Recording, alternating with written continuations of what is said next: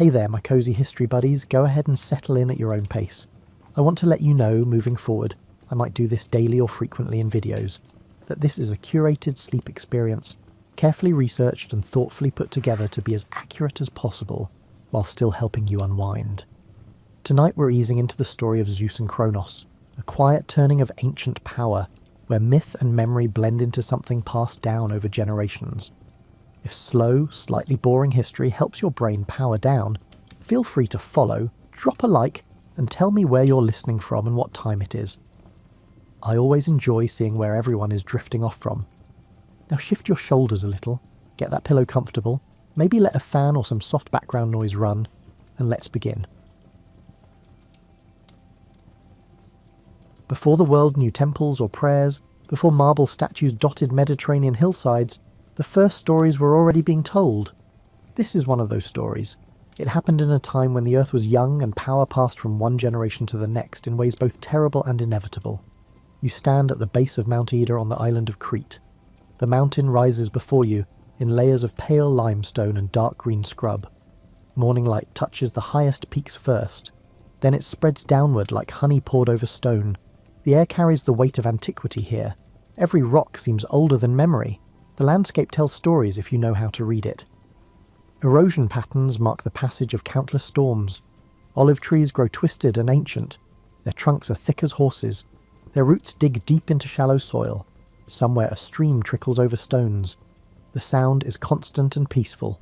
The air smells of wild thyme and dust. Goats move along the ridges above. Their bells make soft, irregular music. The sound echoes off stone faces. Below you can see olive groves spreading toward the coast, row after row of silver-green trees. The sea beyond them glints like hammered bronze. Waves catch sunlight and throw it back. This mountain holds a secret. Deep within one of its caves, hidden from the sky and stars, a child is growing up. His name is Zeus. His father does not know he exists. This ignorance is intentional. This ignorance is survival. The cave entrance sits halfway up the mountain face. You would miss it if you did not know where to look. Vines hang across the opening like a curtain. Wild grape leaves turn gold in autumn. In spring they flush bright green. Behind them the cave mouth waits, dark and cool and eternal. Inside the darkness is cool and complete. Water drips somewhere in the depths. The sound echoes in ways that make the cave seem larger than it is. Your eyes adjust slowly. Shadows become shapes, shapes become passages. The cave network extends deep into the mountain. Some tunnels lead down, others twist sideways. A few climb upward before dead-ending at solid rock. This is where Zeus lives. He has never seen the sky. He has never felt rain on his face. He has never watched clouds drift or stars wheel overhead. He knows the cave walls better than most people know their own homes. He can navigate the tunnels in total darkness. His fingers have memorized every bump and groove in the stone. The main chamber where he sleeps is roughly circular. The ceiling rises high enough that sounds disappear upward. Stalactites hang like frozen waterfalls. Mineral deposits create strange shapes. In one corner, a natural shelf serves as a bed. Zeus has lined it with dry grass and soft moss. The makeshift mattress smells earthy and clean. A nymph named Amalthea cares for him. She is gentle and patient. Her face shows kindness that never wavers. She has raised this child from infancy. She has watched him grow from helpless baby to strong youth. She loves him as her own, though he is not. She brings him food from the forest. Sometimes it is wild honey. The honey is dark and rich. It tastes of flowers and sunshine. Sometimes she brings berries. Blackberries stain his fingers purple. Strawberries taste sweet and slightly tart. Sometimes she brings nuts, chestnuts and hazelnuts and acorns. She shows him which are safe to eat and which are not. Sometimes Amalthea brings goat milk in a leather flask. The milk is warm when freshly drawn. It tastes creamy and faintly grassy. Zeus drinks it gratefully. The flask itself is worn smooth from years of use. The leather is soft and supple. It smells of smoke from the tanning process. Zeus does not ask questions about his father. He does not know yet that asking these questions would be dangerous. He simply exists in the cave. He grows taller each month. His shoulders broaden, his voice deepens. His hands develop calluses from climbing rough stone walls. He learns to move quietly through the darkness. His footsteps make almost no sound. He has learned the rhythms of the cave. He knows when water drips fastest after rain. He knows where bats cluster during day. He knows which passages grow cold in winter and which stay warm. The mountain has become his teacher. It has taught him patience. It has taught him observation. It has taught him that survival requires understanding your environment completely. Outside the cave, the world continues without him. Kingdoms rise and fall. Merchants sail between islands. Their ships have bright painted eyes on the prow. Farmers plant barley and wait for rain. They pray to gods whose names Zeus has never heard. Women weave cloth on looms. Children play in dusty streets. Life moves forward in 10,000 small ways. None of them know about the boy in the mountain. None of them could guess how much their world will change because of him. He is hidden. He is secret. He is waiting, though he does not know what he waits for. The story really begins much earlier. It begins with Zeus's father. His name is Kronos. He rules the universe from a palace that touches the clouds. The building sits on a mountain peak that pierces the sky. Snow never melts on the highest towers. Wind screams past the walls. It is a place of cold beauty and colder power. Kronos sits on a throne made of black stone. The stone is polished smooth. It reflects nothing. Light seems to die against its surface. The throne has no decorations. No carvings soften its edges. It is purely functional. A seat of power without pretense.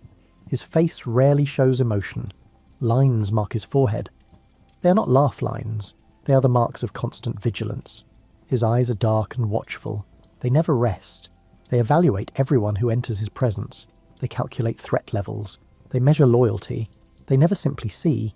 They always judge. Kronos won his throne through violence. He took it from his own father. The memory of that act follows him like a shadow. It colours everything he does. It shapes every decision he makes. It makes him suspicious. It makes him careful. It makes him afraid. His father had warned him. The words still echo in his memory decades later. A son will overthrow you just as you overthrew me. The prophecy hangs over Kronos like storm clouds that never break. It shapes his nightmares. It haunts his waking hours. It has become the central fact of his existence. So Kronos developed a solution. When his wife Rhea gives birth, he takes the infant. He does not hold the child tenderly. He does not look at the small face. He does not allow himself to feel connection. He simply lifts the baby and opens his mouth. He swallows the child whole. The baby disappears into darkness. Kronos feels the small body sliding down his throat. The sensation is terrible but necessary. Then he returns to his throne. Another threat has been eliminated. Another potential usurper has been neutralized. He tells himself it is worth it. He tells himself he has no choice. He tells himself this is what rulers must do. He has done this 5 times. 5 children have vanished into his stomach. Their names are Hestia, Demeter, Hera, Hades, and Poseidon. They still live inside him. They have not aged. They have not grown.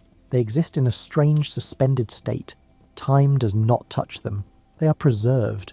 They are trapped. They are waiting. Inside Kronos, they exist in darkness. They can think but cannot act. They can feel but cannot move. They are aware of each other in the strange way that dreams allow awareness. They know they are imprisoned. They know they are alive. They know nothing else. The years pass without meaning. Time becomes abstract. They simply endure. Rhea has watched this happen 5 times. Each time breaks something inside her. She's a mother who cannot hold her children. She's a wife who fears her husband. She's a goddess trapped in circumstances she cannot change. After the 5th child disappears, she makes a decision. She will not let this happen again. When she feels the 6th child growing inside her, she begins to plan. She travels to Crete in secret. She tells Kronos she needs time away. She says she wants to visit sacred groves. She says she wants to make offerings at ancient altars. He allows this. He does not suspect. He thinks she has accepted their arrangement. She finds the cave on Mount Ida. She explores its depths. She judges its suitability.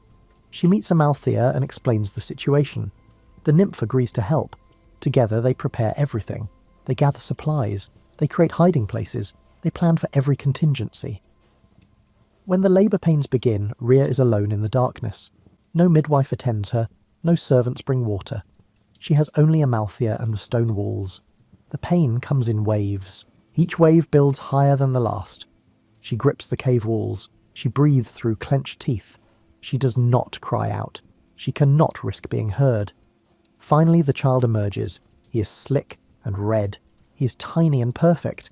He opens his mouth and cries. The sound fills the cave. It bounces off walls. It declares life in the face of death. Rhea listens to that cry. She memorizes it. It is the only memory she will have. She holds her son for only a few moments. She looks at his face. She sees his eyes open and close. She sees his small fingers curl and uncurl. She memorizes his features, the shape of his nose, the curve of his ear, the tiny wrinkles at his wrists. Then she wraps him in soft cloth and gives him to Amalthea. She has no choice. She must return to Kronos. She must return with evidence of a birth. She finds a large stone near the cave entrance. It is roughly the size and weight of a newborn, smooth and oval, cool to the touch.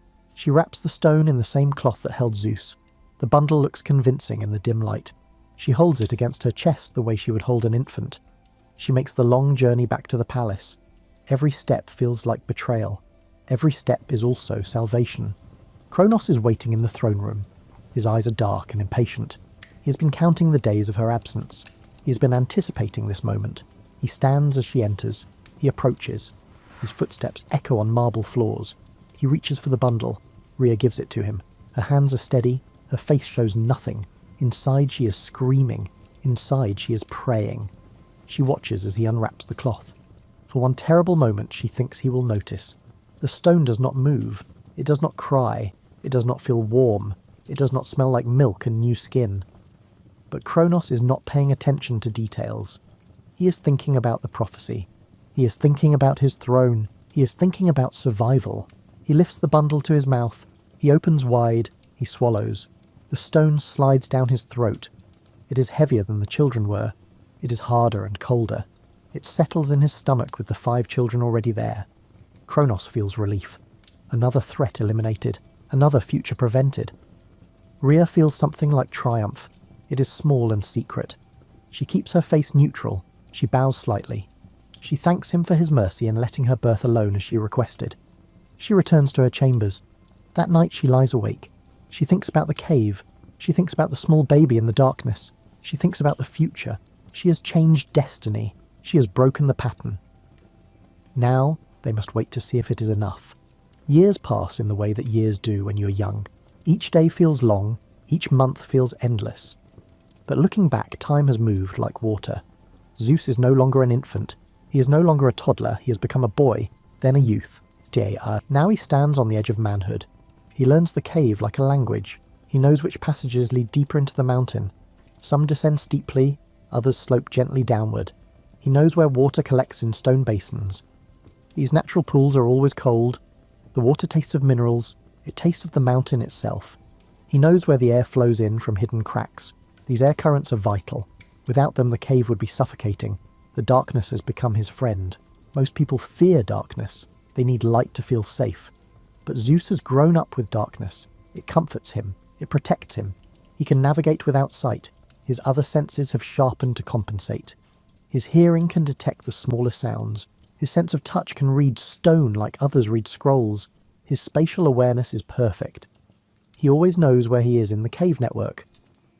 Amalthea teaches him many things beyond mere survival.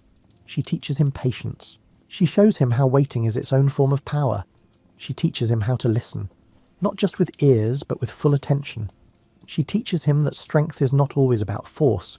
Sometimes strength is about endurance. Sometimes it is about knowing when to act and when to be still. She brings him stories from the world outside. She describes the sea in detail. She tells him about waves that crash against rocks with tremendous force. She explains how water can be calm as glass or wild as storm. She describes the way salt spray feels on skin, the way seaweed smells when it dries, the way sand feels between toes. She tells him about fish that swim in schools like silver clouds underwater, thousands of fish moving as one.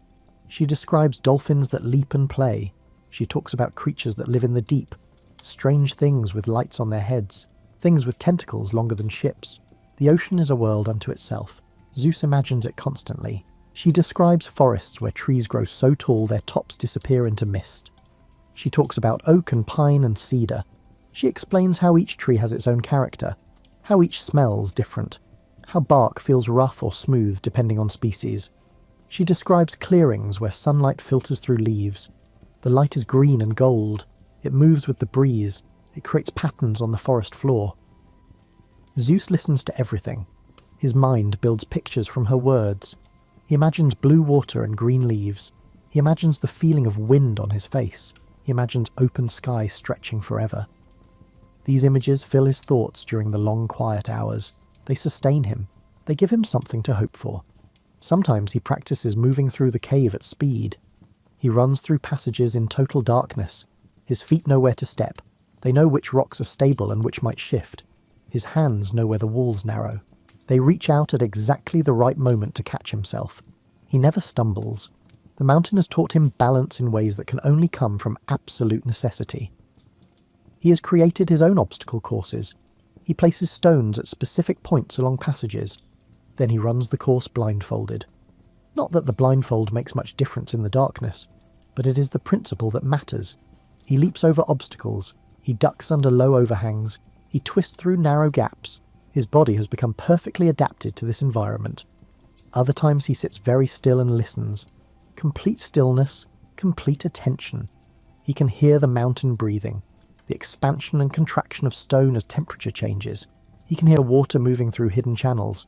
Sometimes it rushes, sometimes it drips, always it flows. He can hear small creatures moving in the depths, bats and insects and things without names. Each sound tells him something. The cave is not empty. It is full of subtle life. Amalthea brings him physical challenges too. She finds large stones and tells him to lift them. At first they are too heavy. He strains until his muscles scream. He fails repeatedly, but each month he grows stronger. Eventually he can lift stones that would break most men. His muscles become dense and powerful. His back broadens. His arms grow thick. His hands develop a grip that could crush bone. She also teaches him about the world's structure. She explains how Kronos rules from his palace in the clouds. She describes the throne room with its cold beauty. She tells him about the titans who serve his father. These are beings of immense power. They control aspects of reality. Some govern time. Some govern memory. Some govern law and order. They are ancient and proud. She tells him about his mother Rhea.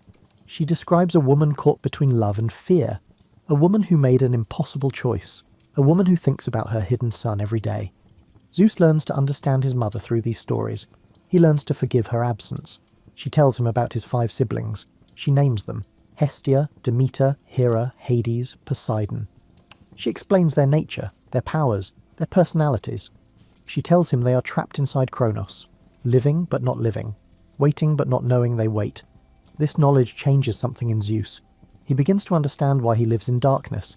He begins to understand the prophecy. He begins to understand that his existence is dangerous, not just to himself, but to the order of everything. He asks Amalthea questions. What are my siblings like? She describes each one. Hestia is the calmest, the most grounded. She would represent stability. Demeter would love growing things. She would make gardens flourish. Hera would be intelligent and strategic. She would see patterns others miss. Hades would be comfortable with difficult truths. He would face what others avoid. Poseidon would be restless energy. He would need space and movement. What does my father look like? Amalthea describes Kronos carefully. She does not want to create hatred. She describes a being burdened by fear, a king who cannot enjoy his kingdom, a father who cannot love his children. She makes Zeus understand that Kronos is not purely evil. He is trapped by prophecy. He is a victim of his own paranoia. How big is the palace? She describes architecture on a divine scale, rooms the size of valleys, hallways that stretch for miles, gardens with trees that touch clouds. Everything is vast, everything is cold, everything is designed to intimidate. Zeus listens and imagines. He adds these details to his mental picture of the world outside. Years continue to pass. Zeus is no longer a child. He has become a young man. His shoulders are broad as a doorway. His hands are strong enough to crush stone. His mind is sharp from years of careful thinking. He has never seen his own reflection. The cave has no still water. He does not know what he looks like. He only knows he has survived. He only knows he has grown strong. One day Amalthea brings him something different. It is a small jar of wine. The wine is dark red, almost black in the dim light. It smells of grapes and oak and thyme. She tells him to drink slowly. She tells him this is what people in the outside world enjoy. This is how they celebrate. This is how they ease their worries. Zeus takes a sip. The taste is complex in ways he has never experienced.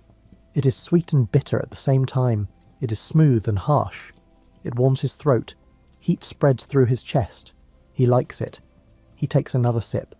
The wine makes him feel slightly different. Not drunk, just more aware, more present, more real. Amalthea watches him. She sees him changing. The boy she raised is becoming something else. Something powerful. Something that will reshape the world. She feels pride. She feels worry. She feels the weight of responsibility. She has prepared him as well as she could. Now events will take their course. She tells him it is almost time. She does not explain what she means. But Zeus understands. He has always known this moment would come. He has always known the cave was temporary. He was being prepared for something, now that something is approaching. He can feel it in the air. He can sense it in the way Amalthea looks at him. Change is coming. He sleeps that night with new dreams. He dreams of light, bright, overwhelming light that makes his eyes water. He dreams of open spaces, fields that stretch to the horizon, sky that goes up forever. He dreams of faces he has never seen, his siblings, his mother, his father. When he wakes, the darkness feels different. It no longer feels like protection. It feels like a shell he needs to break. It feels like a cage. The next day, Amalthea tells him the plan. She explains about the potion. She explains about Rhea and Meti. She explains how his siblings will be freed. She explains that he will need to face his father. She explains everything clearly and calmly. Zeus listens. He does not interrupt. He takes in every detail. Then he asks one question. Will I have to kill him? Amalthea pauses.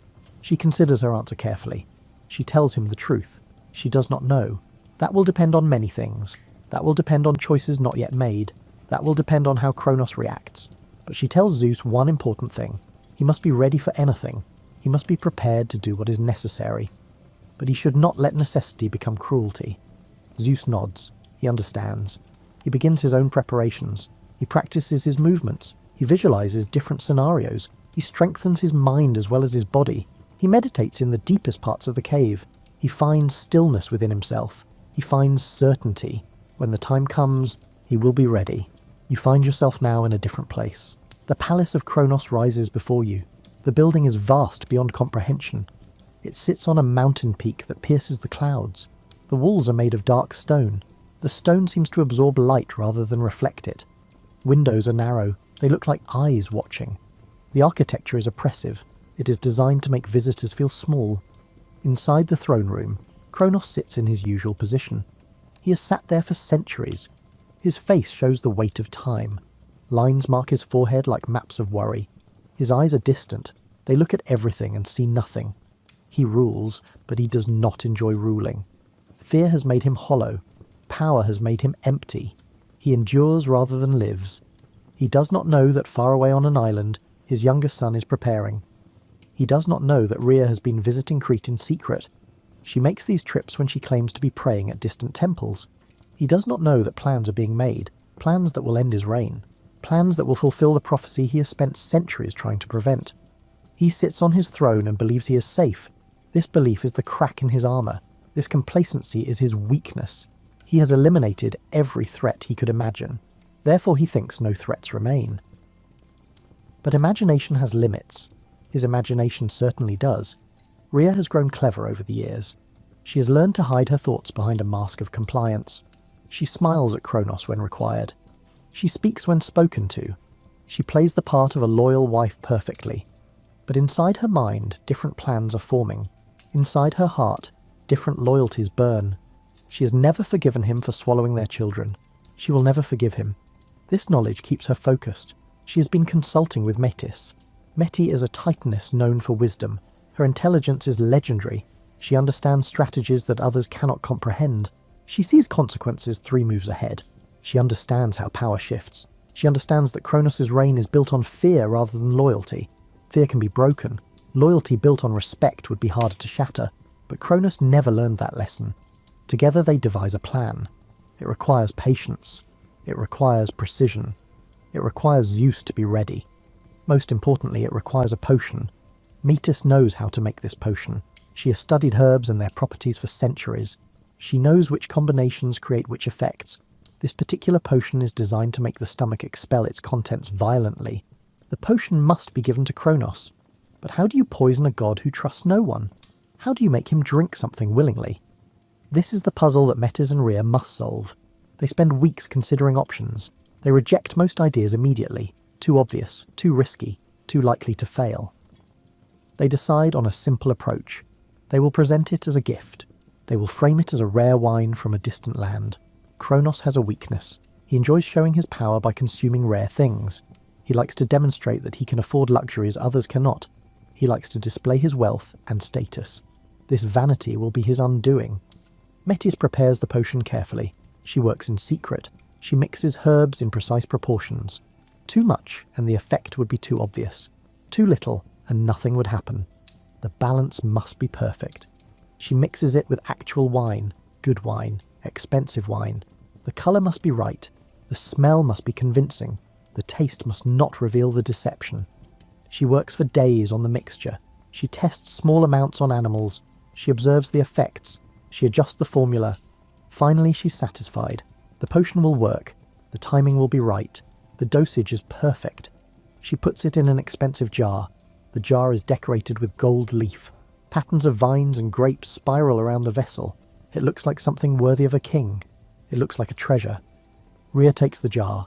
Her hands are steady. She has practiced this moment in her mind many times. She has imagined every possible outcome.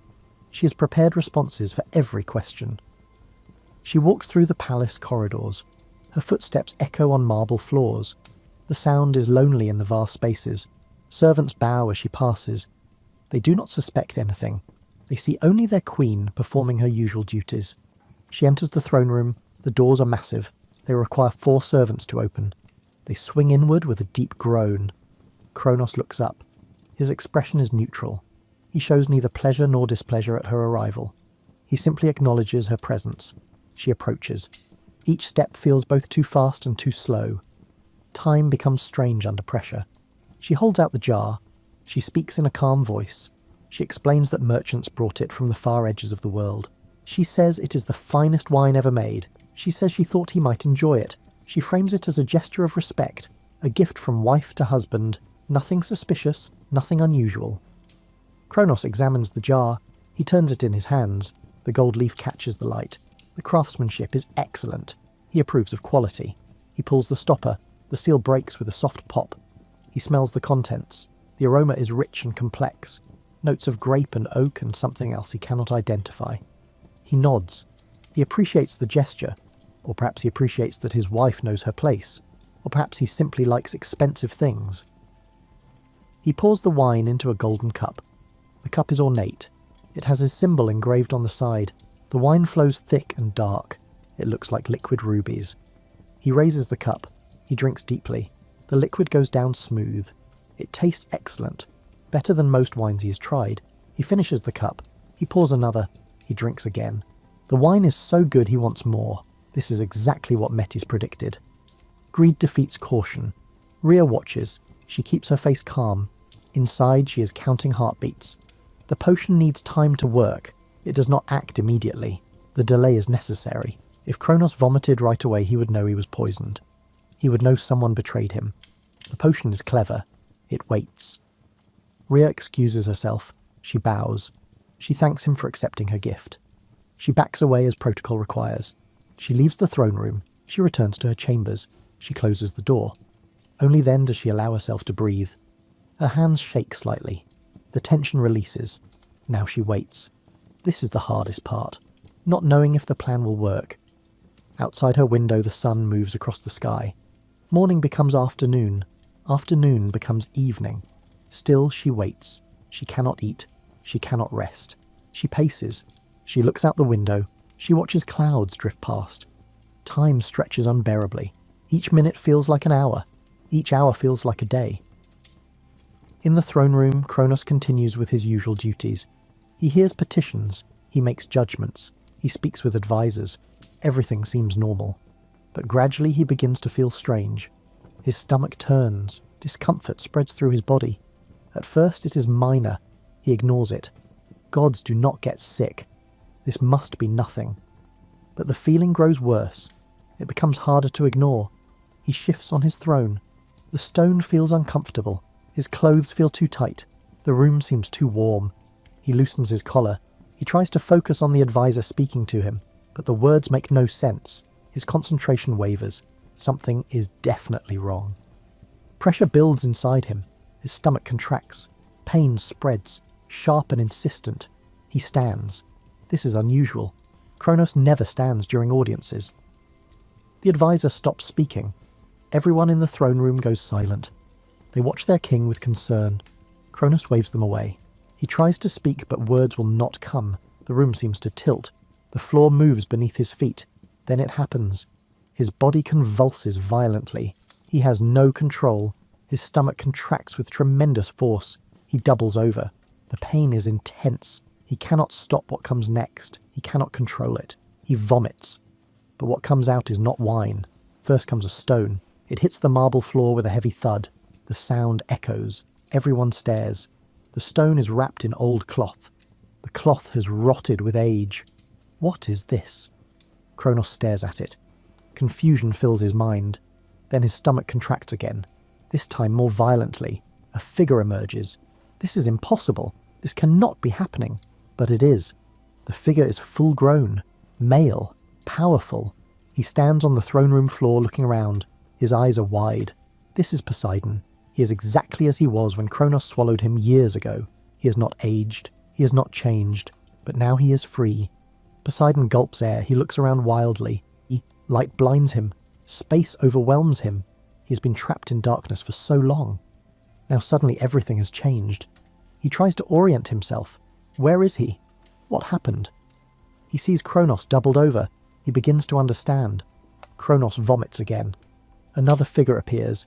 Hades, then Hera, then Demeter, then Hestia. 5 figures stand in the throne room. They are disoriented. They are confused. They have been trapped in darkness for years. Time meant nothing. Now suddenly they exist in the world again. They have not aged. They have not grown. They are as they were. The siblings look at each other. They see faces they recognize from shared imprisonment. They see family, but they do not speak. They are too overwhelmed. Everything is too much. Light and sound and space. It threatens to crush them. Kronos falls to his knees. He is weak. The potion has drained him completely. He looks at his children. He sees them fully grown. He sees them standing before him. He realizes what has happened. He realizes he has been tricked. The stone, the deception, Zeus, the prophecy. His mind races. Where is the 6th child?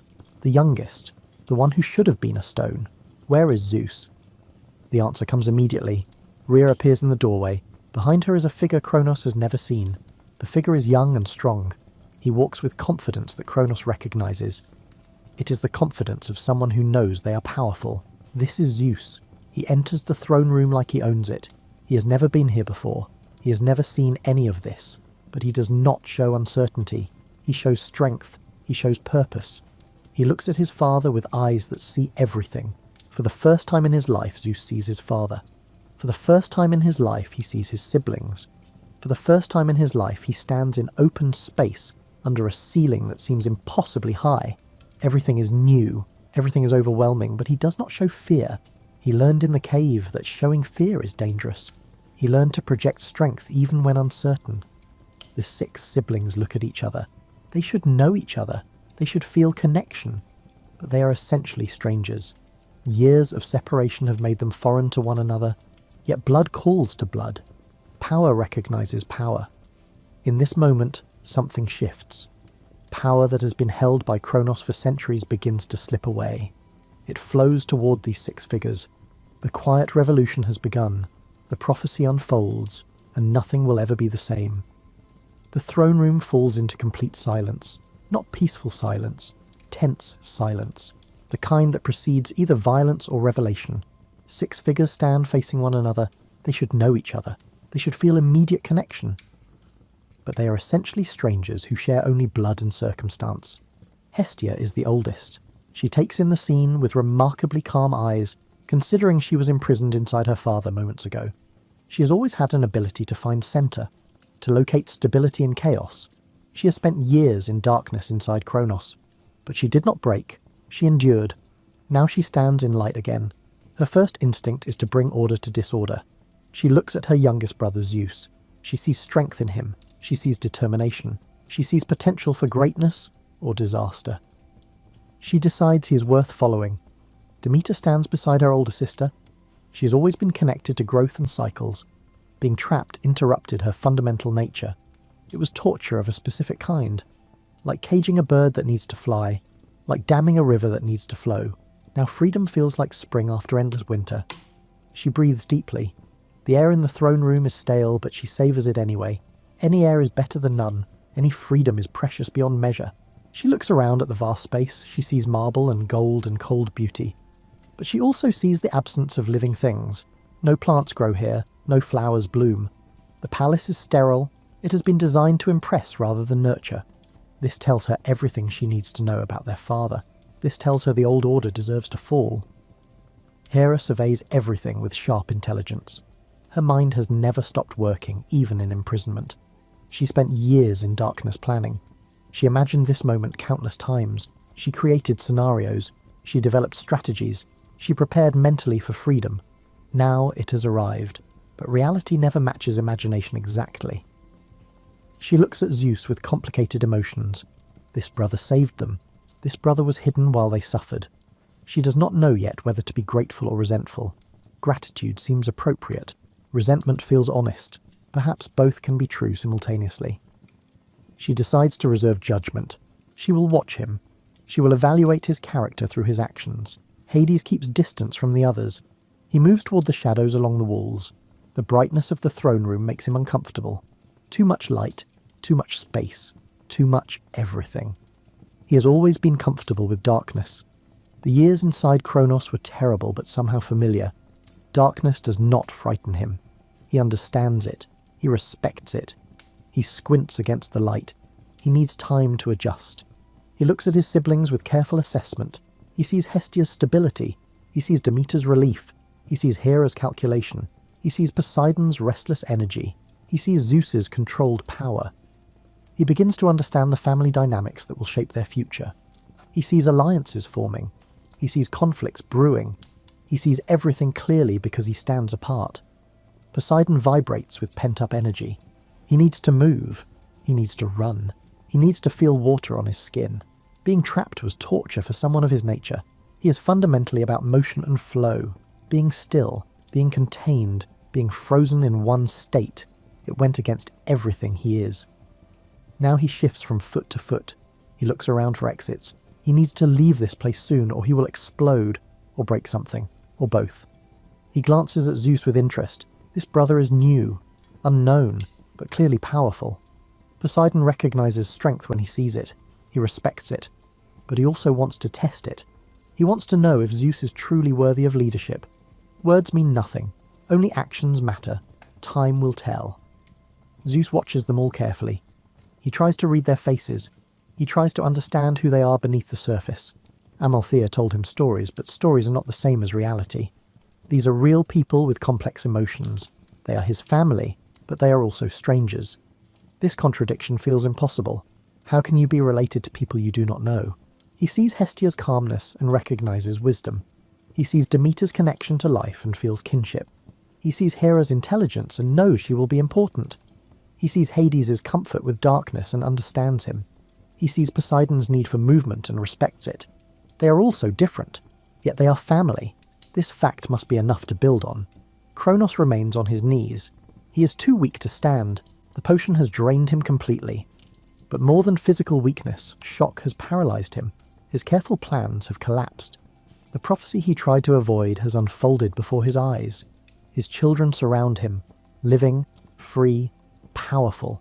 He's vulnerable for the first time in centuries. The reversal is complete and terrible. He looks at each of his children. He tries to feel something. Regret, perhaps. Love, maybe. But fear has consumed everything else. He only feels threatened. He only sees danger. These beings will destroy him. The prophecy guaranteed it. He was right to swallow them. He was right to try to prevent this. But somehow he failed anyway. Prophecy cannot be avoided. Only postponed. Rhea speaks first. Her voice is steady despite centuries of suppressed emotion.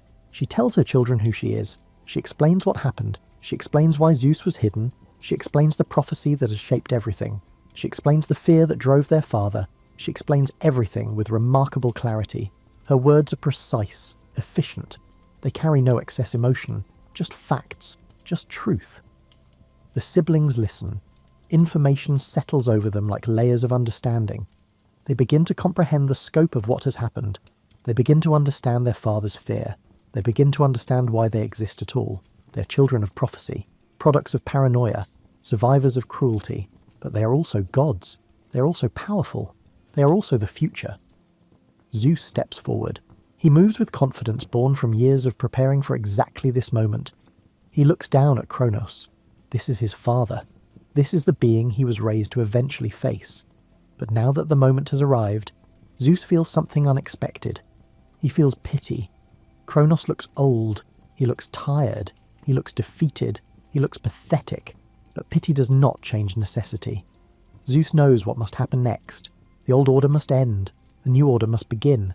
This is not about revenge. Revenge would be small and personal. This is about the natural progression of time. Every generation must make room for the next. Every parent must eventually yield to their children. This is how the world moves forward. This is how change happens. He speaks to Kronos. His voice is firm but not cruel, loud but not angry. He says the reign of the Titans is over. He says the Olympians will take their place. He says this is how things must be. He says fighting will only cause more suffering. He offers his father a choice. Accept the transition peacefully, or resist and face consequences. The choice is simple. The implications are vast. Kronos looks up at his youngest son. He sees determination in Zeus's eyes. He sees strength that matches his own. He sees inevitability staring back at him. He has always known this moment would come. The prophecy was clear from the beginning. He tried to prevent it, but prophecies cannot be prevented. They can only be delayed. Every action he took to avoid his fate led directly to it. This is the cruel irony of prophecy. This is why it cannot be escaped. He considers his options. He could fight. He could refuse. He could make Zeus destroy him violently. This would prove that Zeus is just like him. Just like Kronos was like his own father. The cycle would continue. Nothing would change except the name of the king. But this truth offers no comfort, only bitterness. Or he could accept. He could yield peacefully. He could break the pattern of violence. He could show that power can change hands without bloodshed. This option feels like weakness. But perhaps wisdom and weakness look similar from certain angles. Perhaps accepting inevitable change takes more strength than futile resistance. Other titans begin to enter the throne room. They have heard the commotion. They have felt the shift in power. They see Kronos on his knees. They see 6 unfamiliar figures standing over him. They see their king has been overthrown. Emotions run through the assembled titans. Some feel anger. Their loyalty to Kronos is genuine. Some feel confusion. They do not understand what happened. Some feel secret relief. Kronos has not been a good king. He has ruled through fear rather than respect. Perhaps change will bring improvement. Zeus addresses them directly. He projects his voice. He makes sure everyone hears clearly. He explains what has happened. He describes the prophecy. He describes his hidden childhood. He describes the potion that freed his siblings. He lays out the facts without embellishment. Then he offers them a choice. The same choice he gave his father. They can accept the new order peacefully. They can continue their roles under Olympian rule. Their positions need not change. Their domains need not shift. Only the king will be different. They can serve Zeus as they served Kronos. This is the path of wisdom. This is the path of survival. Or they can fight. They can resist. They can remain loyal to the old order, but if they fight, they will lose. Zeus says this without arrogance. He says it as simple fact. The Olympians are powerful. They are young. They are united. They will win any conflict. Fighting will only cause suffering. Fighting will only delay the inevitable. Fighting will only prove they learned nothing from Kronos' mistake. Most titans choose peace immediately. They are tired. They have served Kronos for centuries. They have watched him become increasingly paranoid and cruel. They have endured his suspicion and his fear. A new king might be an improvement, almost certainly will be an improvement. They bow to Zeus. They acknowledge his authority. They pledge their service. The transition happens smoothly, almost anticlimactically. But some titans refuse. They remain loyal to Kronos despite everything. They believe in the old ways. They believe change is inherently dangerous. They believe established order must be defended, or perhaps they simply cannot imagine serving someone new. Habit becomes identity. They gather together. They exchange glances. They prepare for war. Zeus watches them go. He knows conflict is coming. He knows blood will be spilled. but he also knows there is no other way. Some lessons can only be learned through violence. The siblings spend their first night together in the palace. They find chambers and settle in. Everything feels strange after years of imprisonment or cave dwelling. The beds are soft, too soft. They sink down endlessly. The rooms are large, vast empty spaces that echo. After confinement, space feels oppressive. Comfort feels dangerous. They are fish out of water. Hestia starts a fire in a great hearth. The fireplace is large enough to roast an ox. The flames bring warmth. They bring light that is not harsh like sun. They bring something that feels like home, even though none of them know what home means. The siblings gather round the fire. They sit on cushions and benches. They begin to talk hesitantly. They begin to share stories carefully. They begin to know each other slowly. Zeus tells them about the cave. He describes the darkness that became familiar. He describes Amalthea who raised him with patience and love. He describes learning to navigate by touch. He describes the patient years of waiting, years of not knowing why he was hidden, years of preparing for a future he could not imagine. His siblings listen. They realize his imprisonment was different but no less real. He was free to move, but he was still caged. They tell him about their experience. They describe the darkness inside Kronos. They describe the suspension between existence and non-existence. They describe being aware but unable to act, thinking but unable to speak, feeling but unable to move. They describe the fear that they would be trapped forever, the terror that existence would be eternal stasis, the desperate hope that somehow they would be freed. Zeus listens carefully. He realizes they all suffered, they all endured, they all survived impossible circumstances. Slowly, over hours of conversation, connection begins to form. They are not yet close. They do not yet fully trust. Families are built through time and experience, not through blood alone, but they are starting to become something more than strangers. They are starting to understand each other. They are starting to become what they were always meant to be. They are starting to become family, and perhaps one day they will become the Olympians of legend. But tonight they are just 6 people trying to know each other, trying to build something from nothing, trying to create unity from separation.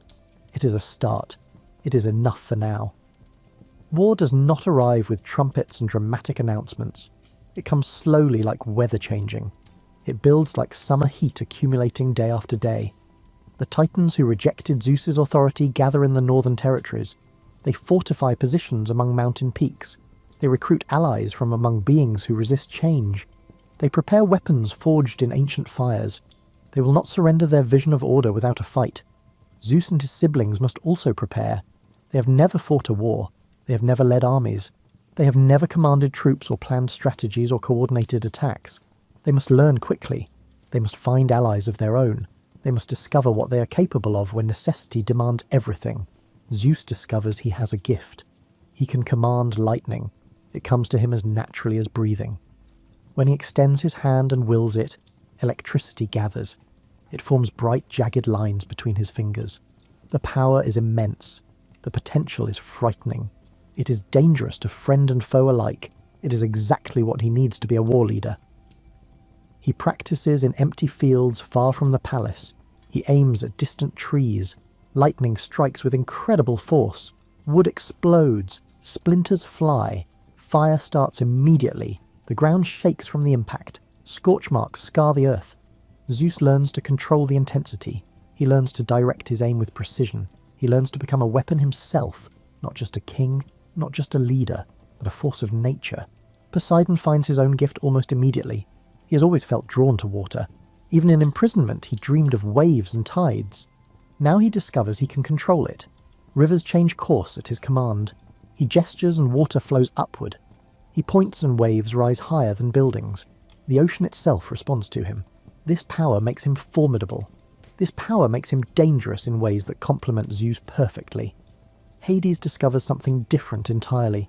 He has always been comfortable with darkness. He never feared the absence of light. Now he finds he can travel through shadows. He can step into darkness in one place and emerge from shadows elsewhere. Distance becomes meaningless. He can move unseen through enemy territory. He can appear and disappear without warning. This makes him valuable for reconnaissance. This makes him deadly in ways enemies cannot predict or defend against. The sisters develop their own strengths. Hera has strategic brilliance that emerges naturally. She can see patterns in chaos. She can predict enemy movements before they happen. She understands logistics and supply lines. She can organize defenses that seem impenetrable. Her mind is her weapon. Her intelligence is her power. Demeter has endurance beyond what seems possible. She can sustain troops in hostile territory. She can make barren ground suddenly fertile. She can ensure armies are fed even when surrounded. Her power is not flashy. It is not dramatic, but it is absolutely essential. Wars are won by fed soldiers. Armies march on their stomachs. Demeter makes victory possible. Hestia has stability as her gift. She can maintain morale when everything seems lost. She can create sanctuary in the midst of violence. She can make soldiers feel they have something worth protecting. She can remind warriors why they fight. Her power is psychological, emotional, but no less real for being invisible. Together the siblings are stronger than any individual. Together they form something new. They are not just gods. They are becoming the Olympians. They are becoming the next generation of divine power. They are becoming what prophecy always said they would be. The first battle happens on a broad plain between two mountain ranges. Titans gather on one side. Their armour glints in morning sun. Their weapons are ancient and terrible. They have fought before. They know war. They are confident. Olympians gather on the other side. Their equipment is newer, less tested. They are nervous beneath their brave faces. Between the two armies stretches empty ground. Grass waves in wind. The sky is cloudless and blue. Birds circle overhead, unaware of what is about to happen. It is almost peaceful, beautiful even. Then someone moves forward, then someone else. Then suddenly everyone is running. The armies crash together. The sound is overwhelming. Metal against metal, voices shouting, screaming, dying. Dust rises in clouds. Visibility drops. Soldiers fight whoever appears in front of them. Friend or foe is hard to distinguish in chaos. Zeus throws lightning. It strikes Titan warriors. They fall smoking. Their armour melts. Their weapons fuse to their hands. Poseidon summons waves from nowhere. Water appears and sweeps soldiers away. They drown on dry land. The Olympians fight with desperate energy born from necessity, but the Titans have experience. They have fought wars before this. They know how to hold formations when everything is chaos. They know how to counter attacks they have never seen. They know how to adapt. They push back. The battle seesaws. Advantage shifts from one side to the other. The Olympians retreat. Not in panic, but in recognition that they are outmatched. The first engagement is a draw. Both sides pull back to regroup. Both sides tend their wounded. Both sides count their dead. Zeus meets with his siblings. They gather in a tent that night. Maps spread before them. They discuss what went wrong. They discuss what they learned. They discuss how to improve. Hera suggests different tactics. She draws diagrams. She shows flanking maneuvers. She explains how to use terrain. Poseidon suggests using geography to their advantage. Fight near water. Fight near cliffs. Fight where environment becomes weapon. Hades suggests infiltration. Sowing confusion. Sabotage. Assassination if necessary. They plan late into the night. They adapt. They improve. They become better at war than they want to be. The war continues for years, not constant battle. War is mostly waiting. Long periods of preparation interrupted by brief violence. Armies move across landscapes. They march. They camp. They train. They wait. Territories change hands. A valley today is controlled by Titans, tomorrow by Olympians, next week by Titans again. Alliances form between unlikely allies. Alliances break when circumstances change. The world itself seems tired of conflict. Mountains bear scars, forests burn, rivers run red, the earth bleeds. One significant advantage the Olympians develop is recruiting. They reach out to beings who have suffered under Titan rule. They reach out to the Cyclops who were imprisoned underground for centuries. They reach out to the hundred-handed giants who were forgotten and abandoned. They offer freedom in exchange for alliance. They offer dignity in exchange for service. They offer hope in exchange for loyalty. These beings join the Olympian cause. Their reasons are their own, but their power is undeniable. The Cyclops are master craftsmen. They can forge weapons beyond mortal imagination. They make a lightning bolt for Zeus, not just enhanced lightning, but a weapon he can hold, a spear of pure electricity. It is better than his natural lightning, more focused, more powerful, more controllable. They make a trident for Poseidon, 3 prongs of divine metal. It allows him to control earthquakes as well as waves. It gives him power over earth and sea. They make a helmet for Hades. When worn, it grants invisibility. True invisibility. Not just darkness or shadow.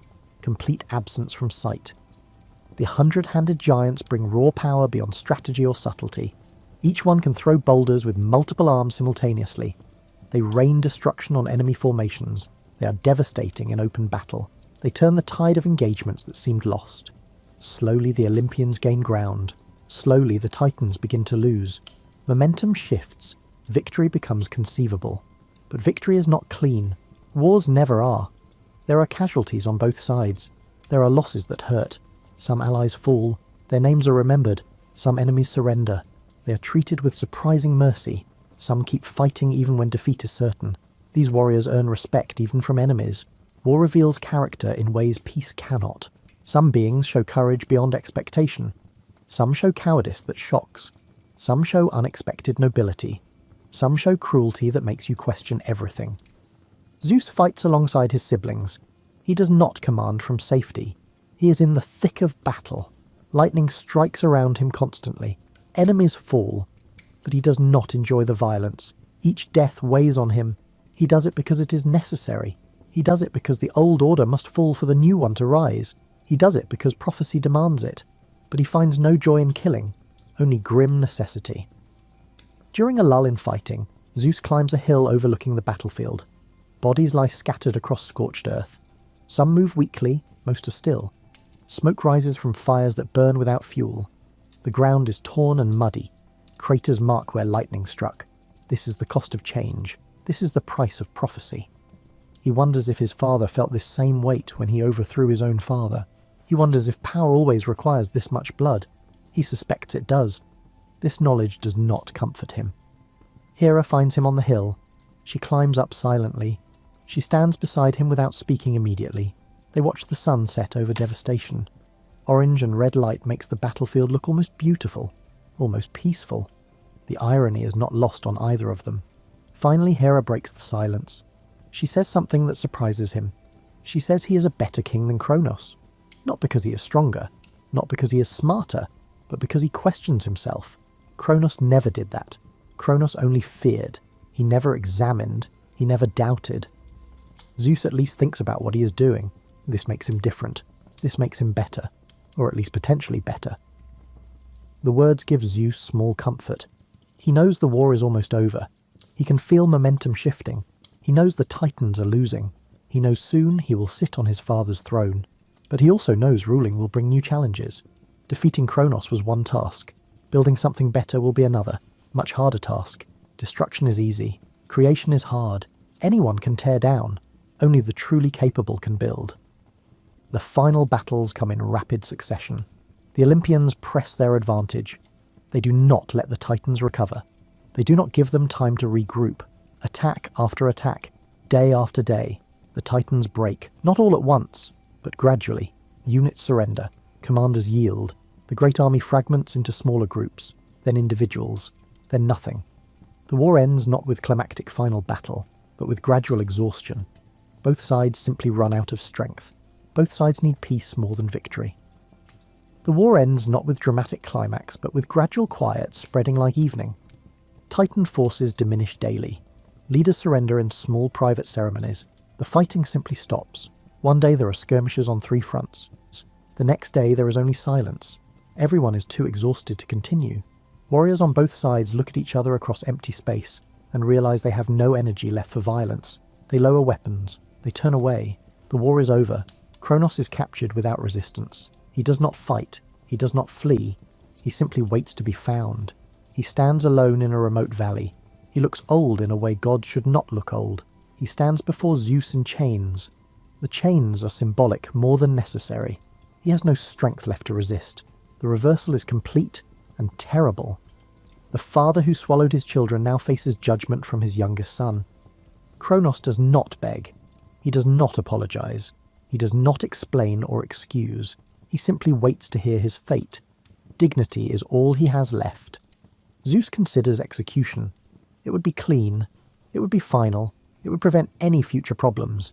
Dead kings do not return. Dead fathers do not haunt. But something stops him from giving the order. Perhaps it is memory of the cave. Perhaps it is knowledge that he is not so different from his father. Perhaps it is simple mercy. Killing Kronos would make Zeus exactly what his father feared. It would continue the cycle of violence from generation to generation.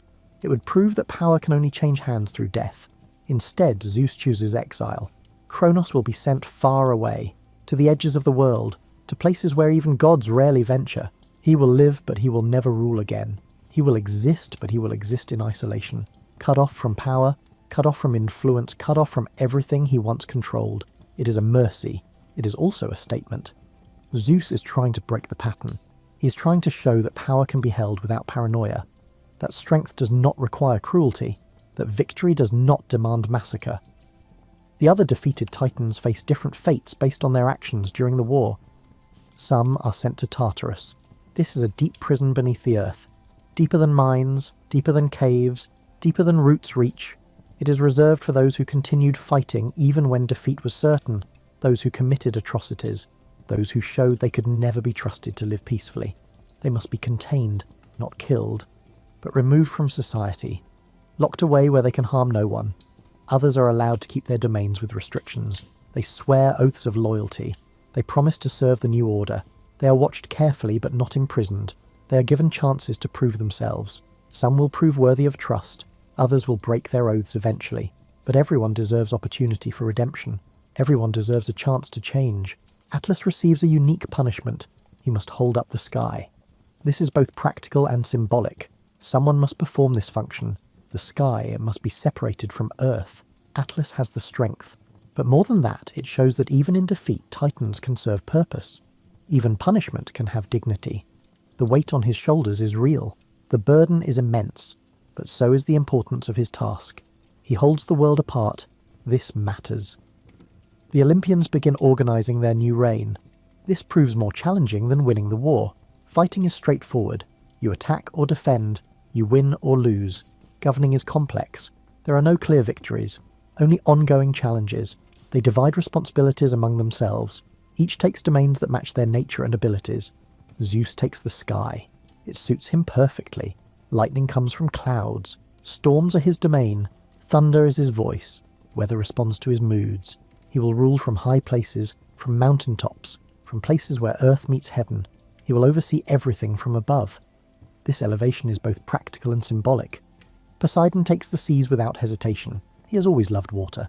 Now all oceans are his. All rivers answer to him. All lakes belong to his domain. He can travel underwater as easily as walking.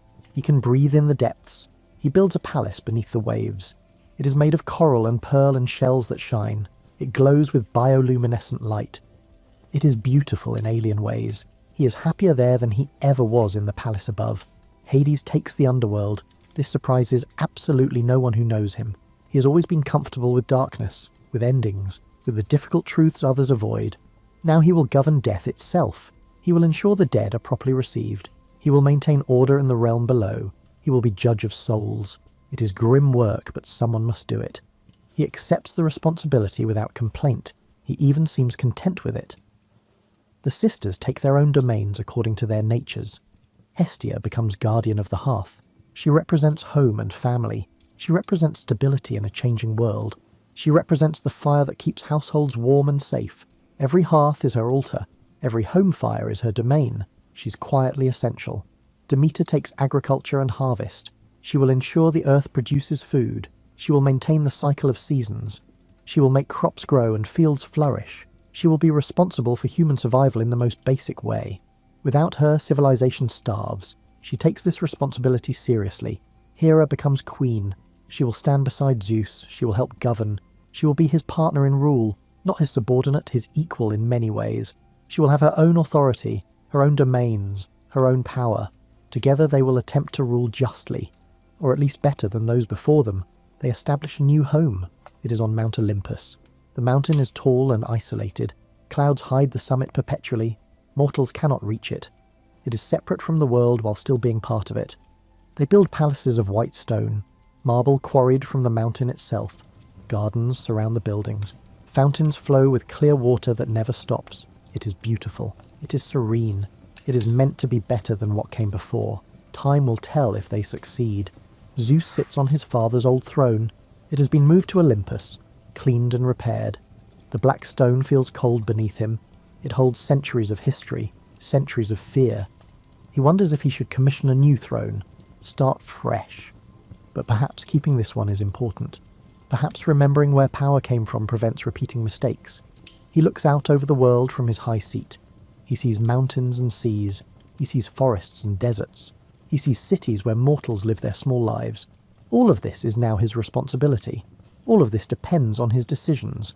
All of this can be helped or harmed by his actions. The weight is crushing. The burden is immense. But he accepted this. He fought for this. Now he must prove worthy of it. The first years are challenging in ways war never was. The Olympians must learn how to govern. They make mistakes. They have disagreements. Sometimes they argue loudly. Sometimes tensions rise to dangerous levels. Poseidon and Zeus clash over boundaries. Hades and Hera debate policies. Demeter and Hestia disagree on priorities. But they do not destroy each other. They do not betray each other. They function as family despite friction. This alone makes them different from the Titans. Zeus establishes laws, not arbitrary commands, but actual codified rules that apply to everyone, including himself. He decides disputes. He enforces order, but he also listens. When Poseidon has concerns, Zeus hears them. When Hades reports problems, Zeus acts. He tries to be different from Kronos. He tries to rule through cooperation rather than fear, through respect rather than terror. It is harder than ruling through fear, but it is better. He hopes it is better. Mortals begin to notice the change gradually. The world feels different. Storms are more regular, not random, not chaotic. They follow patterns. Harvests are more reliable. Seasons shift on schedule. The sun rises and sets predictably. There is structure. There is order. The age of Titans was chaos barely contained. The age of Olympians is beginning to be something else, something potentially better. But Zeus knows this is still fragile. Power is always fragile, no matter how strong it seems. The throne he sits on came to him through prophecy and violence. Someday another prophecy might come. Someday another sun might rise. This cycle could continue forever if nothing changes. If no one breaks the pattern. He thinks about this often during quiet moments. He thinks about how to break patterns that seem inevitable. He thinks about how to make his reign different from his father's. He cannot prevent the future. No one can. But he can try to build something that might last. He can try to create stability. He can try to earn loyalty through action rather than demand it through fear. One night he stands on a balcony overlooking the world. The palace is quiet. Everyone else sleeps. Stars fill the sky. They are bright and countless. Each one is distant and ancient. Light from them travelled for years to reach his eyes. Zeus feels small beneath them. He feels the weight of responsibility. He feels the uncertainty of power. He feels very alone. Hera joins him silently. She's become his closest advisor, his most trusted companion. She understands him better than anyone. She sees his doubts. She knows his fears. She says something simple. She says he is trying. That is more than Kronos ever did. Kronos only protected himself. He only thought about his own survival. Zeus is trying to protect everyone. Zeus is trying to build something larger than himself. That matters. That difference matters. The words help more than Hera probably realizes. Zeus returns to his chambers. He sleeps better than he has in months. Tomorrow will bring new challenges. Tomorrow will bring new decisions. Tomorrow will bring new problems that have no clear solutions. But tonight, he can rest. Tonight he can remember that he is trying to do right. That has to be enough. That is all anyone can do. Try to be better than those before. Try to learn from past mistakes. Try to build something worth passing on. Years pass into decades. Decades pass into centuries. The reign of the Olympians becomes established. It becomes normal. It becomes simply the way things are. Mortals grow up hearing stories about Zeus and his siblings. Children learn their names before they learn to read. The gods become part of the landscape, part of the structure of reality. Temples are built across the known world.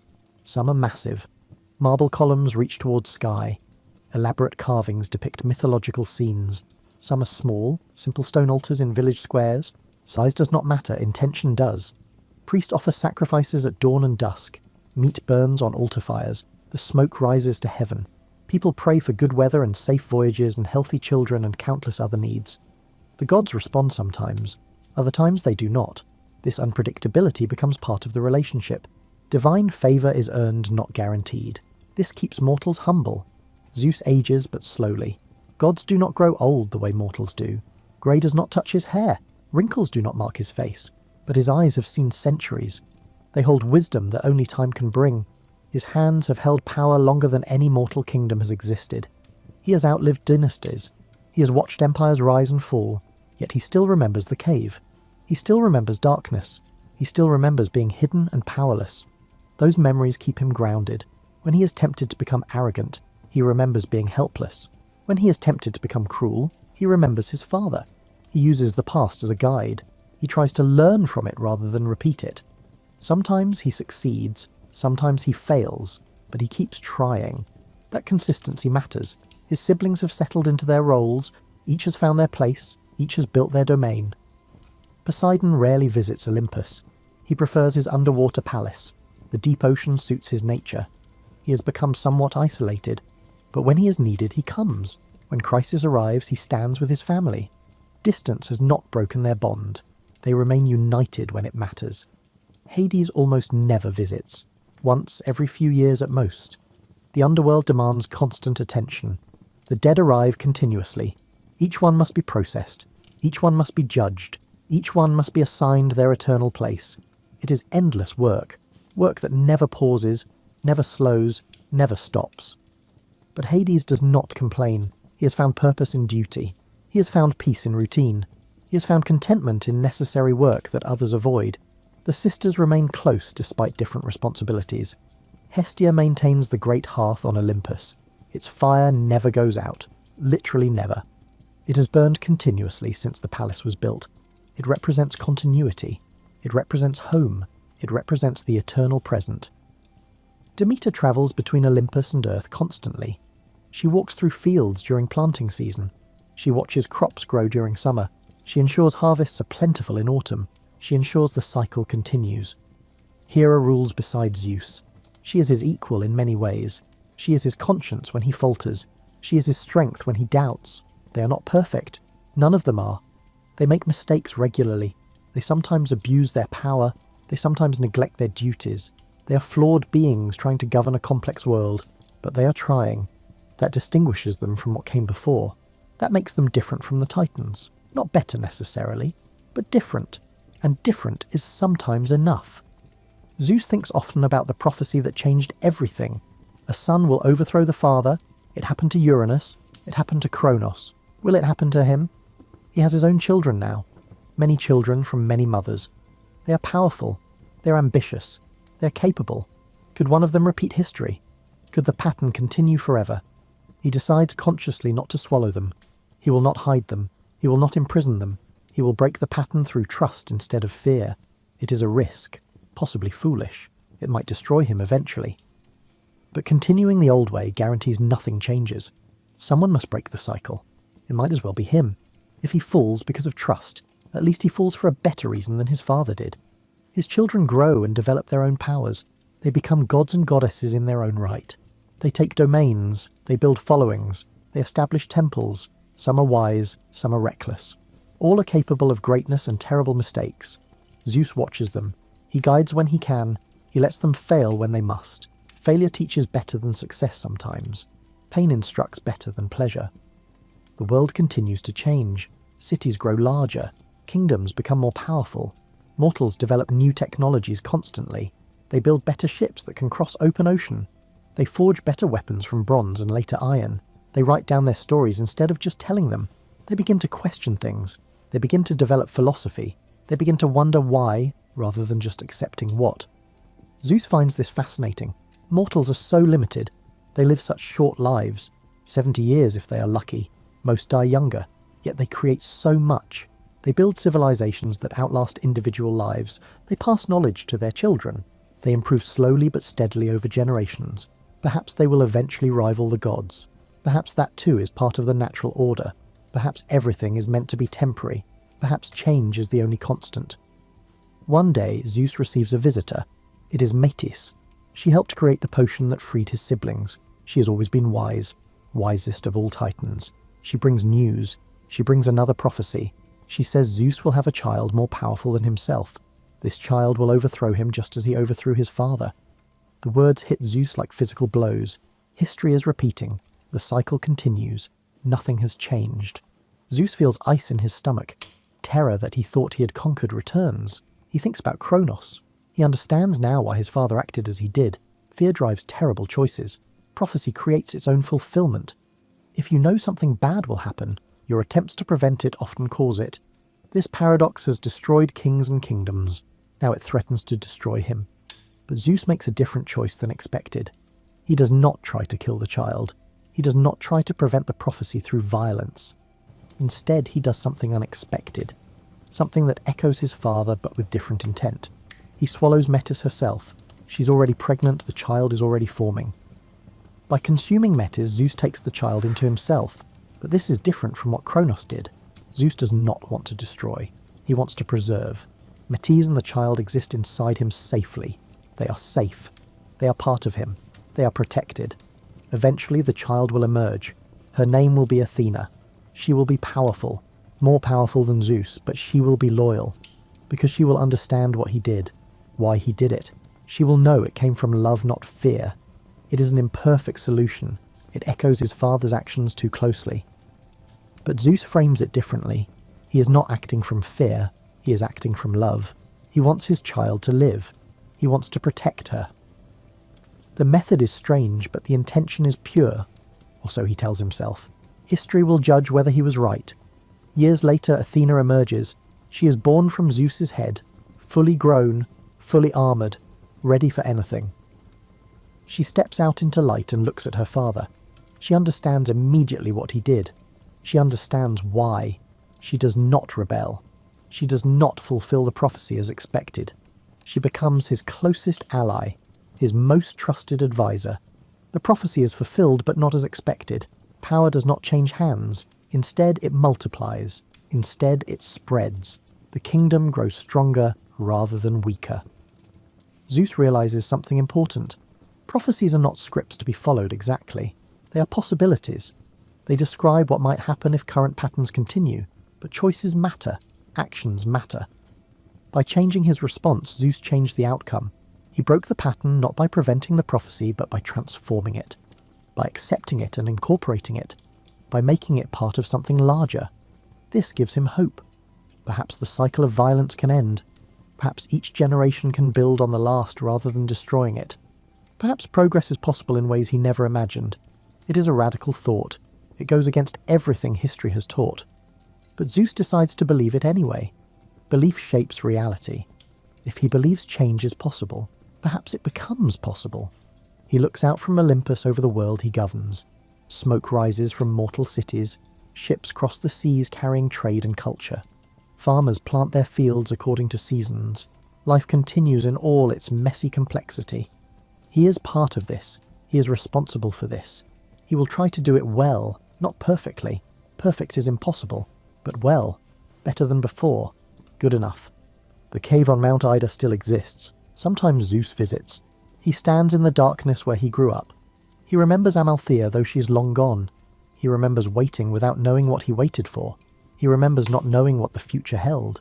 Now he knows. Now he has lived it. The boy in the darkness became the king of gods. The hidden child became the ruler of storms. The secret became legend. It is strange how things work. How prophecy shapes lives. How fear drives action. How choices ripple through time, creating consequences no one foresaw. Zeus is powerful, but he is not all-powerful. He is wise, but he is not all-knowing. He is trying to break patterns while being trapped in them. It is the eternal struggle, the struggle that defines existence. He returns to Olympus from his visits to the cave. Hera is always waiting. She asks where he went. He tells her about the cave, about remembering origins. She nods. She understands. Everyone needs to remember where they came from. Everyone needs to touch their origins occasionally. It keeps perspective. It prevents arrogance. It reminds you that power is temporary, that circumstances change, that nothing lasts forever. They walk through gardens together. Night is falling. Stars appear one by one. The world turns beneath them steadily. Mortals sleep in their beds. Gods remain awake in their palaces. Everything is connected. Everything is part of the same great pattern. Separate but unified. Individual but collective. Alone but together. Zeus thinks about his father. Kronos is still alive somewhere in exile. Does he think about his son? Does he regret his choices? Does he understand what happened? Zeus will never know. They will never speak again. That chapter is closed forever. Some relationships cannot be repaired. Some bridges cannot be rebuilt. You can only move forward and hope you do better, but other chapters remain open. The future is unwritten despite prophecies. More challenges will come. More prophecies will appear. More choices will need to be made. Zeus cannot prevent this. He can only try to respond with wisdom. He can only try to be better than those before him. He can only try to build something worth passing on. That is all anyone can do. That is all anyone has ever been able to do. As night deepens, Zeus feels something unexpected. He feels gratitude, not for power. Power is burden as much as privilege, not for victory. Victory came at terrible cost, but for the journey, for the cave that taught him patience, for the darkness that taught him to see differently, for the siblings he found after years of isolation, for the family he built from scattered pieces, for the chance to try. That is all anyone can ask for, the chance to try to do better. The quiet that follows storms is never complete silence. Wind still whispers through leaves, water still moves in streams. Life continues because life always continues, but the violence has passed. The thunder has faded. What remains is the work of rebuilding, the work of maintaining, the work of simply existing day after day, trying to make good choices, trying to cause less harm, trying to build more than you destroy. Zeus has become comfortable with this work. It is not glorious, it is not dramatic. Heroes do not sing songs about good governance and wise judgment. But it matters. It matters to the mortals who depend on stable weather. It matters to the gods who need fair judgment in disputes. It matters to the children who will inherit this world. They deserve better than what came before. They deserve a chance to build on what was built rather than starting from ashes. He thinks about the title of his story, The Quiet Turning of Ancient Power. That is exactly what happened. Power turned from Titans to Olympians, from Kronos to Zeus. But it was quieter than legend suggests, more gradual. It involved more conversation and less violence than the previous transition. That is progress. That is improvement. Not perfection, just better. Better is enough. The lesson is simple. Change is inevitable. Power always shifts eventually. Nothing stays static. Nothing remains forever. But how it shifts matters. The method matters. The intentions matter.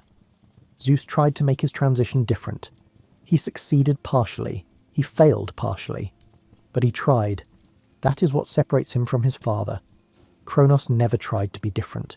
He only tried to survive. Zeus tries to build, to improve, to create something lasting. As you stand on Olympus beside Zeus, you see the world spread out below. You see the history that has unfolded.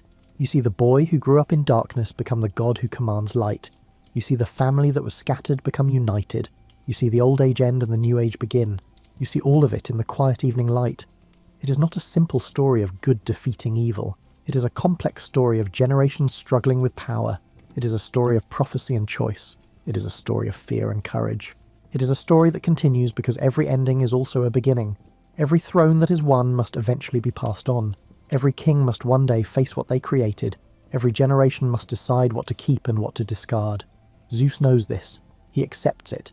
He will rule as well as he can for as long as he can. Then another will take his place. That is the nature of time. That is the quiet turning of ancient power. It never stops. It never rests. It simply continues forward into whatever comes next. Into futures no one can predict. Into changes no one can prevent. And in that continuation, there is something beautiful. There is the promise that tomorrow might be better than today. There is the hope that each generation learns from the last. There is the possibility that patterns can be broken, that prophecies can be transformed, that power can change hands without destroying everything, that civilization can progress, that we can become better versions of ourselves. You leave Zeus on his balcony. You walk back down from Olympus. You return to the world of mortals, but you carry the story with you. You carry the knowledge that even gods struggle with the same questions mortals face. How to use power wisely, how to break destructive patterns, how to build something that lasts, how to be better than those before you, how to try despite uncertainty. The cave on Mount Ida still exists. Vines still hang over the entrance like nature's curtain. Water still drips in the darkness, creating its eternal music. But no child hides there now. That time has passed. That story has been told. What remains is memory. What remains is lesson. What remains is the quiet understanding that every beginning happens in darkness. Every powerful thing starts small and hidden. Every change begins with patient waiting. You think about this as you drift towards sleep. You think about Zeus in his cave. You think about prophecies and choices. You think about fathers and sons. You think about the long, slow turning of power through generations. Your breathing slows naturally. Your thoughts soften like wax melting.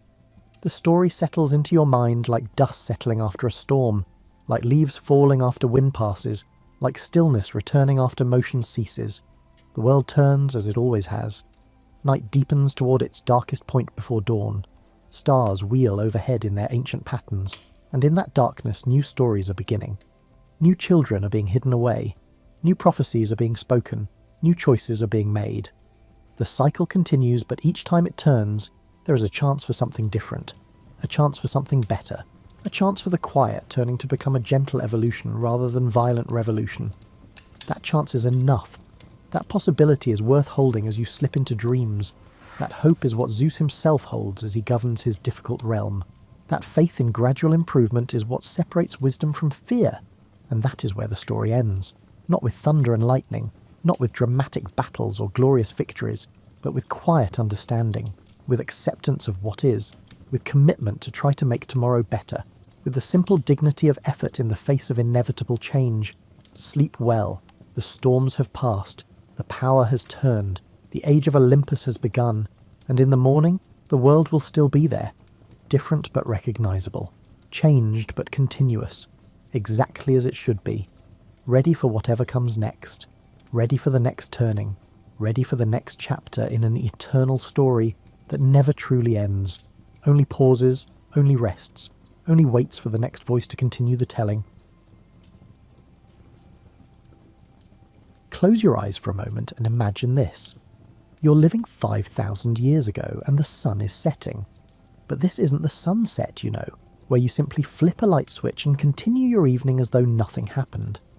This sunset is changing everything.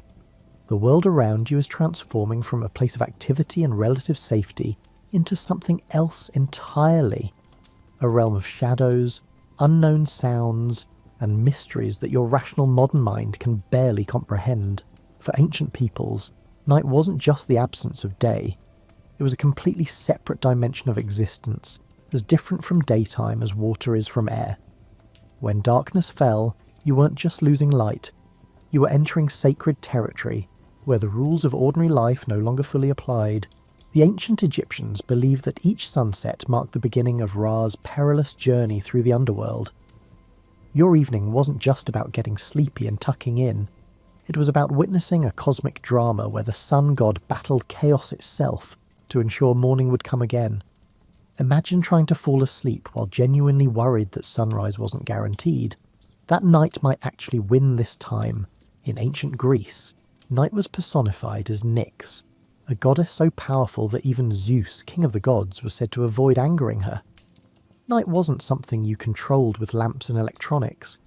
It was a force that controlled you, and you needed to approach it with the kind of respect you might reserve for a powerful but unpredictable neighbour. This relationship with darkness shaped everything about how ancient people prepared for sleep. You didn't just brush your teeth and set an alarm. You performed rituals, said prayers, arranged protective symbols, and essentially prepared for a journey into the unknown.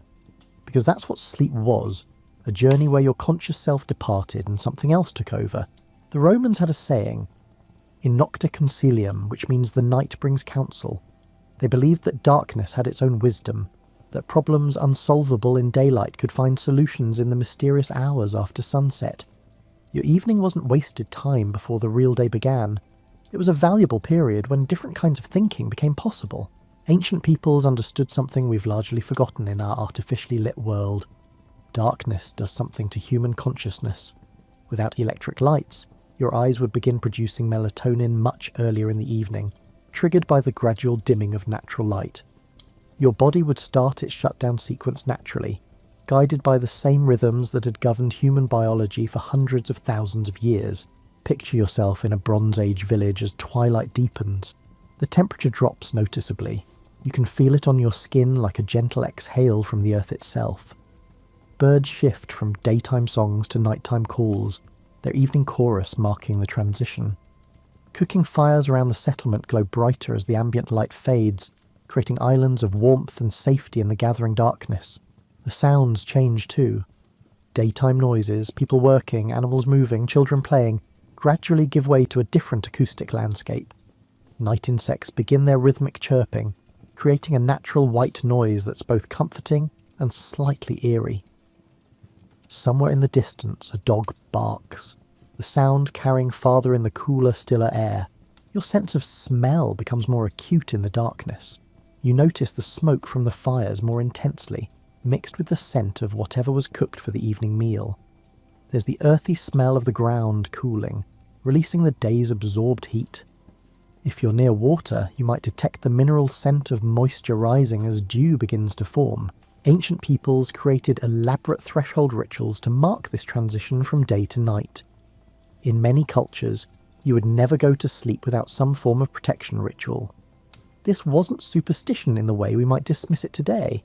It was practical psychology, a way of creating mental security in a world that offered very little physical security once darkness fell. A Babylonian family might recite prayers to their household gods before sleeping, touching small clay figurines that represented divine protection. An ancient Celtic household would bank their fire carefully, believing that keeping a small flame alive through the night would ensure the family's continuity and protect against malevolent spirits. In ancient China, the evening routine involved specific attention to the directions. Your sleeping position mattered because different orientations aligned you with different cosmic forces. Sleeping with your head pointing north was generally avoided because that was the direction associated with death. The dead were laid out that way, and you didn't want to accidentally signal to the universe that you were ready to join them permanently. The sacredness of night also meant that certain activities were forbidden after dark.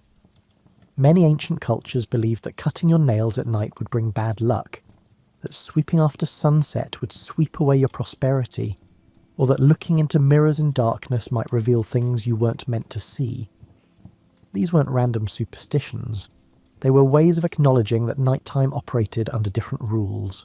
For ancient peoples, the act of lying down to sleep was spiritually significant. You were voluntarily making yourself vulnerable, surrendering consciousness, and trusting that you'd wake up again in the morning. In a world without modern security, without emergency services, without the extensive safety nets we take for granted, this was a genuine act of faith.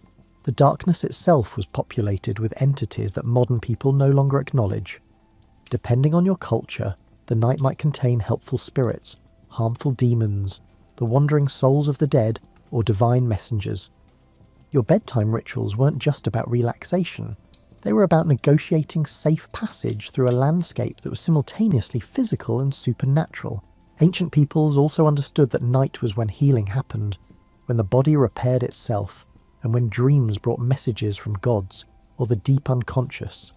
Sleep wasn't empty time, it was when important work occurred, work that couldn't happen during the busy daylight hours when your conscious mind was in control.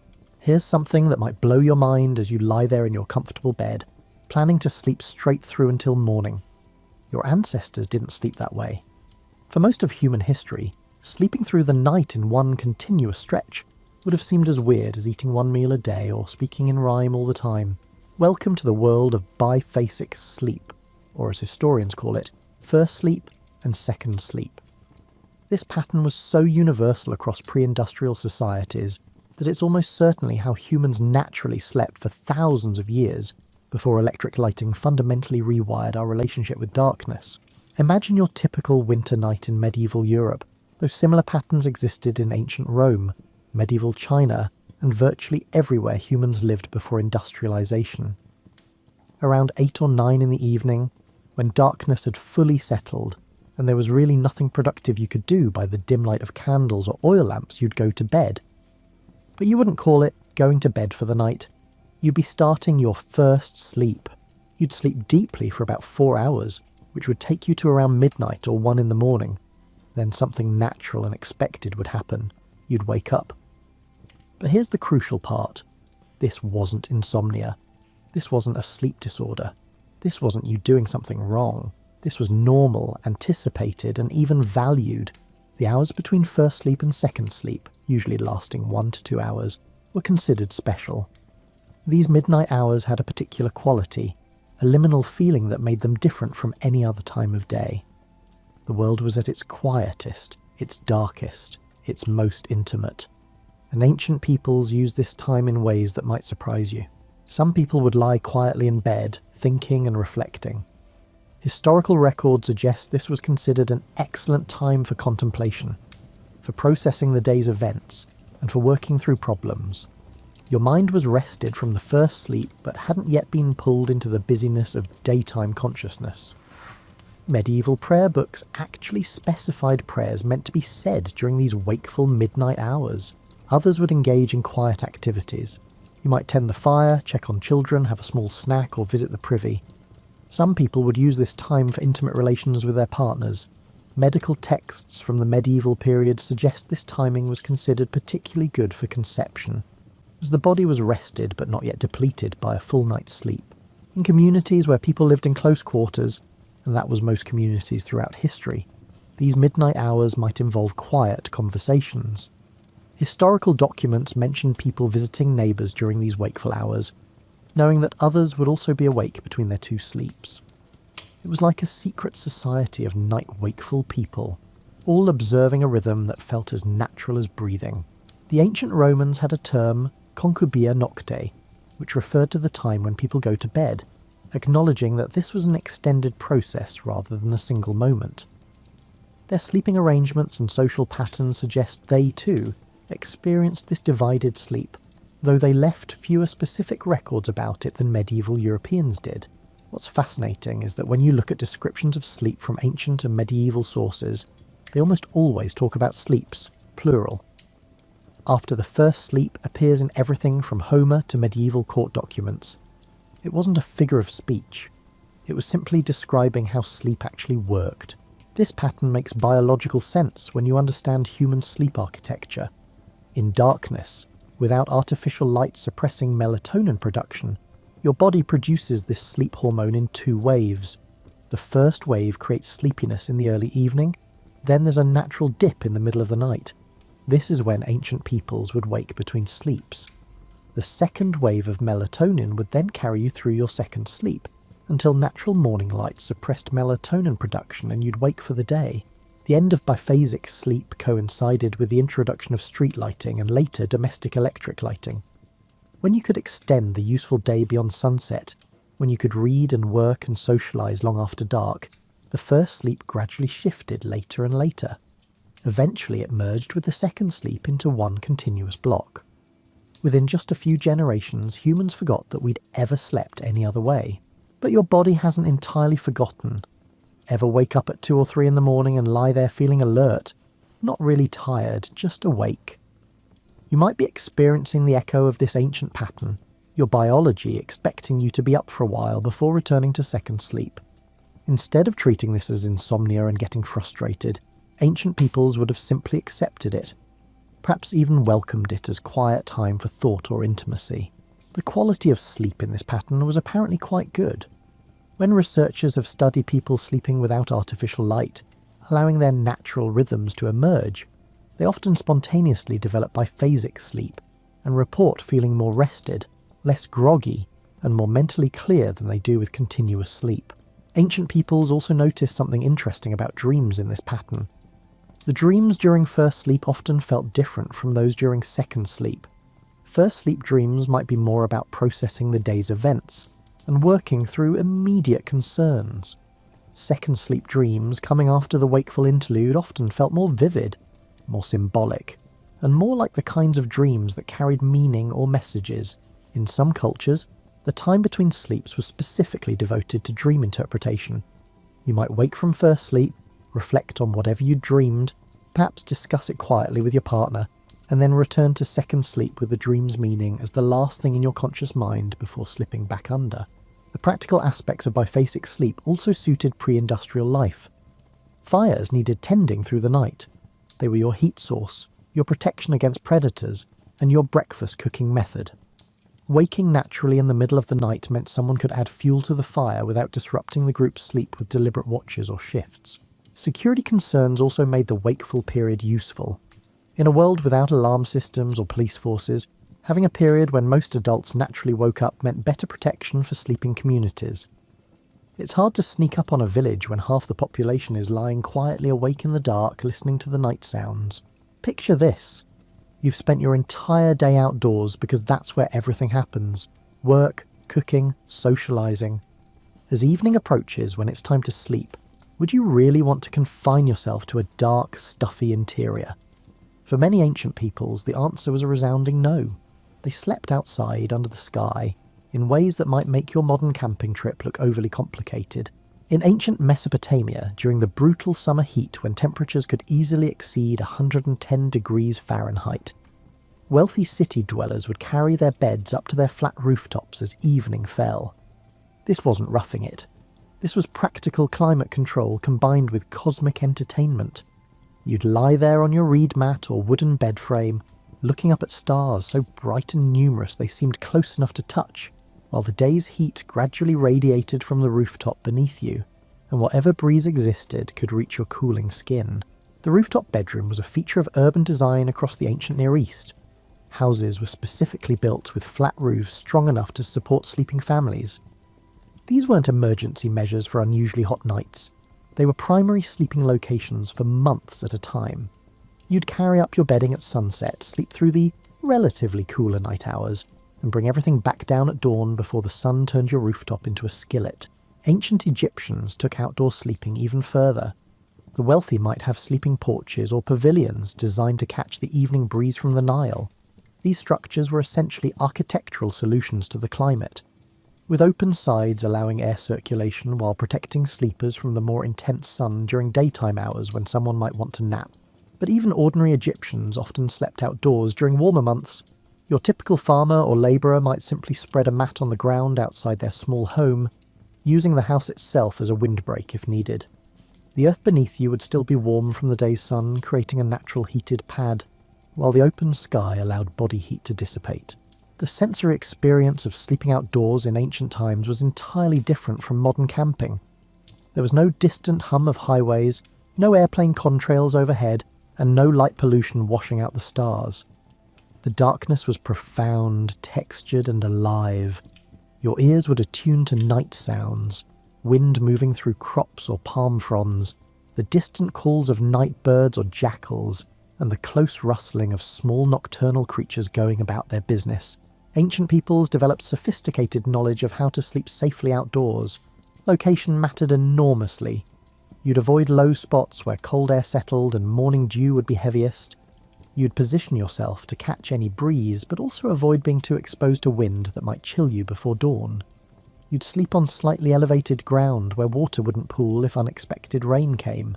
In ancient Greece and Rome, summer sleeping arrangements often involved the garden or courtyard. Wealthy Romans would have slaves set up couches in their peristyle gardens, those lovely colonnaded spaces that were half indoors and half outdoors. You'd fall asleep to the sound of a fountain, surrounded by night-blooming flowers and herbs whose scents became more intense in the cooler evening air.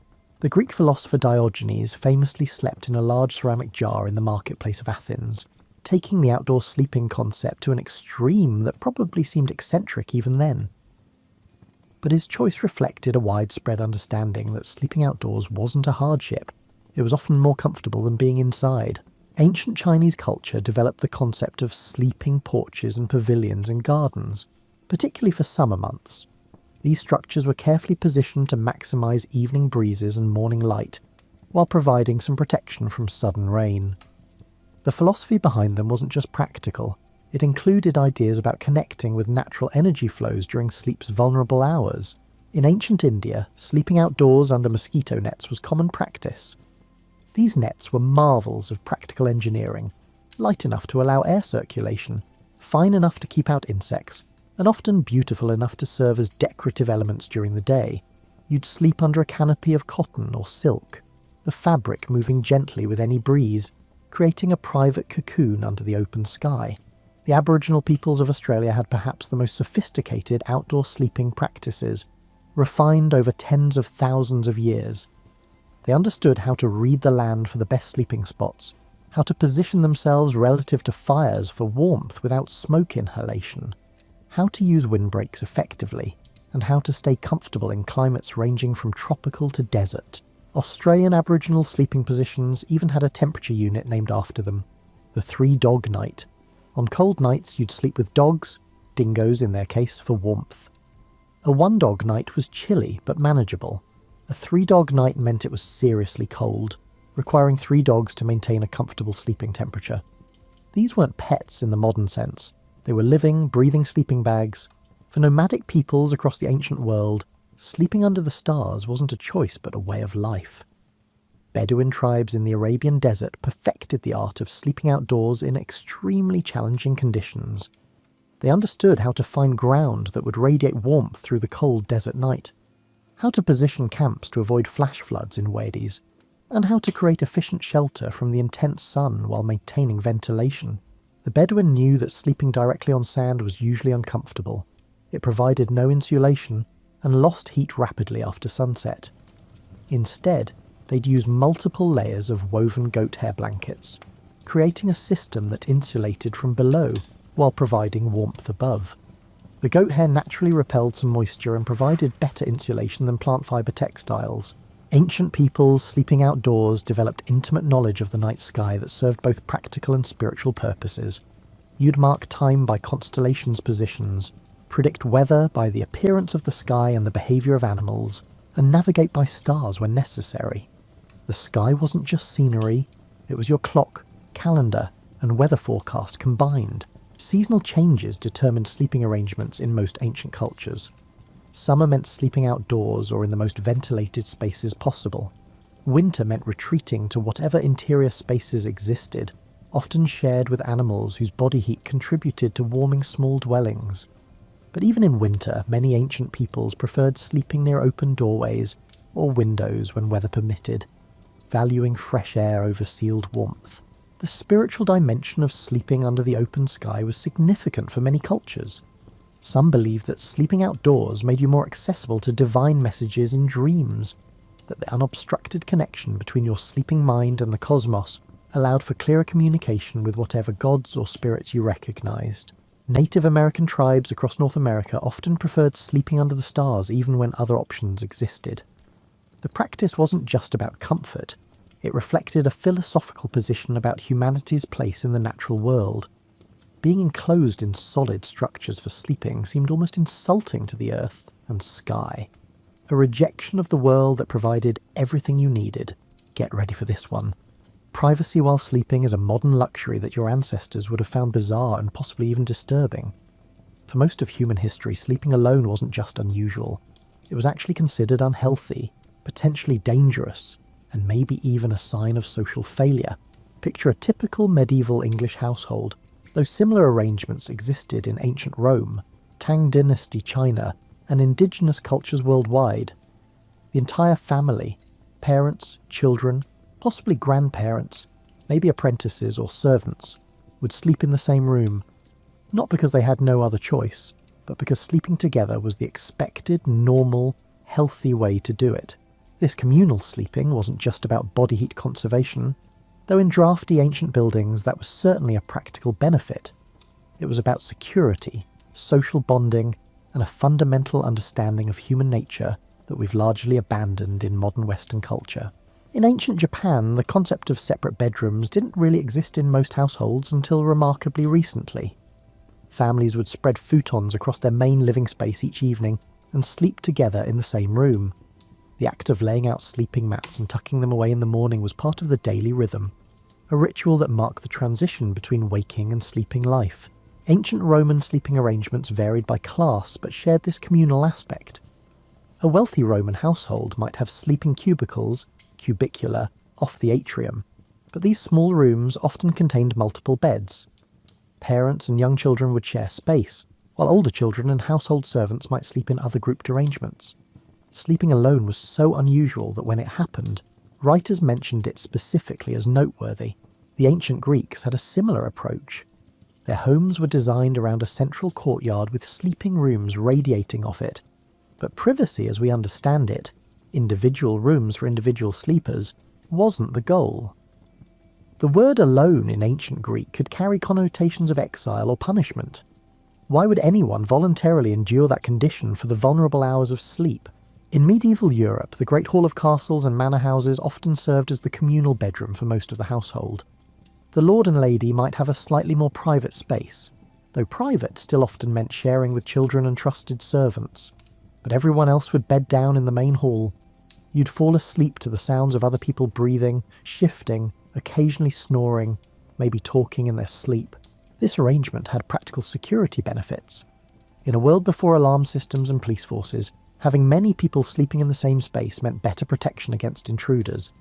If someone unusual entered during the night, multiple people would likely wake and raise the alarm.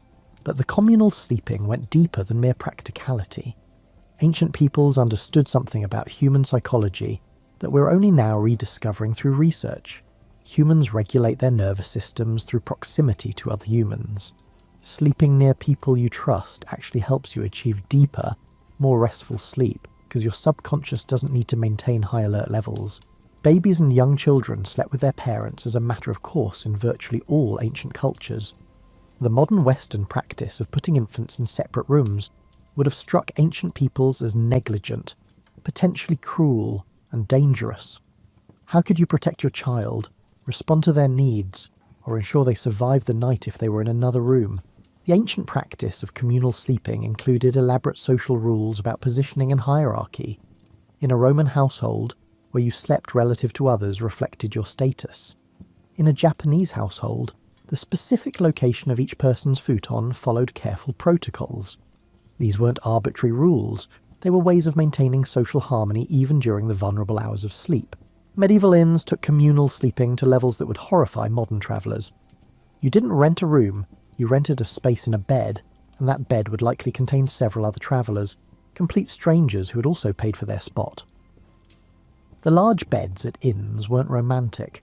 They were an efficient use of space, allowing innkeepers to accommodate many travellers in limited rooms.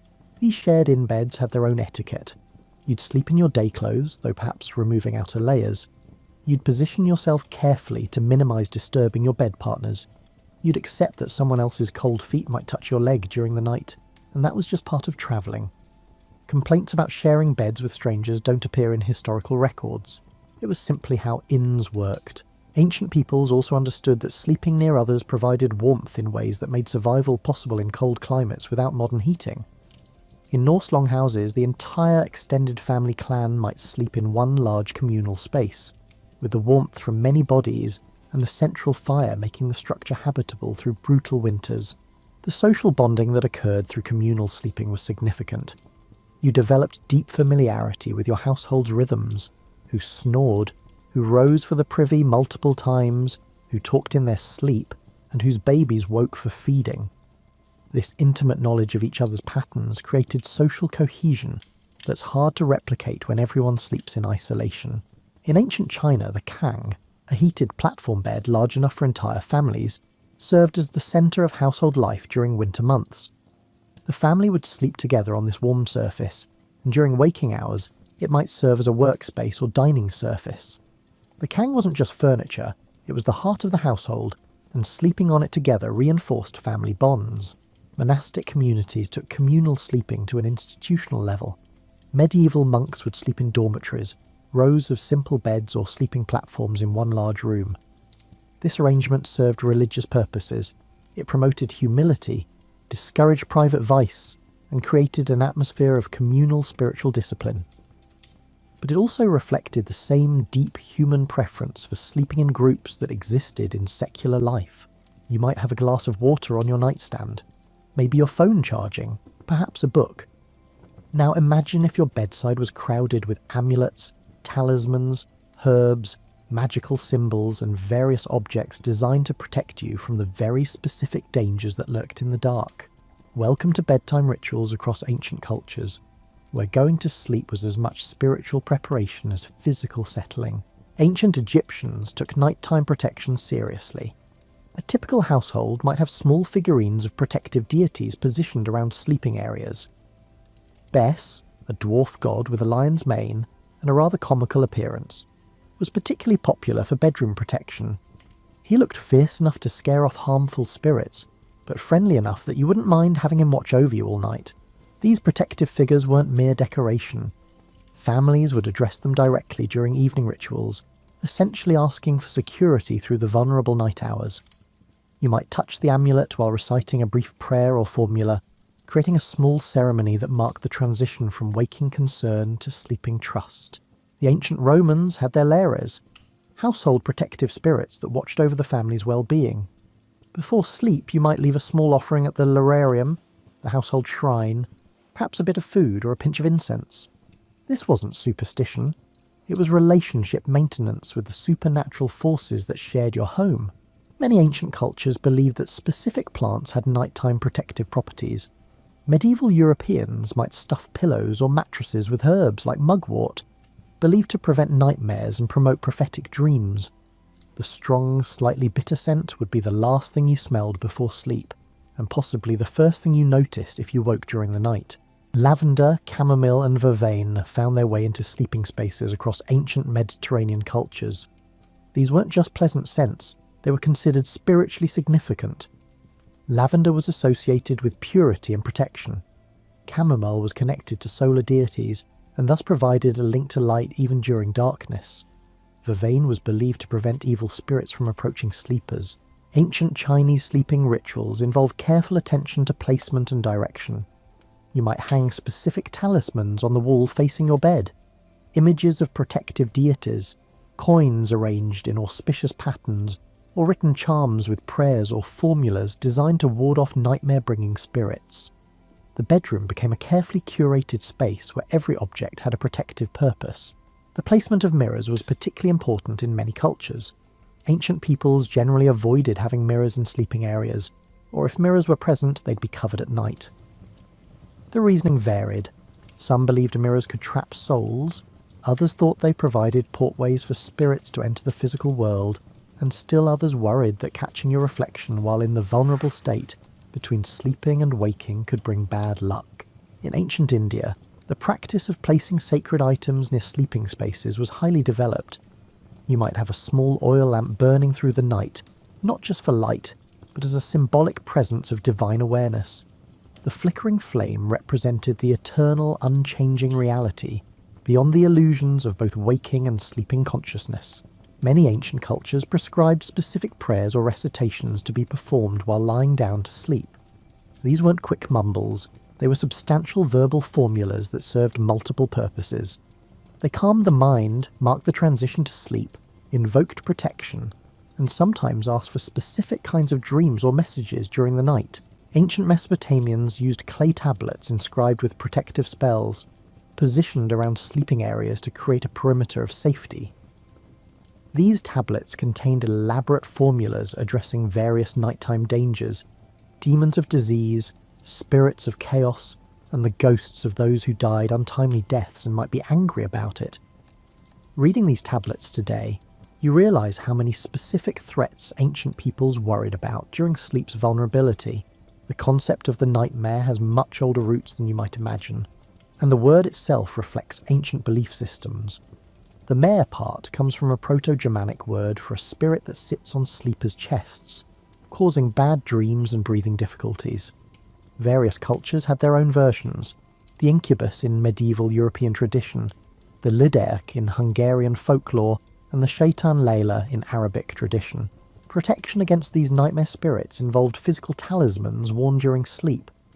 Ancient peoples might wear amulets strung on cords around their necks, special rings that featured protective symbols, or small bags of herbs and stones tucked under pillows or mattresses. These weren't just comforting superstitions, they were technologies of consciousness, tools that helped the sleeping mind feel secure enough to release into deep rest. The practice of placing iron near the bed was common across many ancient cultures, from Celtic Britain to ancient China. Iron was believed to repel or confuse malevolent spirits. You might find an iron horseshoe nailed above the bedroom entrance, iron nails driven into the bed frame, or small iron objects positioned at the corners of sleeping spaces. The metal itself was considered magically potent, its strength and durability translating into spiritual protective power. Ancient peoples also used sound for nighttime protection. Bells were particularly popular. Their clear tone was believed to disperse harmful entities. You might have small bells sewn into the hangings around your bed, positioned so that any movement of the fabric would create gentle chiming.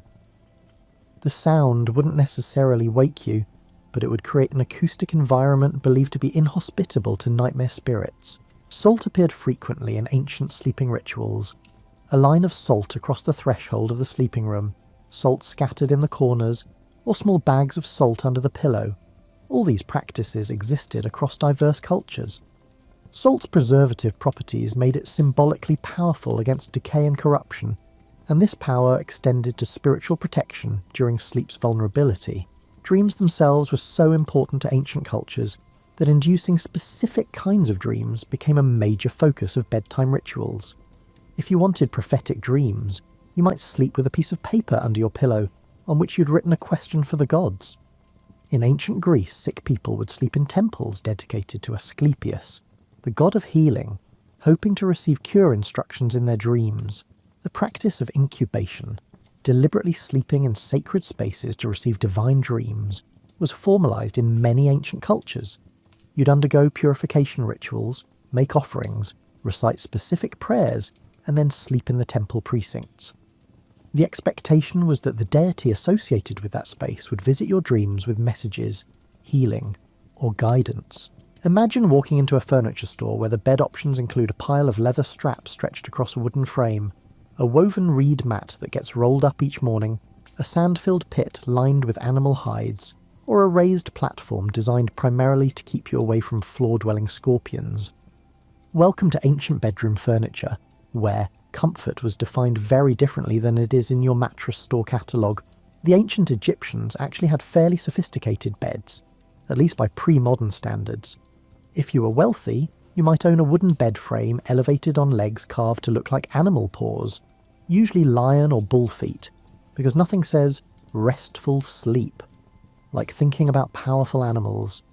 These frames held a sleeping surface made of woven rope or leather straps, creating a slightly yielding platform that distributed weight reasonably well. But here's the part that might make you squirm. Egyptian beds had a peculiar feature called a headrest, which was nothing like your plump pillow.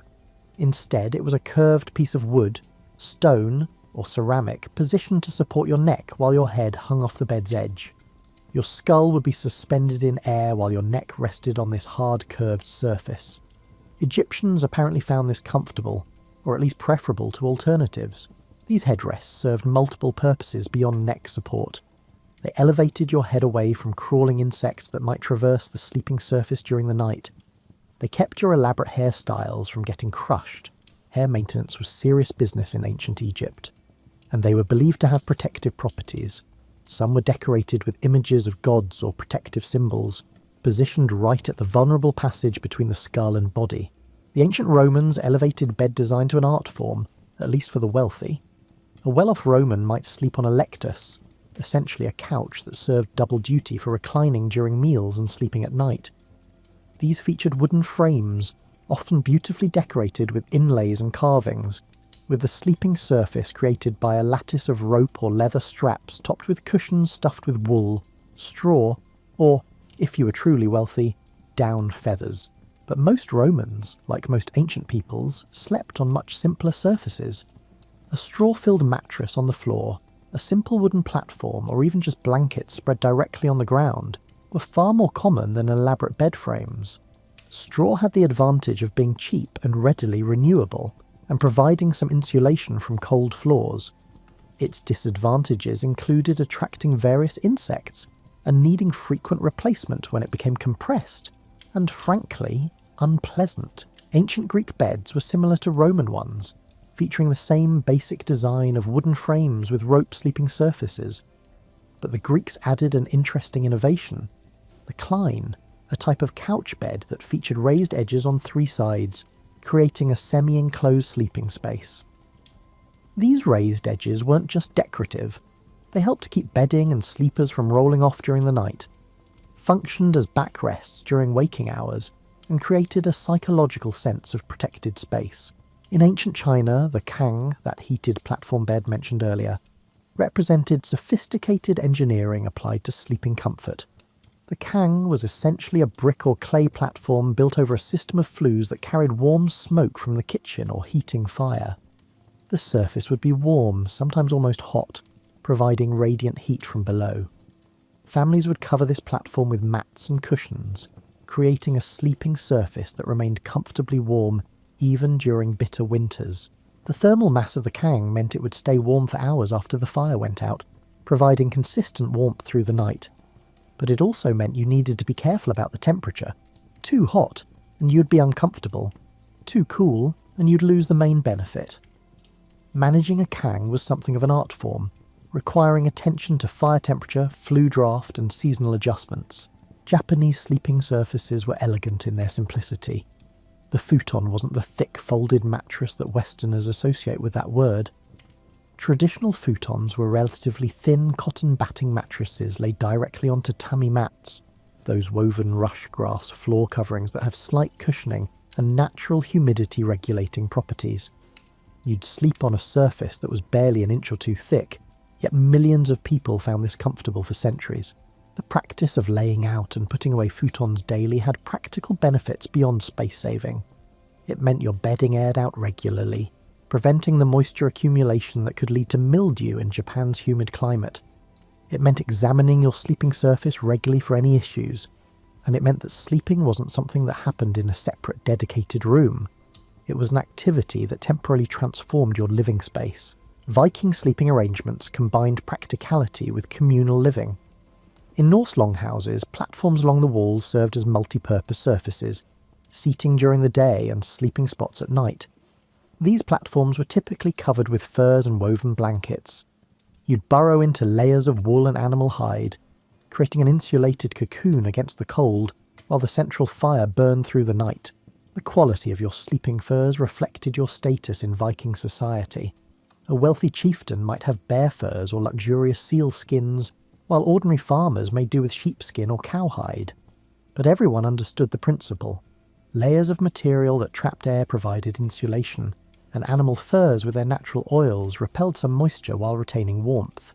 Hammocks, developed by indigenous peoples in Central and South America, represent perhaps the most innovative sleeping surface in the ancient world. Woven from plant fibres or cotton, hammocks conformed to your body's shape, distributed weight evenly, kept you off the ground away from snakes and insects, and allowed air circulation that made them comfortable even in hot, humid climates. The hammock wasn't just a portable bed, it was a sophisticated understanding of ergonomics and climate adaptation. When European explorers encountered hammocks, they were impressed enough to adopt them for use on ships, where they proved ideal for cramped quarters and moving vessels. The gentle swaying motion that might seem disorienting to modern hammock novices was apparently something ancient peoples adapted to easily. Ancient Mesopotamian beds, based on archaeological evidence and artistic depictions, often featured very high frames that required steps or stools to climb into. This wasn't just status display, it was practical elevation above floor-level drafts, insects, and the dust that settled during the night. You'd essentially be sleeping on a platform several feet off the ground, with the psychological benefit of being literally above whatever crawled across floors in the darkness. The mattresses and bedding used on these elevated frames varied by wealth, but followed similar principles. Layers of textiles, wool, linen or cotton, depending on what was locally available, would be stacked to create cushioning. These layers could be adjusted seasonally, more layers for winter warmth, fewer for summer comfort. Ancient Indian beds, mentioned in texts like the Kama Sutra, could be quite elaborate affairs. A proper bed might have a wooden frame with ivory inlays, posts supporting a canopy to keep insects away, and mattresses stuffed with various materials depending on the season, cotton for summer, wool for winter. The canopy wasn't just practical, it created an intimate space within the larger room, a private realm where the outside world was temporarily suspended. In ancient Persia, the concept of sleeping in comfort reached remarkable heights among the wealthy. Beds might feature silk cushions, fine linen sheets, and elaborate hangings. But even ordinary Persians understood the basics. Sleeping surfaces should be slightly yielding, should provide insulation from ground cold, and should be high enough to discourage casual insect traffic. Bedding materials across ancient cultures reflected sophisticated understanding of textile properties. Linen was prized in hot climates for its coolness and moisture-wicking abilities.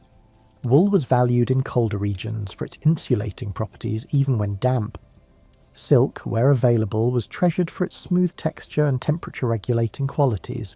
The ancient practice of stuffing mattresses and cushions with various plant materials demonstrates remarkable knowledge of natural resources. Beyond obvious choices like straw and wool, ancient peoples used materials like dried grass, moss, leaves, and even seaweed. Each material had specific properties. Some lasted longer, some smelled better, some were softer, and some repelled insects more effectively. Flax, the plant used to make linen, also produced seeds that could be used as mattress stuffing. Flax seeds in a cloth sack created a rustling, shifting surface that conformed to body shape. Some ancient peoples believed sleeping on flaxseed promoted good health, though whether this had any basis beyond the placebo effect is unclear. Ancient peoples also understood the importance of bedding cleanliness, though their standards and methods differed from ours. Bedding would be aired regularly in sunlight, which naturally killed some bacteria and parasites. Textile coverings would be washed when possible, though laundering large items like mattress covers was labour-intensive and couldn't be done frequently. The presence of bedbugs, fleas and other parasites was largely accepted as inevitable. Ancient peoples developed various strategies to minimise these pests. Certain herbs scattered in bedding supposedly repelled insects, regular replacement of organic stuffing materials, and occasionally more drastic measures like burning and replacing infested materials entirely. Bed frames themselves often incorporated design features meant to deter pests. Smooth surfaces gave insects fewer places to hide. Some ancient peoples would place the legs of beds in small dishes of water or oil, creating moats that crawling insects couldn't cross. Others used materials or finishes that insects supposedly disliked, though the effectiveness of these methods was probably limited. The concept of separate beds for married couples, now common in some cultures, would have seemed strange to most ancient peoples. Married couples slept together as a matter of course, often in beds barely large enough for two. This wasn't just about intimacy, it was about the fundamental understanding that sleeping together was normal, that sharing warmth and space was how humans naturally rested. Imagine a world without alarm clocks. Not just turning off your phone's alarm. Imagine a world where the very concept of an artificial wake-up signal doesn't exist. Your internal clock, synchronized with natural light cycles, would be your alarm. The sun rising, birds beginning their morning chorus, the temperature shift as darkness gave way to day. These would be your wake-up call, and they'd be far more gradual and gentle than the jarring electronic beep you probably experienced this morning. Ancient peoples woke with the dawn, not because they were particularly virtuous or ambitious, but because that's when melatonin production shut off in response to increasing light, and their bodies naturally transitioned from sleep to wakefulness. Without artificial lighting to extend the evening, they'd go to sleep much earlier than you do, so waking at dawn meant getting adequate sleep, not shortening it. The process of waking was itself quite different. Instead of an abrupt transition from unconsciousness to alarm-induced panic, ancient peoples would experience a gradual emergence into consciousness. The pre-dawn light would start registering through closed eyelids. The temperature would shift as the sun's first rays began warming the air. The sound environment would change as daytime animals and insects became active. This gradual awakening meant that people often drifted in and out of consciousness for a period before fully waking. You might become semi-aware of your surroundings, shift position, perhaps register the presence of other people stirring nearby, then drift back into light sleep before finally opening your eyes to the day. Ancient Romans had a specific term for the pre-dawn hours, diluculum, meaning when day begins to light up. This wasn't clock time, it was experiential time, the period when darkness hadn't fully lifted, but enough light existed to begin daily activities. For early risers, and most Romans were early risers by modern standards, this was when the day actually started. The morning rituals that followed waking were as elaborate as the evening ones, though with different purposes. Where evening rituals focused on protection and preparation for vulnerability, morning rituals emphasize purification, gratitude, and preparation for the day's activities. Ancient Egyptians would immediately wash upon waking, using water from clay vessels kept in their homes. This wasn't just hygiene, it was spiritual cleansing. washing away the night and any harmful influences encountered during sleep's journey. The water for morning washing might have been scented with oils or herbs, turning a practical activity into a sensory ritual that marked the transition to waking consciousness. Morning prayers or acknowledgements to household gods came next in many cultures. Having been protected through the night, you'd express gratitude and perhaps request guidance or good fortune for the day ahead. These weren't lengthy ceremonies, just brief recognitions that you'd survived another night and were beginning another day. The ancient practice of dream interpretation often occurred during these early morning hours. If you'd had a particularly vivid or disturbing dream, you might discuss it with family members while the dream was still fresh. Some cultures kept dream journals or consulted dream interpreters who maintained elaborate systems for understanding dream symbolism. Ancient Chinese culture developed sophisticated dream interpretation systems, with different types of dreams believed to carry different meanings. A dream during first sleep might be treated differently than a dream during second sleep. Dreams that occurred just before waking were considered particularly significant, as though the messages being conveyed needed to be immediately available to waking consciousness.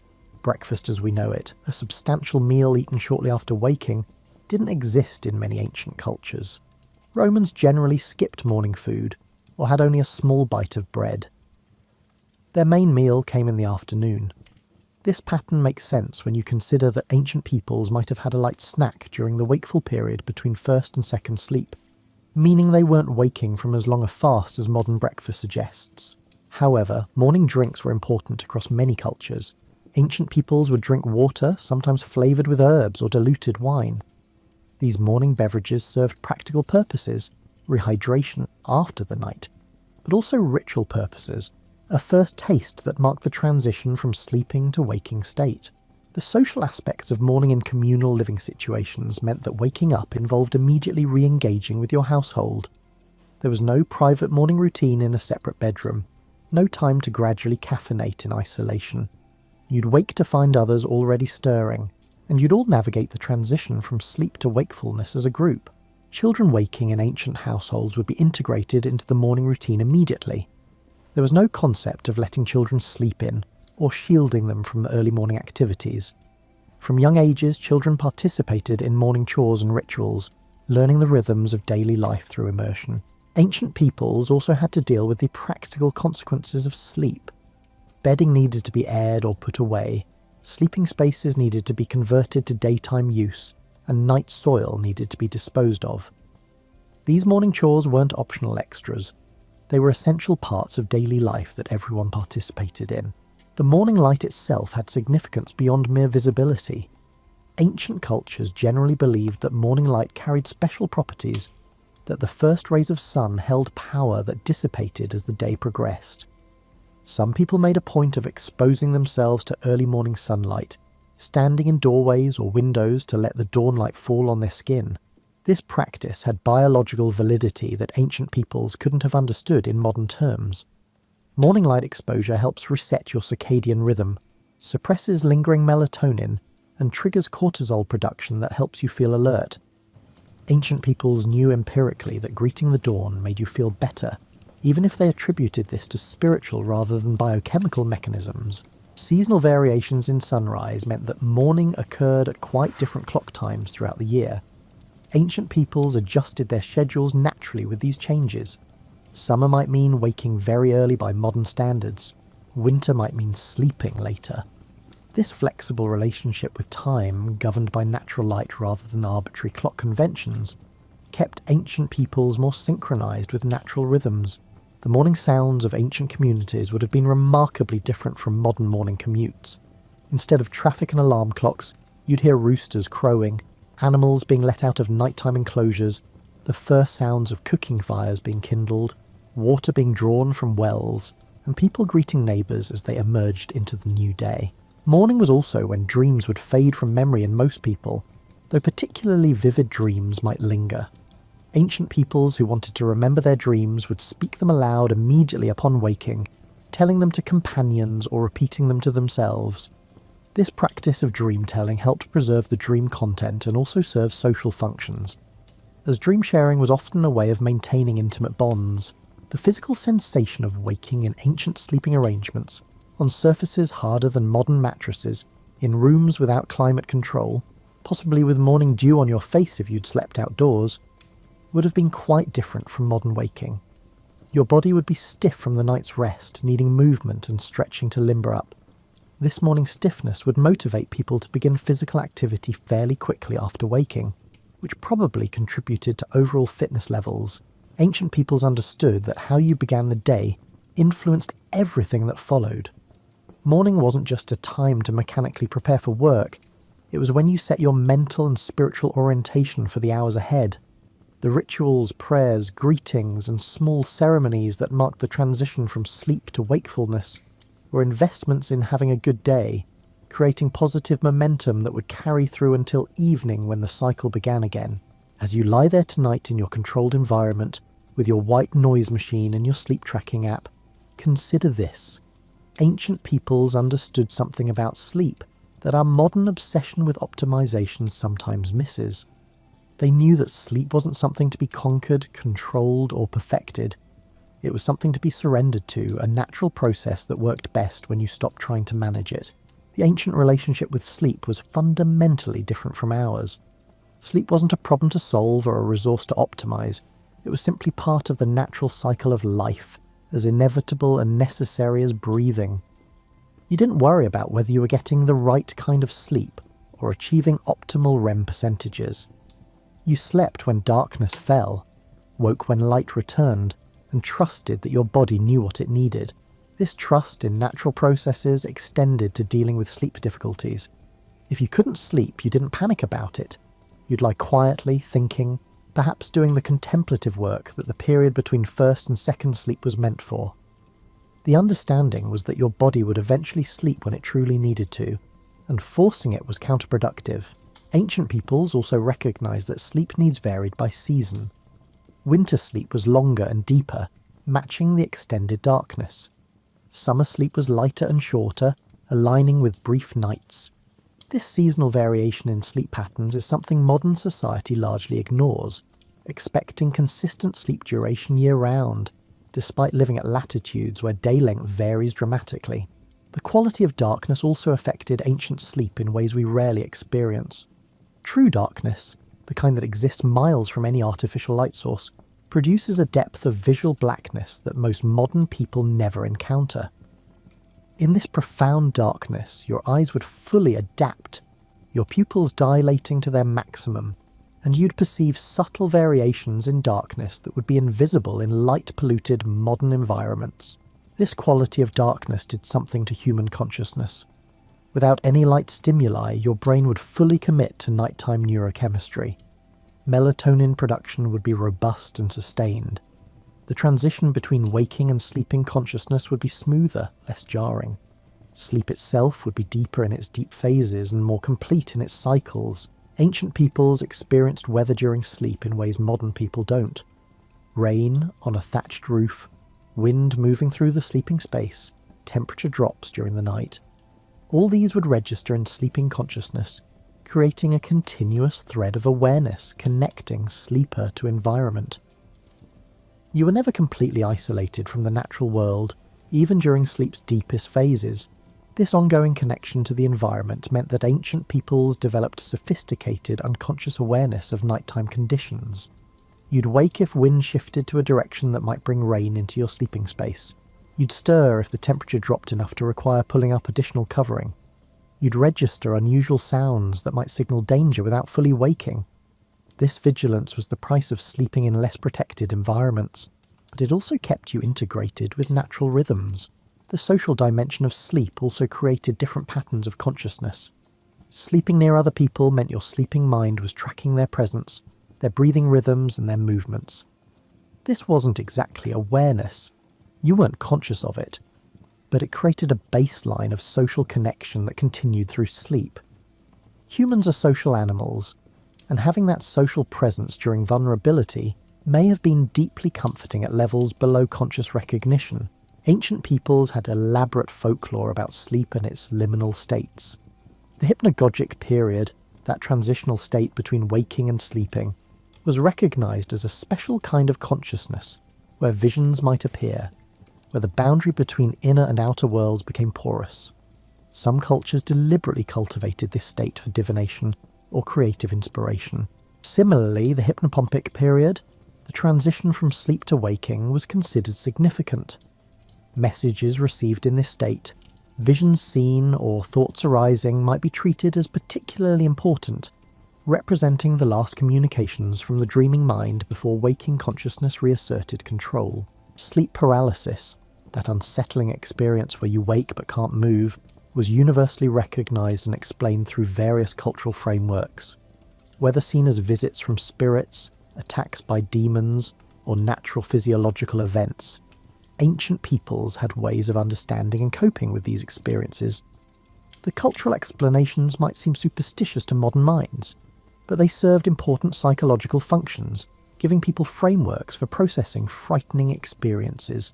The ancient understanding of sleep also included recognition that some people naturally needed more sleep than others, that sleep patterns varied across life stages, and that temporary sleep disruptions usually resolved themselves without intervention. This wisdom, that sleep is inherently variable and self-regulating, is something modern sleep science has essentially rediscovered. Ancient peoples also recognized the connection between physical activity and sleep quality.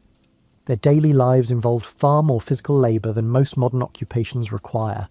This natural exhaustion produced good sleep as a simple consequence of bodies needing recovery. The modern epidemic of sleep problems correlates with sedentary lifestyles in ways that ancient peoples never experienced, because their lives demanded physical engagement. The absence of caffeine in most ancient cultures, tea and coffee came later, meant that people's natural sleep-wake rhythms weren't disrupted by stimulants. You'd feel sleepy when your body said it was time to sleep, without artificial alertness from afternoon coffee interfering with natural drowsiness. Your circadian rhythm would operate cleanly, undisturbed by chemical interventions. Ancient peoples also benefited from the absence of blue light exposure in the hours before sleep. Every light source they used, fires, oil lamps, candles, emitted warm, reddish light that didn't suppress melatonin production the way modern screens do. The evening hours would see the natural ramping up of sleep hormones, uninterrupted by the biological alarm signals that blue light sends to the brain. As you prepare to sleep tonight surrounded by modern conveniences that would have seemed miraculous to ancient peoples, you might wonder which approach to sleep is actually better. The honest answer is complicated. Modern life has brought enormous benefits. Climate control, protection from predators and disease vectors, comfortable mattresses, and the ability to sleep securely even when living alone. These aren't trivial advantages, but ancient sleep patterns also offered benefits we've lost.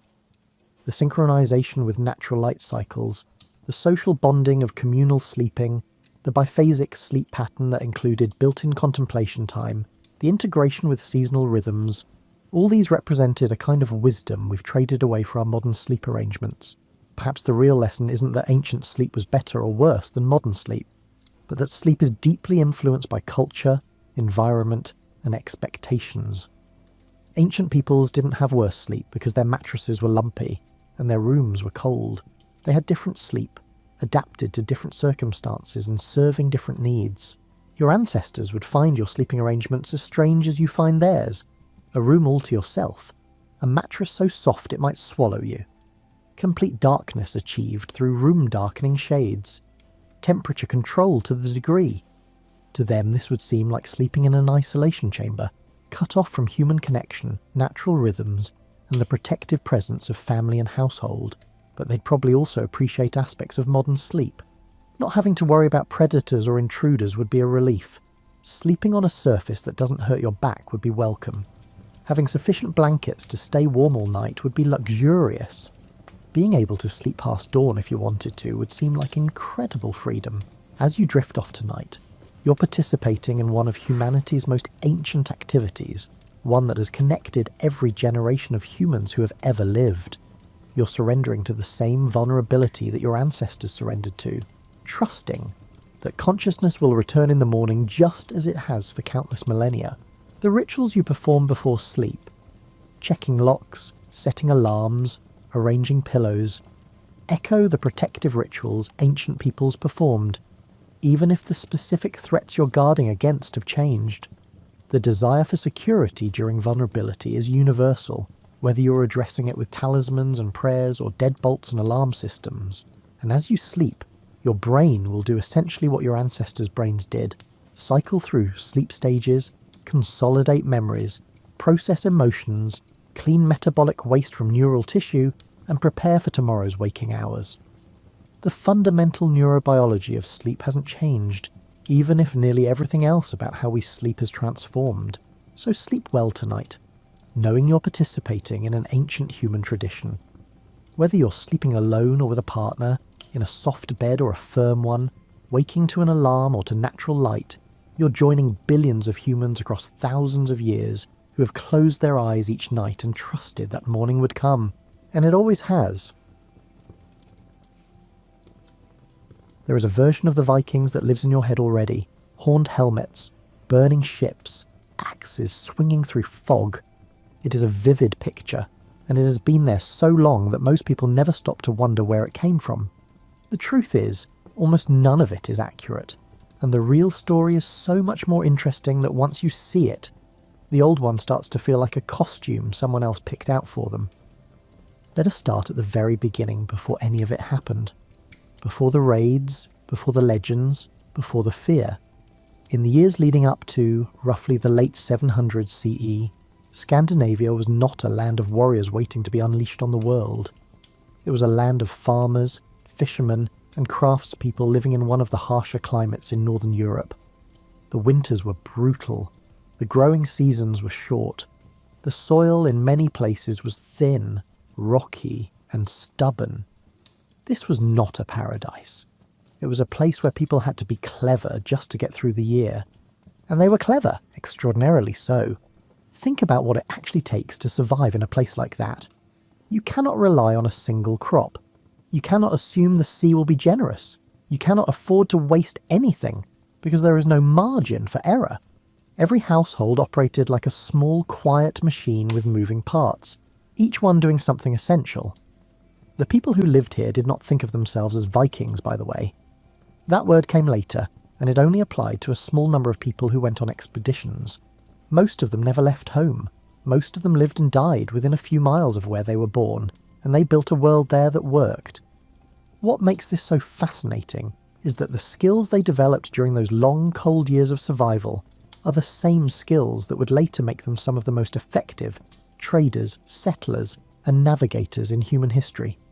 It was not that they woke up one morning and decided to conquer the seas.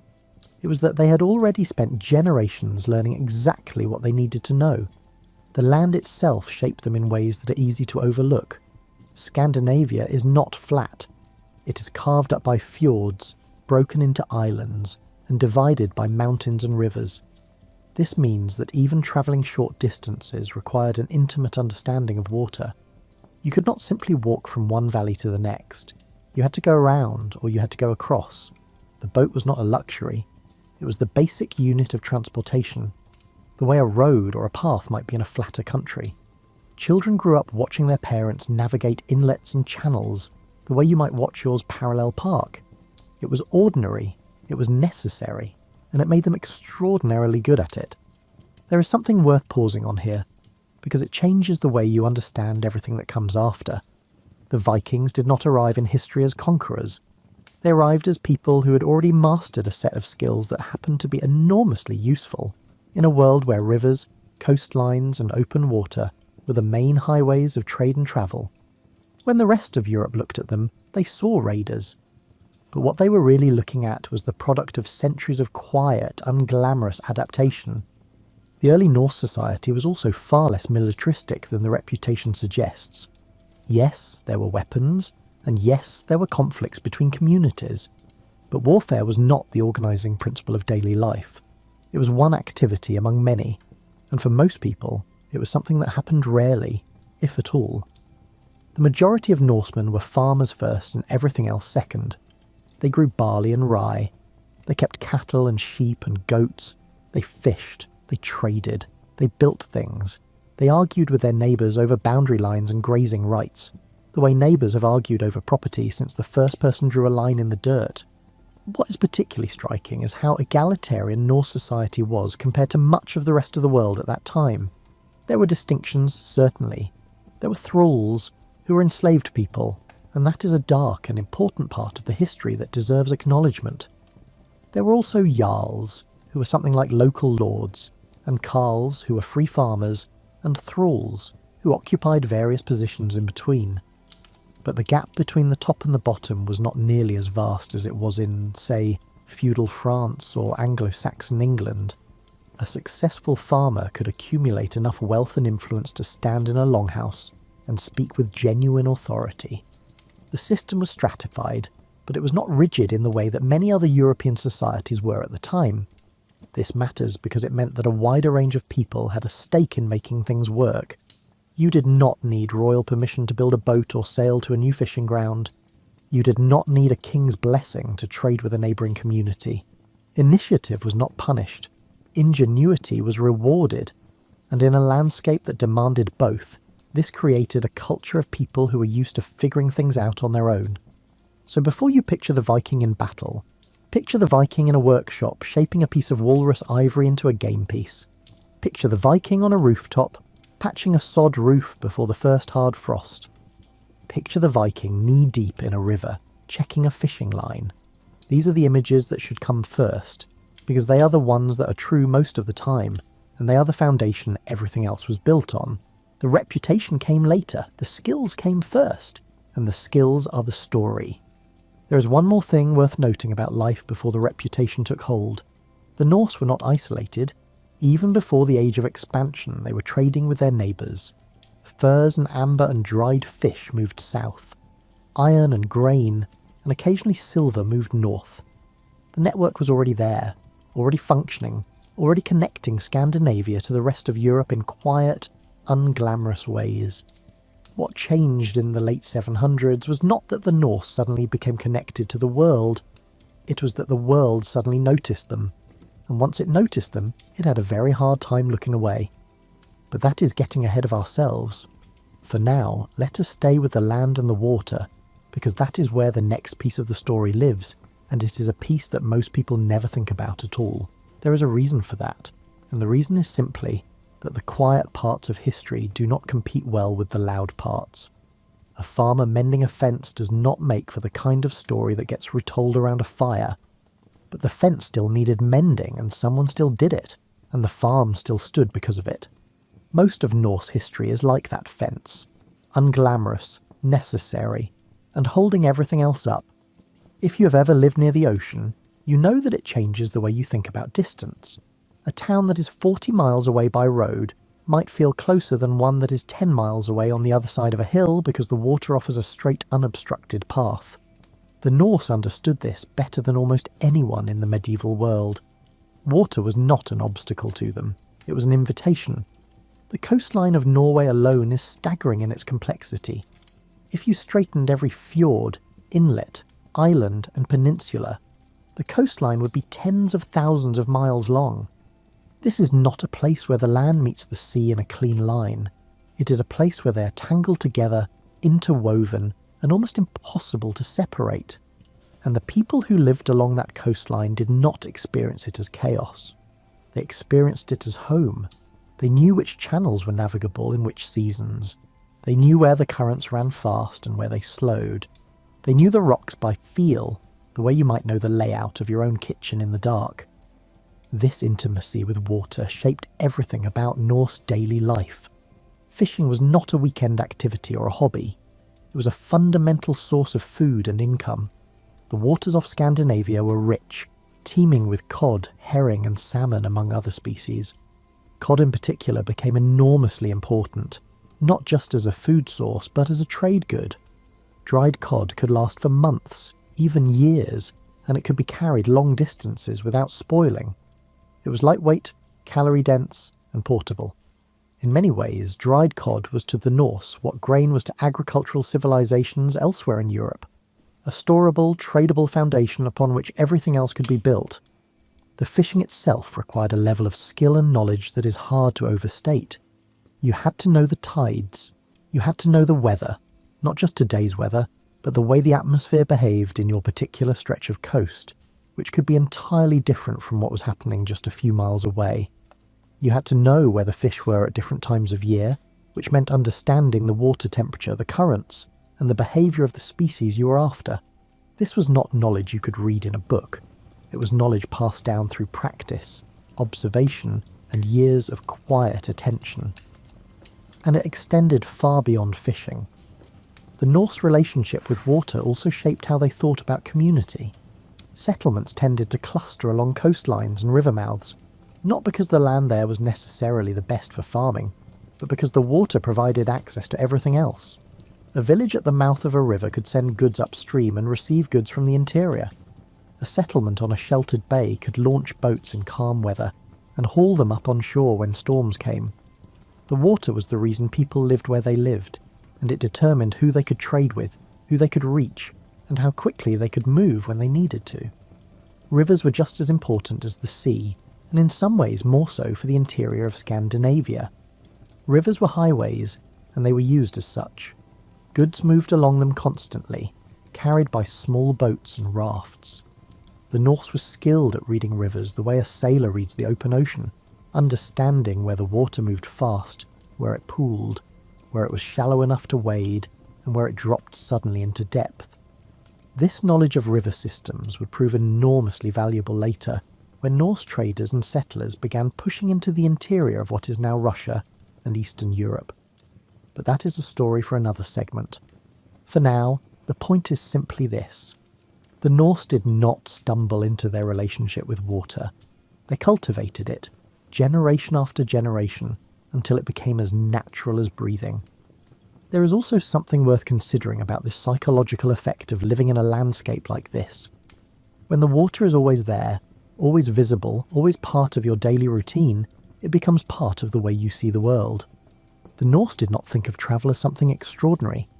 They thought of it as something you did when you needed to get somewhere. The idea of staying in one place your entire life, never venturing beyond the next valley, would have struck many of them as unusual, perhaps even a little sad. Movement was normal. Exploration was not an act of heroism. It was simply what you did when the water offered you a way forward and you had a reason to take it. This is one of the things that makes the Norse so different from many of the other cultures you read about in medieval European history. In a world where most people's lives were bounded by the nearest market town, the Norse were already thinking in terms of coastlines and river networks that stretched across hundreds of miles. Not because they were braver, but because their geography made it possible and their skills made it practical.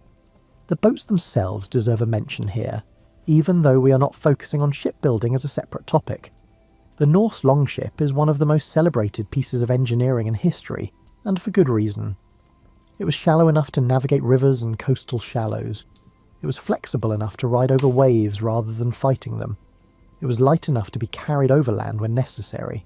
And it was fast, remarkably fast for its size. But the thing that is often overlooked is how much of that design was the product of practical necessity rather than ambition. The Norse did not build those boats because they wanted to sail across the Atlantic. They built them because they needed to get from one fjord to the next, to haul fish to market, and to visit a trading partner on the other side of an island. The ocean crossings came later. The daily usefulness came first. There is a quiet satisfaction in thinking about this. The most impressive feats of Norse seafaring were not planned centuries in advance. They were the natural extension of skills that had been honed for generations in the service of ordinary life. The Norse did not set out to change the world. They set out to fish, to trade, and to move goods and people from one place to another. And in doing so, they ended up touching almost every corner of the known world. The water gave them access. Their skills gave them the ability to use it. And the combination of the two created something that no single generation could have planned or predicted. It simply grew, the way a river grows when tributaries feed into it, each one adding a little more until the whole thing is something much larger than any of its parts. Tonight, as you drift towards sleep, it is worth holding that image for a moment. The image is not of a Viking on the prow of a warship, but rather of a Norse fisherman checking his lines at dawn, a trader loading dried cod onto a small boat, and a mother instructing her child on which channel to take when the tide is running out. These are the people who built the world the Vikings are remembered for, one quiet trip across the water at a time. There is one more detail about water-oriented living that is worth mentioning before we move on, and it has to do with the way the Norse thought about seasons. In a land where the days shrink to almost nothing in winter, and then expand to almost continuous daylight in summer, the rhythm of the year is not subtle, it is dramatic, and it demands a kind of flexibility that people in more temperate climates rarely have to develop. The Norse fished differently in summer than in winter. They travelled differently. They worked differently. They even thought about time differently, measuring it not by clocks or calendars, but by the behaviour of the land and the water around them. The first thaw was a landmark. The arrival of certain fish species was a landmark. The longest day and the shortest day were landmarks. Life moved in cycles, and the Norse moved with them, not fighting the rhythm but riding it, the way a boat rides a wave rather than trying to cut through it. This attentiveness to seasonal change made the Norse remarkably adaptable. When conditions shifted, whether due to a bad winter, an unusual storm, or a change in the local ecosystem, they could adjust. They were not locked into a single strategy for survival. They had dozens of them, and they switched between them as the situation required. This flexibility was one of the reasons Norse communities were so durable. They did not thrive only in good years. They survived in bad ones too, bending rather than breaking, the way the longship bent with the waves rather than resisting them. And now, let us talk about what they did when they got there, because the skills they brought with them were remarkable, in ways that have nothing to do with fighting. There is a particular kind of competence that does not make for exciting headlines. It does not involve swords or fire or dramatic last stands. It is the competence of people who know how to make things, fix things, and keep things running in a climate that does not forgive mistakes. The Norse had this competence in abundance, and it is one of the least celebrated parts of their story. Woodworking is a good place to start because wood was everywhere in Scandinavia, and the Norse used it for almost everything. The Norse used wood for building structures, boats, furniture, tools, sled runners, fence posts, cooking implements, and children's toys. The forests of northern Scandinavia were vast and dense, filled with pine, birch and spruce, and the Norse knew how to read a tree the way a butcher knows how to read a cut of meat. They understood which wood was best for which purpose: oak for structural timbers, where strength mattered most; pine for boat planking, where flexibility and lightweight were more important; birch for smaller items, where the wood needed to be easy to shape and quick to work. The actual craft of woodworking was passed down through apprenticeship, through watching and doing, and through years of handling tools and learning the feel of the grain beneath your fingers. A skilled Norse carpenter could shape a hull plank so precisely that it fit against its neighbour with almost no gap, relying not on nails or caulking but on the accuracy of the cut itself. This was not magic. It was practice and patience and a deep familiarity with the material. It was the kind of skill that took a lifetime to fully develop, and it showed in everything the Norse built. Textile work was equally important, and it occupied a significant portion of daily life for women in Norse households. Spinning and weaving were not minor tasks squeezed into the margins of the day. They were central activities, and the cloth they produced was both a practical necessity and a source of genuine pride. Norse wool cloth was known for its quality. It was warm, durable, and well made, and it travelled well as a trade good. The process of producing it, from shearing the sheep to carding the wool to spinning it into thread to weaving it into fabric, was long and labour-intensive. It required skill at every stage, and the women who did it were not performing a lesser role in the household.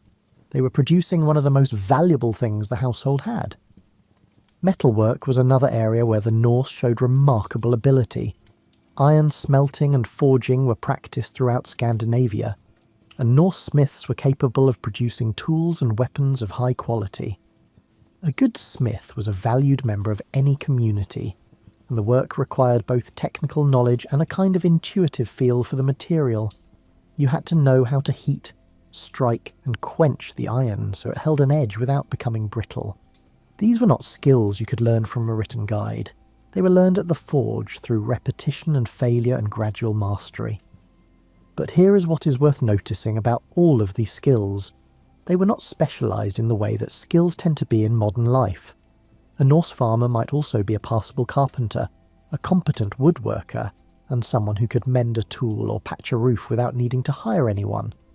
Women managed complex households that involved cooking, preserving food, producing cloth, raising children, and keeping the domestic economy running. There was overlap everywhere.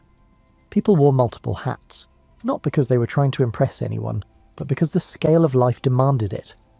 This generalist quality made Norse communities remarkably resilient.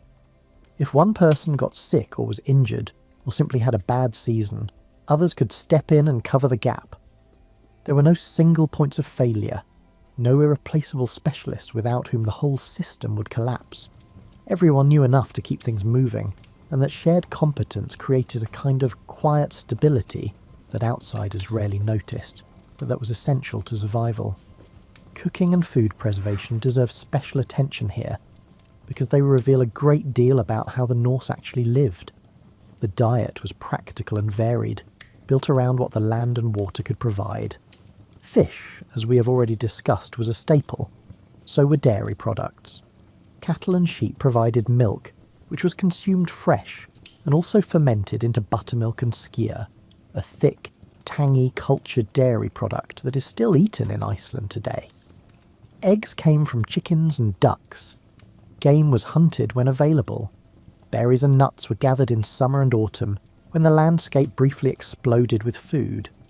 Bread was made from barley and rye, the grains that actually grew in Scandinavian climates. It was dense and heavy, nothing like the soft white bread that would become common in warmer parts of Europe. But it was nutritious and filling, and it kept well, which mattered enormously in a place where winter could last for months. The preservation of food was a critical skill, and the Norse were good at it. Drying, smoking, and fermenting were the main methods, and they used each one with care and precision. Dried fish could last for years. Fermented dairy products provided nutrition through the long winter. Smoked meat and fish added variety, and could be carried on long journeys without spoiling. The Norse did not waste food. In a climate where a single bad harvest could mean genuine hardship, every scrap was accounted for. There is something almost meditative about the rhythm of Norse daily life when you think about it in these terms. Wake up, tend the animals, work the land or the water, craft something, preserve something, feed the household, repair what needs repairing, do it again the next day. It was not glamorous, but it was purposeful, and it worked.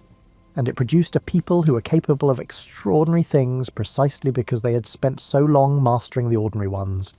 Animal husbandry was another cornerstone of Norse daily life, and it deserves a moment of attention.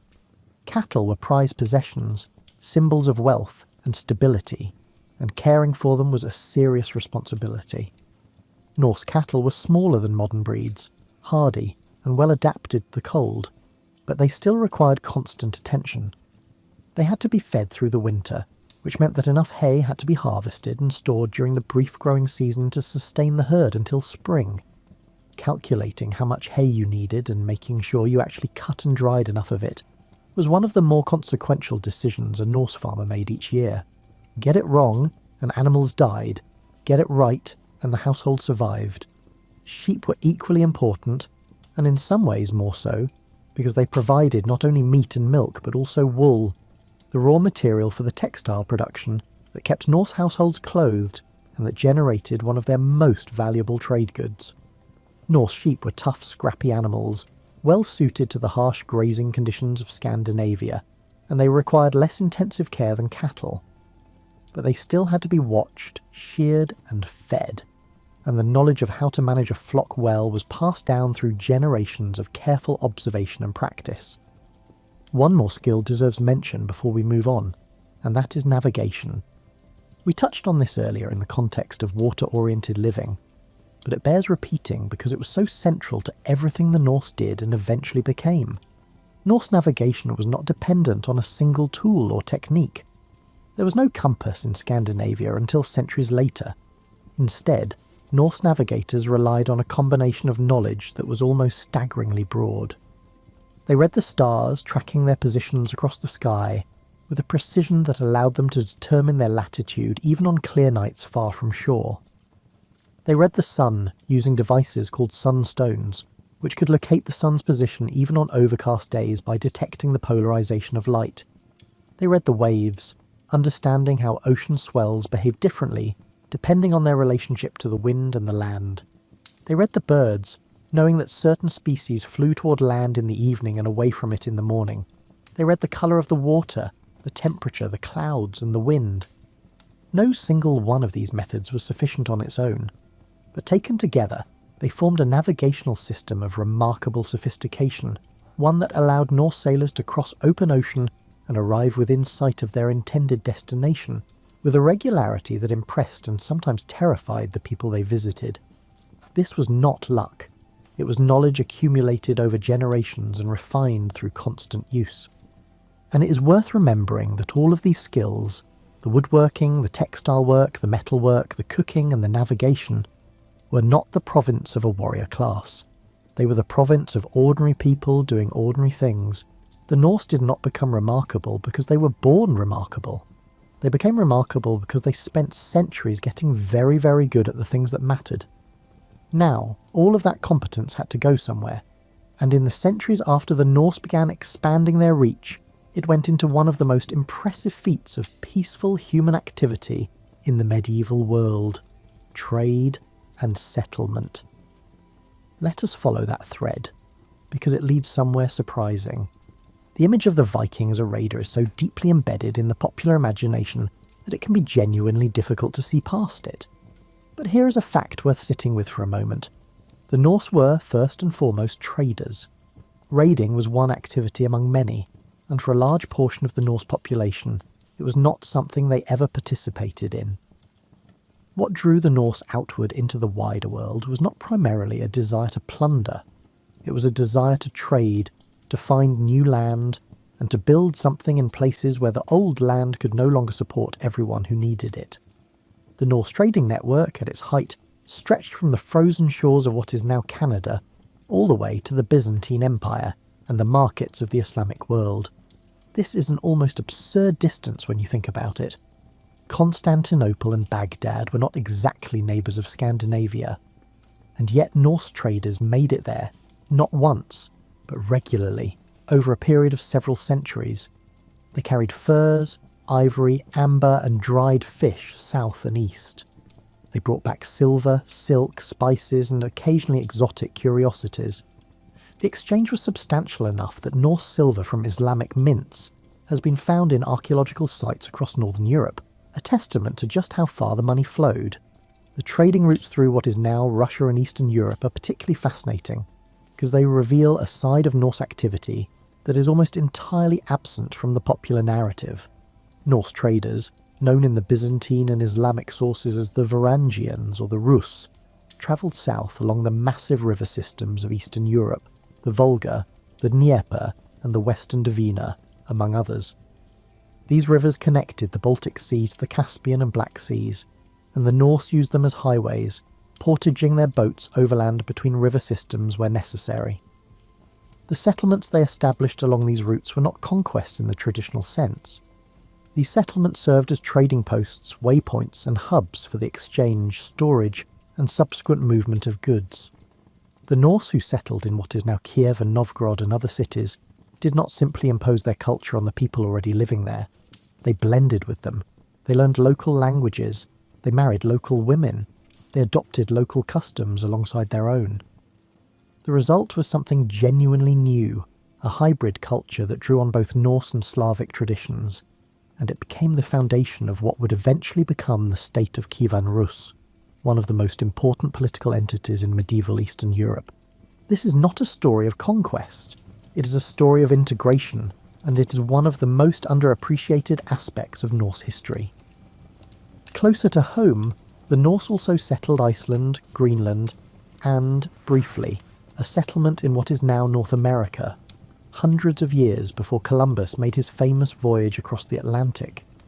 The settlement of Iceland is particularly instructive, because it illustrates how Norse expansion actually worked in practice. Iceland was uninhabited when the Norse arrived in the late 800s, which meant there was no one to conquer and no one to displace. The settlers simply showed up. divided the land among themselves according to a system that was remarkably fair by the standards of the time, and set about building a society from scratch. They brought their livestock, their tools, their language, and their legal traditions with them. They built longhouses, they farmed sheep and cattle, they fished the rich waters around the island, and they created something that would become one of the most culturally productive societies in medieval Europe. But that is a story for a later segment. For now, the point is simply that the Norse did not need to take land from someone else in order to expand. When uninhabited land was available, they took it, settled it, and made it work. Greenland followed a similar pattern, though the conditions there were far harsher. Norse settlers arrived in the late 900s and established two main communities on the western and eastern coasts. They raised sheep and cattle, hunted marine mammals, and traded with the Inuit people they encountered.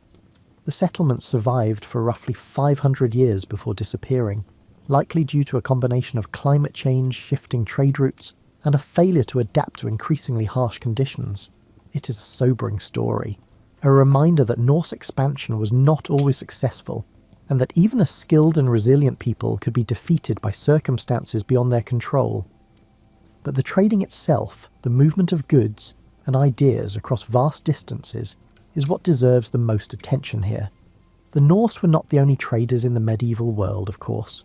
The Vikings were operating in a network that included Arab merchants, Byzantine traders, and many others. But the Norse brought something distinctive to this network: their ability to navigate rivers and coastlines that other traders found difficult or impossible. They could reach places that were simply not accessible to people without their seafaring skills, and this gave them a natural advantage in the exchange of goods. The goods themselves tell an interesting story. Furs were enormously valuable in the medieval world, and Scandinavia and northern Russia were among the richest sources of high-quality furs in Europe. Beaver pelts, fox skins, ermine and sable all moved through Norse trading networks in large quantities. Walrus ivory was another important Norse export, used to make everything from chess pieces to religious carvings in the churches of Western Europe. And dried cod, as we have already discussed, was a trade good of remarkable durability and portability, one that could sustain long voyages and survive months in a cargo hold without spoiling.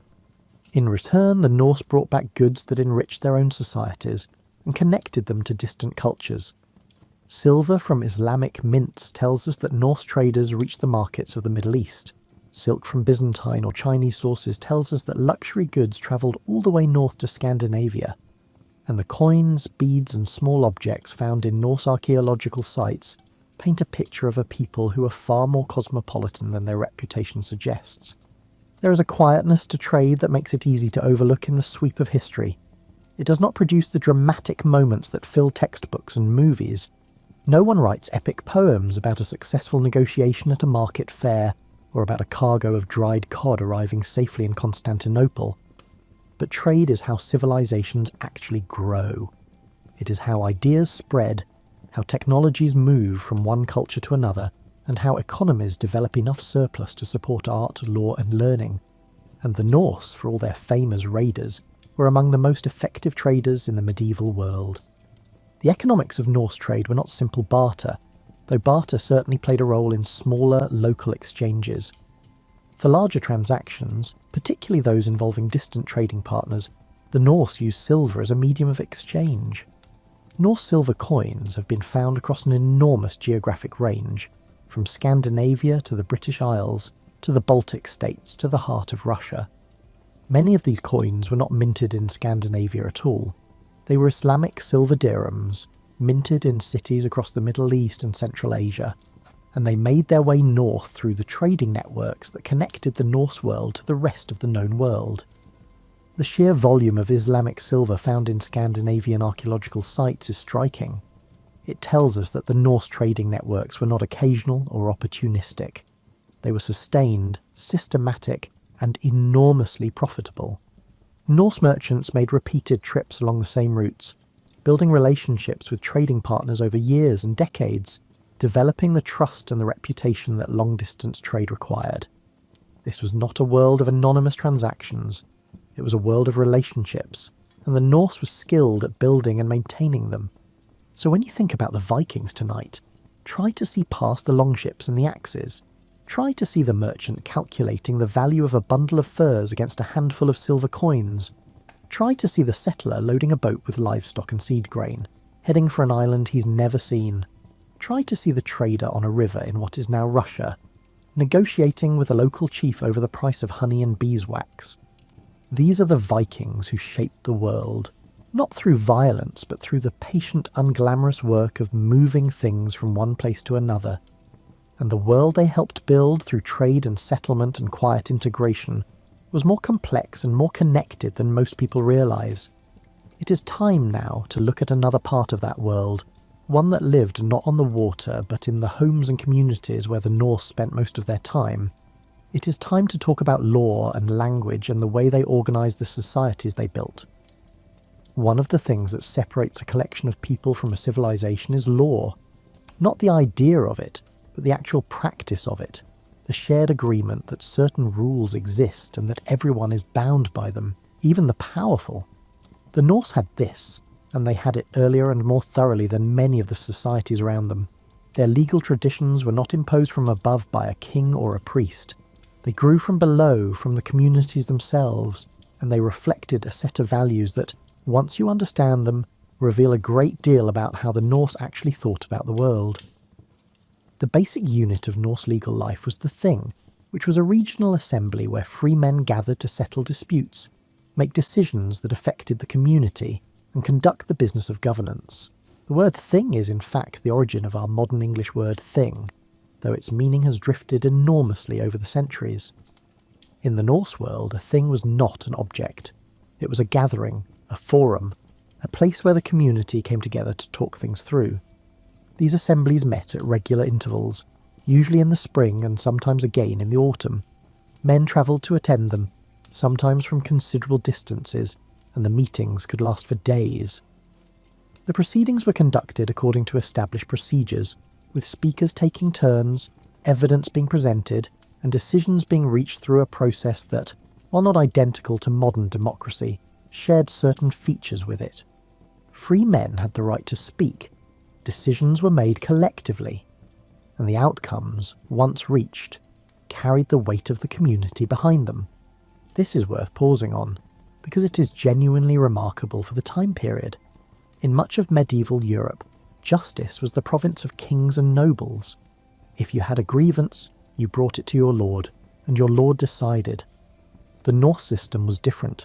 It was decentralised, it was participatory, and it placed a significant amount of power in the hands of ordinary farmers and landowners, not just the wealthy or the well-connected. The law itself was not written down for a long time. It existed in the memories of the community, passed from one generation to the next through oral tradition. Certain individuals, known as lögsugamæður in Iceland, were charged with memorising and reciting the law at the Thing, serving as a kind of living legal library. This was not an imprecise or unreliable system. Oral traditions can be remarkably accurate when they are maintained with care and repeated regularly, and the Norse took their legal knowledge seriously enough to do both. The content of the law covered an enormous range of everyday concerns. Property disputes were common, and the law provided detailed frameworks for resolving them. Inheritance was carefully regulated, with rules governing how a dead man's property should be divided among his heirs. Crimes against the person, from theft to assault to more serious offences, each carried specific penalties, and the penalties were often financial rather than physical. The Norse system relied heavily on compensation rather than punishment. If you injured someone, you owed them, or their family, a specific amount, calculated according to the severity of the harm. Pay it, and the matter was settled. Refuse to pay, and you could be declared an outlaw, which meant that anyone was free to kill you without legal consequence. This last point sounds harsh, and in some ways it was, but it also reflects a pragmatic understanding of how to maintain order in a society without a standing police force or a professional judiciary. The threat of outlawry was a powerful incentive to settle disputes peacefully, and most people did. The system was not perfect. Wealthy men could sometimes use their influence to tip proceedings in their favour. Feuds could escalate when one side felt the other had not been adequately compensated. But on balance it worked. and it worked better than the alternatives available at the time. Language is the other thread worth pulling here, because the Norse language itself is one of the quietest and most lasting contributions the Vikings made to the world. Old Norse, the language spoken across Scandinavia and Iceland during the Viking Age, was a North Germanic language, related to but distinct from the languages spoken by the Saxons and the Angles in England. And when the Norse settled in England, Ireland, Scotland and other parts of the British Isles, they brought their language with them. The result was not the replacement of one language by another. It was something more interesting than that. Old Norse and Old English were similar enough that speakers of each could, with some effort, understand the other. They were not identical, but they shared enough common ground that communication was possible without a translator. And in the areas where Norse settlers lived alongside English-speaking populations, the two languages began to blend together in ways that shaped the English we speak today. The number of words in modern English that come directly from Old Norse is staggering, and many of them are so fundamental that you use them without ever thinking about their origins. The words sky, egg, give, take, they, them, their, want, wrong, ugly, and hundreds of others all entered English through Norse influence. But the contribution goes beyond individual words. Norse settlers also influenced the grammar and syntax of English in ways that linguists are still studying. The simplification of English verb endings, for instance, may have been partly driven by the need for Norse and English speakers to communicate with each other using a shared simplified grammar. This is one of the most fascinating aspects of Norse influence on the world, because it is so invisible you cannot see it, you cannot point to it on a map. But every time you speak English, you are using words and structures that were shaped, in part, by people who sailed across the North Sea 1,000 years ago and settled in a new land. The Vikings did not just change the political landscape of medieval Europe, they changed the way an entire language grew and evolved, and through that language the way millions of people think and communicate today.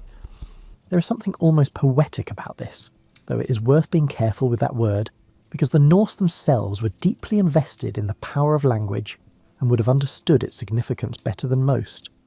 Words mattered enormously in Norse culture. The ability to speak well, to compose verses that were memorable and striking, and to tell a story that held an audience was a valued skill, almost as valued as physical courage or practical competence. The Norse sagas, which we will touch on briefly later, are in part a testament to this reverence for language. They are among the finest works of narrative prose produced anywhere in the medieval world, and they were written in Old Norse, the language the Vikings spoke at home. The lore and the language taken together reveal a people who are far more sophisticated than the popular image suggests. They were not simply warriors who happened to sail. They were a society with a functioning legal system, a rich literary tradition, and a language that would go on to shape one of the most widely spoken tongues in the world. These are not the accomplishments of barbarians. These are the accomplishments of a civilization, one that happened to be located at the edge of the known world, and one that, for reasons both fair and unfair, got a reputation that obscured almost everything interesting about it. The thing assemblies, the oral legal traditions, the blending of Norse and English into something new, and the words you use every single day without knowing where they came from. These are the quiet legacies, the ones that do not make for dramatic television, but that have lasted 1,000 years and show no sign of fading. Now let us step inside, literally, and talk about the homes the Norse built and the lives they lived within them, because the domestic world of the Vikings is one of the most underexplored parts of their story, and it is full of details that are both surprising and oddly comforting. There is a warmth to thinking about how people actually lived their daily lives, as opposed to how they fought, or conquered, or explored. The Norse longhouse is one of the best windows we have into that warmth, and it is worth spending some time inside it, because the picture it reveals is one of a people who care deeply about comfort, family, and the small pleasures that make a hard life bearable. The longhouse was the basic unit of Norse domestic architecture, and it came in many sizes and variations depending on the region, the wealth of the family, and the local climate. In its simplest form, it was a large rectangular building, sometimes remarkably large, with thick walls made of wood, stone, or turf, depending on what was available locally. In Iceland, where trees were scarce, longhouses were often built primarily of stone and turf. In Norway, where timber was plentiful, wood was the dominant material. The roof was typically covered with sod, which provided excellent insulation, keeping the interior surprisingly warm even in the coldest months. Inside, the longhouse was organised around a central fire pit or hearth, which served as the source of both heat and light. There was no chimney. The smoke drifted upward and escaped through a hole or gap in the roof, which also let in a shaft of daylight. This meant that the interior of a longhouse was often hazy with smoke, and the walls and ceiling were perpetually darkened by it. But it also meant that the fire could be kept burning almost continuously through the long winter, and the smoke itself served a practical purpose. It helped preserve the dried fish and meat that hung from the rafters above. The sleeping arrangements were along the walls, on raised platforms or benches that ran the length of the building on either side of the hearth. These were not beds in the modern sense. They were wooden platforms covered with furs and woven blankets, and they served as both sleeping surfaces during the night and seating during the day. The family slept together, close to the fire, wrapped in layers of wool and animal skin. In the coldest months, this communal warmth was not a matter of preference, it was a matter of survival. The centre of the longhouse, the area around the fire, was where the family spent most of its waking hours. This was where meals were prepared and eaten. The cooking was done over the open fire or in a pit beside it, using iron pots that held stews and soups made from whatever was available. A typical Norse meal might include fish, dairy, bread, and perhaps some greens or berries in season. The meals were not elaborate, but they were substantial, and they were eaten together as a family, which gave them a social dimension that went beyond simple nutrition. Ale was brewed in most Norse households, made from barley or other available grains, and it was a daily part of the diet for adults and often for older children as well. This was not unusual for the medieval world. Water sources were often unreliable, and fermented beverages were both safer to drink and more calorie-dense than water. Norse ale was not particularly strong by modern standards, but it was a staple, and brewing it was another of the many domestic skills that women in Norse households managed alongside everything else. The longhouse was also a workspace. Textile production, as we discussed earlier, happened here, often in the evenings when the day's outdoor work was done. Women spun wool on drop spindles, which could be worked while walking or sitting, and wove it on upright looms that were set up near the fire. The rhythmic click of the loom and the quiet pull of the spindle were sounds that filled Norse evenings, and they were accompanied by conversation, storytelling, and the occasional song. Children grew up in this environment, surrounded by the work of the household, and absorbing its rhythms from a very young age. Norse childhood was not a prolonged period of play and leisure, as it might be in wealthier societies. Children were expected to contribute to the household from an early age, helping with tasks that matched their size and strength. But they were also valued, and their well-being mattered to their parents in ways that are evident from the archaeological and textual record. Children's graves have been found with care and attention, buried with small possessions that suggest they were mourned and remembered. Norse law provided specific protections for children, including penalties for harming them. The Norse were not sentimental about childhood in the way that modern Western cultures tend to be, but they were not indifferent to it either. The longhouse also housed, in many cases, more than one family. Extended family groups often lived together, sharing the space and the work. Grandparents, parents, children, and sometimes siblings and their spouses all under one roof. This was partly practical, a matter of shared labour and shared warmth, and partly cultural, a reflection of the Norse value placed on family bonds and mutual obligation. The longhouse was not just a shelter, it was a social structure, a place where relationships were maintained and obligations were fulfilled on a daily basis. There is a detail about Norse domestic life that is worth lingering on, because it reveals something about the texture of everyday existence that larger historical narratives tend to miss. The Norse kept animals inside the longhouse during the winter months. Cattle, sheep and goats shared the building with the human family, separated by a partition but close enough that their warmth contributed to the overall temperature of the space. This sounds uncomfortable by modern standards, and it probably was in certain ways, but it also meant that the longhouse was never truly cold, even on the darkest winter nights. The combined body heat of dozens of animals and a human family contained within thick walls of stone or turf created an environment that was surprisingly livable. The smell, presumably, was something you got used to. The Norse, like people in many pre-modern societies, lived in much closer contact with animals than we do, and they did not find it particularly remarkable. Hygiene and cleanliness were not neglected despite what the popular image of Vikings might suggest. The Norse bathed regularly, particularly in areas where hot springs were available, as they are in parts of Iceland and Norway. Archaeological evidence from Norse sites has turned up combs, tweezers, razors, and other grooming implements, suggesting that personal appearance mattered to them.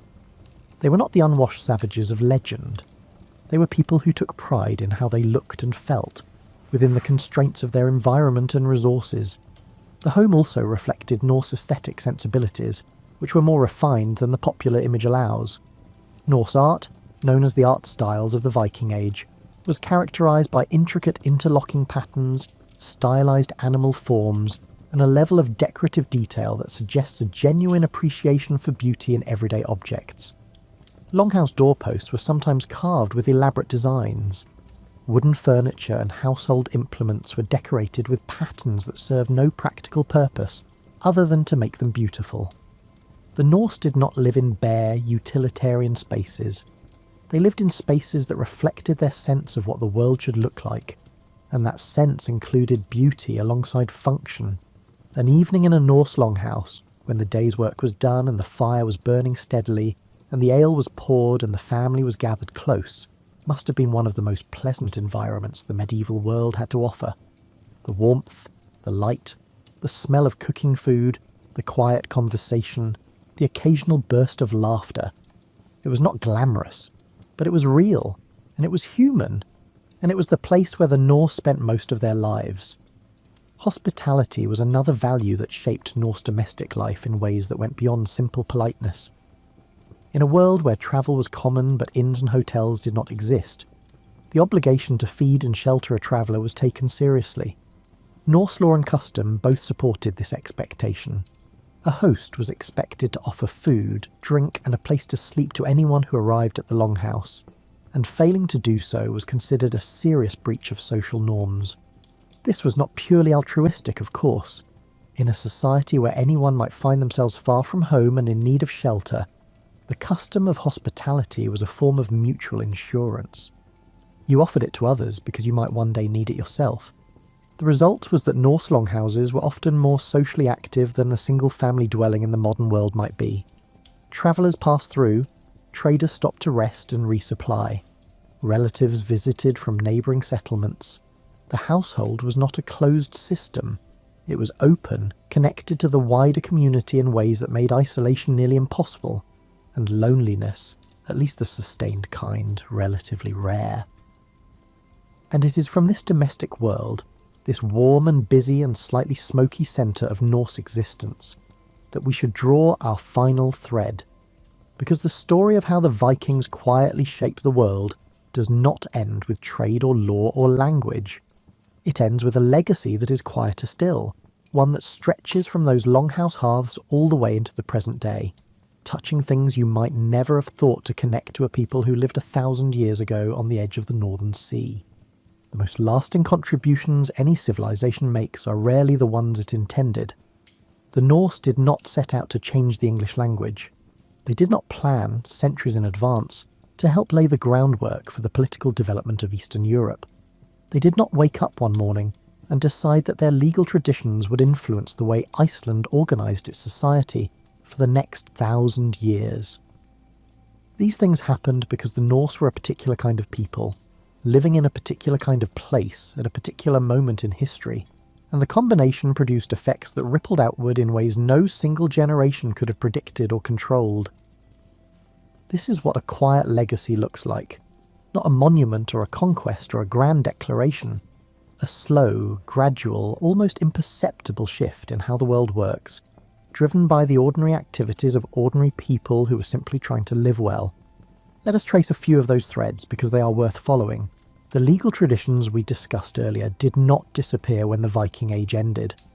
They evolved, adapted, and in some cases survived remarkably intact into the modern era. Iceland is the clearest example. The Althing, Iceland's parliament, was established in 930 CE and is still in operation today, making it one of the oldest continuously functioning legislative bodies in the world. It is not the same institution it was 1,000 years ago, of course. It has changed enormously, adapting to new circumstances and new ideas about governance. But its roots are Norse, and the basic principle behind it, that free people have the right to gather and make decisions about their own affairs, is a principle that traces directly back to the Thing assemblies of the Viking Age. This is not a small thing. The idea that governance should be participatory, that it should involve the consent of the governed rather than simply the will of the powerful, is one of the most important ideas in the history of human civilization. And while it did not originate exclusively with the Norse, they were among the earliest and most consistent practitioners of it in Northern Europe. The Thing assemblies were not perfect democracies. They excluded women, thralls, and in many cases people without sufficient property. But they were, for their time and place, remarkably open systems, and the tradition they established in Iceland has endured in one form or another for over 1,000 years. The Norse sagas are another legacy worth considering, because they represent something genuinely unusual in the medieval literary landscape. The sagas are long, detailed, realistic narratives, often based on historical events or real people, written in Old Norse between roughly the 12th and 14th centuries. They are not myths or legends, though they sometimes incorporate mythological elements. They are, in many ways, closer to what we would now call novels or historical fiction, and they are remarkable for their psychological depth, their attention to character, and their unflinching willingness to portray human beings in all their complexity. The Icelandic sagas in particular are considered masterpieces of world literature by scholars who have studied them carefully, and they deserve that reputation. They portray Norse society with a frankness and a nuance that is rare in any era of literary history. Characters are not heroes or villains, they are people, flawed and complicated and sometimes surprising, navigating a world that does not always make sense. The sagas are funny, occasionally very funny, in a dry and understated way that feels remarkably modern. They're also sad and violent and tender, sometimes all within the same paragraph. What makes them relevant to a discussion of Norse legacy is that they represent a tradition of storytelling and record-keeping that shaped how subsequent generations understood the Norse world. Many of the things we know about Viking Age society, its customs, its values, and its daily rhythms come from the sagas. They are not perfectly reliable historical sources, of course. They were written centuries after many of the events they describe, and they reflect the perspectives and biases of their authors. But they are extraordinary documents, and they demonstrate that the Norse took their own story seriously enough to write it down with care and skill. The cultural legacy extends into art and design as well. Norse decorative art, with its intricate interlocking patterns and stylized animal forms, influenced the art of every culture the Norse touched. You can see Norse influence in the illuminated manuscripts of Irish and English monks, in the carved doorways of Scandinavian churches, and in the metalwork and jewellery of medieval Europe more broadly. The style travelled with the Norse wherever they went, and it left traces that persisted long after the Norse themselves had blended into the populations around them. There's also a geographical legacy that is easy to overlook. Place names across the British Isles, particularly in areas where Norse settlers lived in significant numbers, are of Norse origin. In the north of England, in Scotland, in Ireland, and of course in Iceland and the other Norse settled lands, the landscape itself carries the imprint of Norse presence in the names of towns, rivers, hills and farms. These names are fossils, linguistic traces of a people who lived in these places 1,000 years ago and who left their mark on the land in a way that no amount of subsequent habitation has erased. The word Friday, for instance, derives from the Norse goddess Frigg. The word Wednesday comes from Odin, known in Norse as Woden. Thursday is Thor's day. These connections are well known, but they are worth stating plainly because they illustrate how thoroughly Norse culture wove itself into the fabric of everyday life in Northern Europe. You cannot get through a single week without using words that trace back to Norse mythology and Norse language. And then there is the matter of exploration, which is perhaps the Norse legacy that has received the most attention, even if the attention has often been focused on the wrong aspects of it. The Norse reached North America roughly 500 years before Columbus, establishing a settlement at a place called Vinland, which is now believed to have been located on the island of Newfoundland in what is now Canada. The settlement, known from archaeological evidence at a site called Lanceau Meadows, did not last long.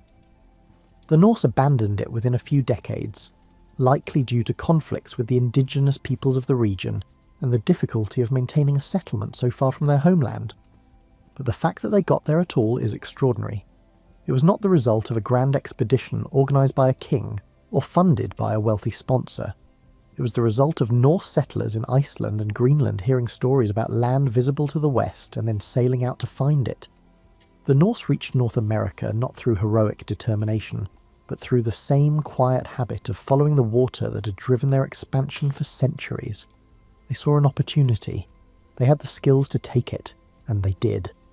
The settlement at Vinland did not change the course of world history in the way that Columbus's voyages did.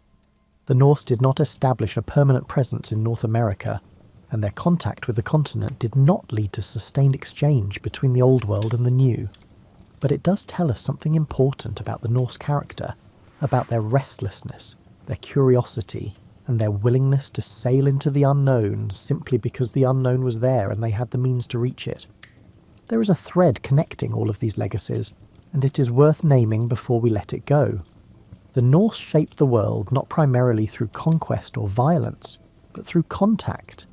They touched so many cultures, so many places, so many languages and legal systems and artistic traditions, that their influence spread like water, finding its way through cracks in stone, slowly, quietly, persistently, not always noticed, not always acknowledged, but always there. The English words you use every day, the parliamentary traditions that Iceland still practices, the sagas remain masterpieces of world literature.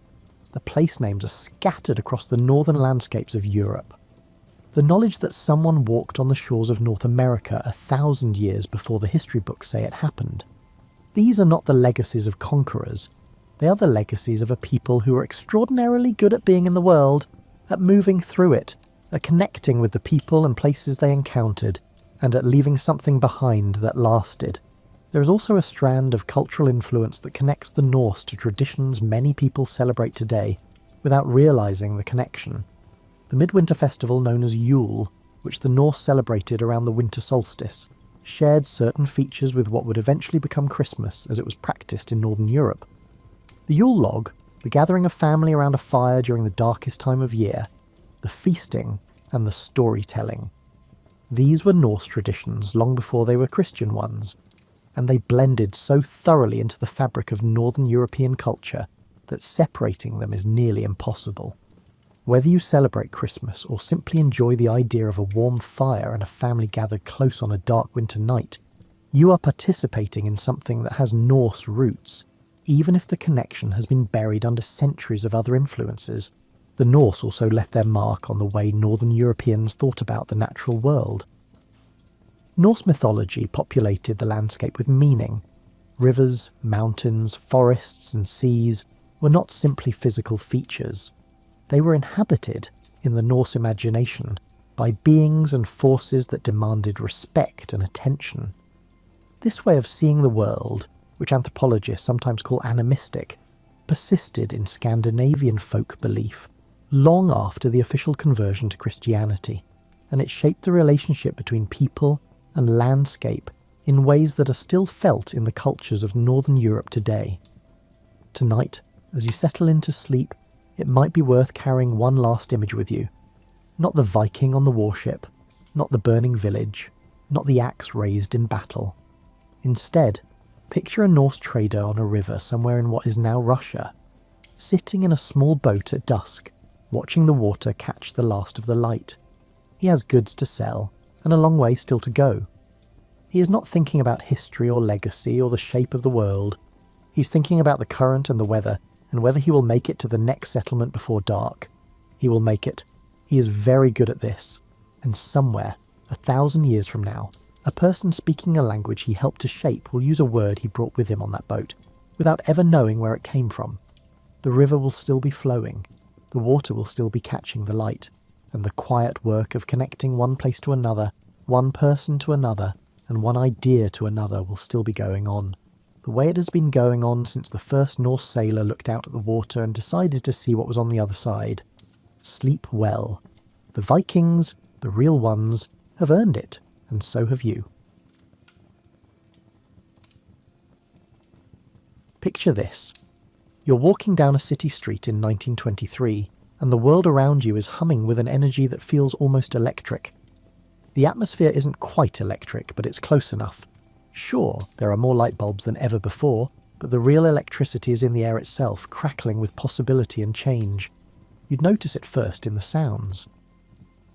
The clip-clop of horses that dominated just a decade ago has been replaced by the puttering growl of automobiles. The sound is not the smooth purr of modern cars, but rather a sound akin to a coffee grinder arguing with a lawnmower. The Model T Ford, despite its mechanical prowess, was as unassuming as a brass band playing in a library.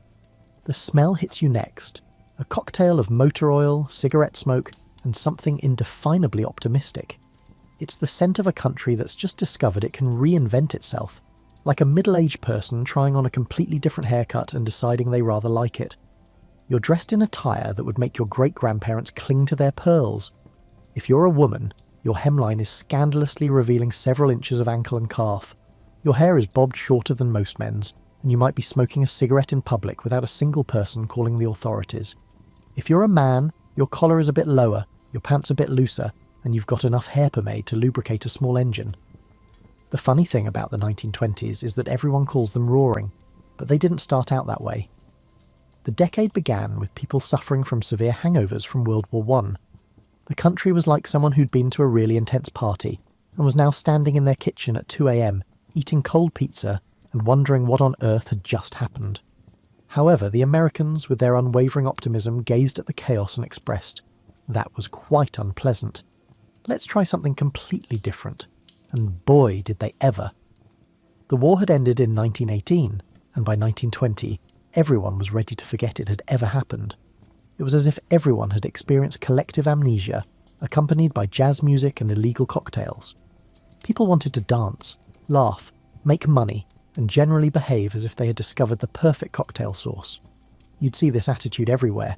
People walked with a spring in their step, suggesting they were late for something fun. They spoke faster, louder, and with more slang than a teenager who had just discovered they could invent their own language. Bee's knees and cat's pyjamas not only served as expressions, but also as declarations of independence from the Victorian era, which had finally, thankfully, left town. The cities were growing like mushrooms after rain.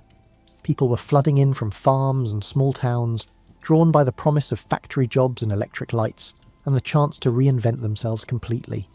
It was like the world's largest costume party, except the costumes were new lives, and nobody was planning to take them off at midnight.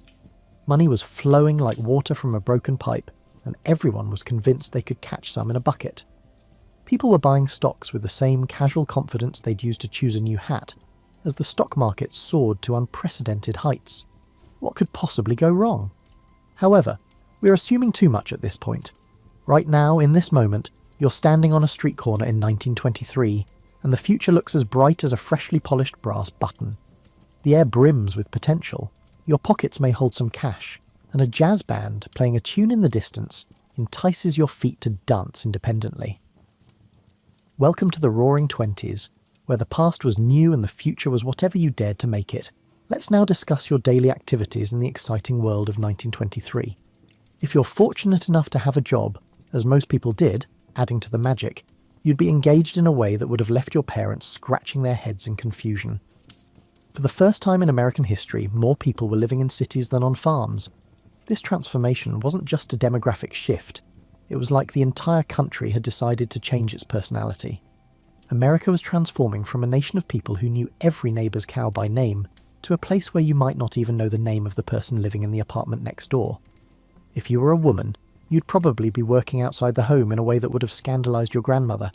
Instead of performing strenuous farm tasks or handling laundry, women found themselves seated at a desk in an office building, using innovative typewriters that resembled a hybrid of a piano and a mechanical spider. You'd be earning your money, which gave you a kind of freedom that previous generations of women could only dream about. The work itself had a rhythm to it that was entirely new. You'd clock in at 8 a.m. sharp, because the whole concept of business hours was becoming sacred. Lunch was exactly 1 hour, usually eaten at a counter lunch spot that served food faster than you could say efficiency. Everything was about speed and productivity, and the wonderful, terrible idea that time was money. But here's the thing that made the 20s special. When that workday ended, the real fun began. You'd step out of your office building into a world that was determined to entertain you. The streets were lined with movie theatres showing the latest Charlie Chaplin or Buster Keaton films. These weren't just movies. They were escapes into worlds where anything could happen, and usually did. If you desired to dance, you would make your way to one of the hundreds of dance halls that had sprung up like fervent plants. Jazz, a new musical genre, resembled traditional music with a hint of improvisation. It was syncopated, unpredictable, and absolutely irresistible. You'd do the Charleston until your feet hurt, then keep dancing anyway because the music wouldn't let you stop. The food was changing too. Instead of the heavy Germanic meals that had dominated American tables, you'd find yourself eating lighter fare. Salads became fashionable, not because anyone was particularly concerned about health, but because they felt modern and sophisticated. Canned foods were everywhere, promising convenience and consistency. You could open a can of peaches in the middle of winter and feel like you were living in the future. And speaking of the future, everything was about being modern. The furniture, art and ideas were all modern. If something was old, it was automatically suspect. People were redecorating their homes with clean lines and geometric patterns, throwing out the heavy, ornate Victorian furniture that had dominated parlours for decades. It seemed as though the entire nation had made a resolute decision to purge and never look back. Your evening entertainment might include listening to the radio, which was still magical enough to make you shake your head in wonder. The air carried voices and music directly into your living room. You'd gather around the radio like it was a campfire, listening to programs that connected you to the rest of the country in a way that had never been possible before. But the real excitement came from the speakeasies. Now, officially, alcohol was illegal thanks to Prohibition, which had gone into effect in 1920. But in reality, people were drinking more than ever, and they were drinking it in hidden clubs that had the atmosphere of a permanent party. You'd knock on an unmarked door, whisper a password, and suddenly you'd be in a world of dim lights, strong drinks, and the kind of music that made you want to dance until dawn. The irony wasn't lost on anyone. The government tried to make America more moral by banning alcohol, but it made drinking more fun, social and exciting. It was akin to receiving a ban on dessert, which instantly elevated it to the pinnacle of desire. Let's settle in and talk about money in the 1920s, because this is where things get really interesting. Imagine if everyone in your neighbourhood suddenly discovered they had a talent for finding $20 bills in their coat pockets. That's roughly what the economy felt like in 1924. You'd wake up each morning and check the newspaper for stock prices the way people today check their social media. The numbers consistently increased, akin to a helium balloon devoid of gravity. Your neighbour, who previously sold insurance, was now providing you with valuable insights about radio companies and automobile manufacturers. Your barber was talking about his portfolio while he trimmed your hair. Even the woman who ran the corner grocery store was buying stocks with the confidence of someone who'd been doing it for decades. The beautiful thing was, you didn't need to be rich to get started. You could buy stocks on margin, which meant you only needed to put down a small amount of your money and borrow the rest. It was like a layaway, but for wealth building. What could possibly go wrong with borrowing money to buy something that was guaranteed to go up in value? Your typical day might start with a quick stop at the bank, where the teller would greet you with a smile that suggested he was personally invested in your financial success. Banks were no longer the stern, intimidating institutions they'd been in your grandfather's day. They were friendly, welcoming places that were eager to lend you money for just about anything. Want to buy a car? Here's a loan. Want to buy a house? Here's a mortgage. Want to buy stocks? Here's some margin financing. The bankers practically threw money at you, instilling in you a sense of gratitude for their faith in your future. The cars were a perfect example of how money was changing everything. Henry Ford had figured out how to mass-produce automobiles, which meant that for the first time in history, regular working people could afford to buy one. A Model T cost about $290 in 1925, which was roughly 3 months' wages for an average worker. Compare that to today, when a new car costs more like 8 months' wages, and you can see why everyone was feeling pretty optimistic about their purchasing power. But the real magic happened when you got that car home. Suddenly you weren't limited to your neighbourhood anymore. You could drive to the next town over for dinner, or take a weekend trip to the mountains, or simply cruise around on a Sunday afternoon feeling like the king of the world. The automobile didn't just change how you got around, it changed how you thought about distance, time, and possibility. Consumer goods were flooding the market.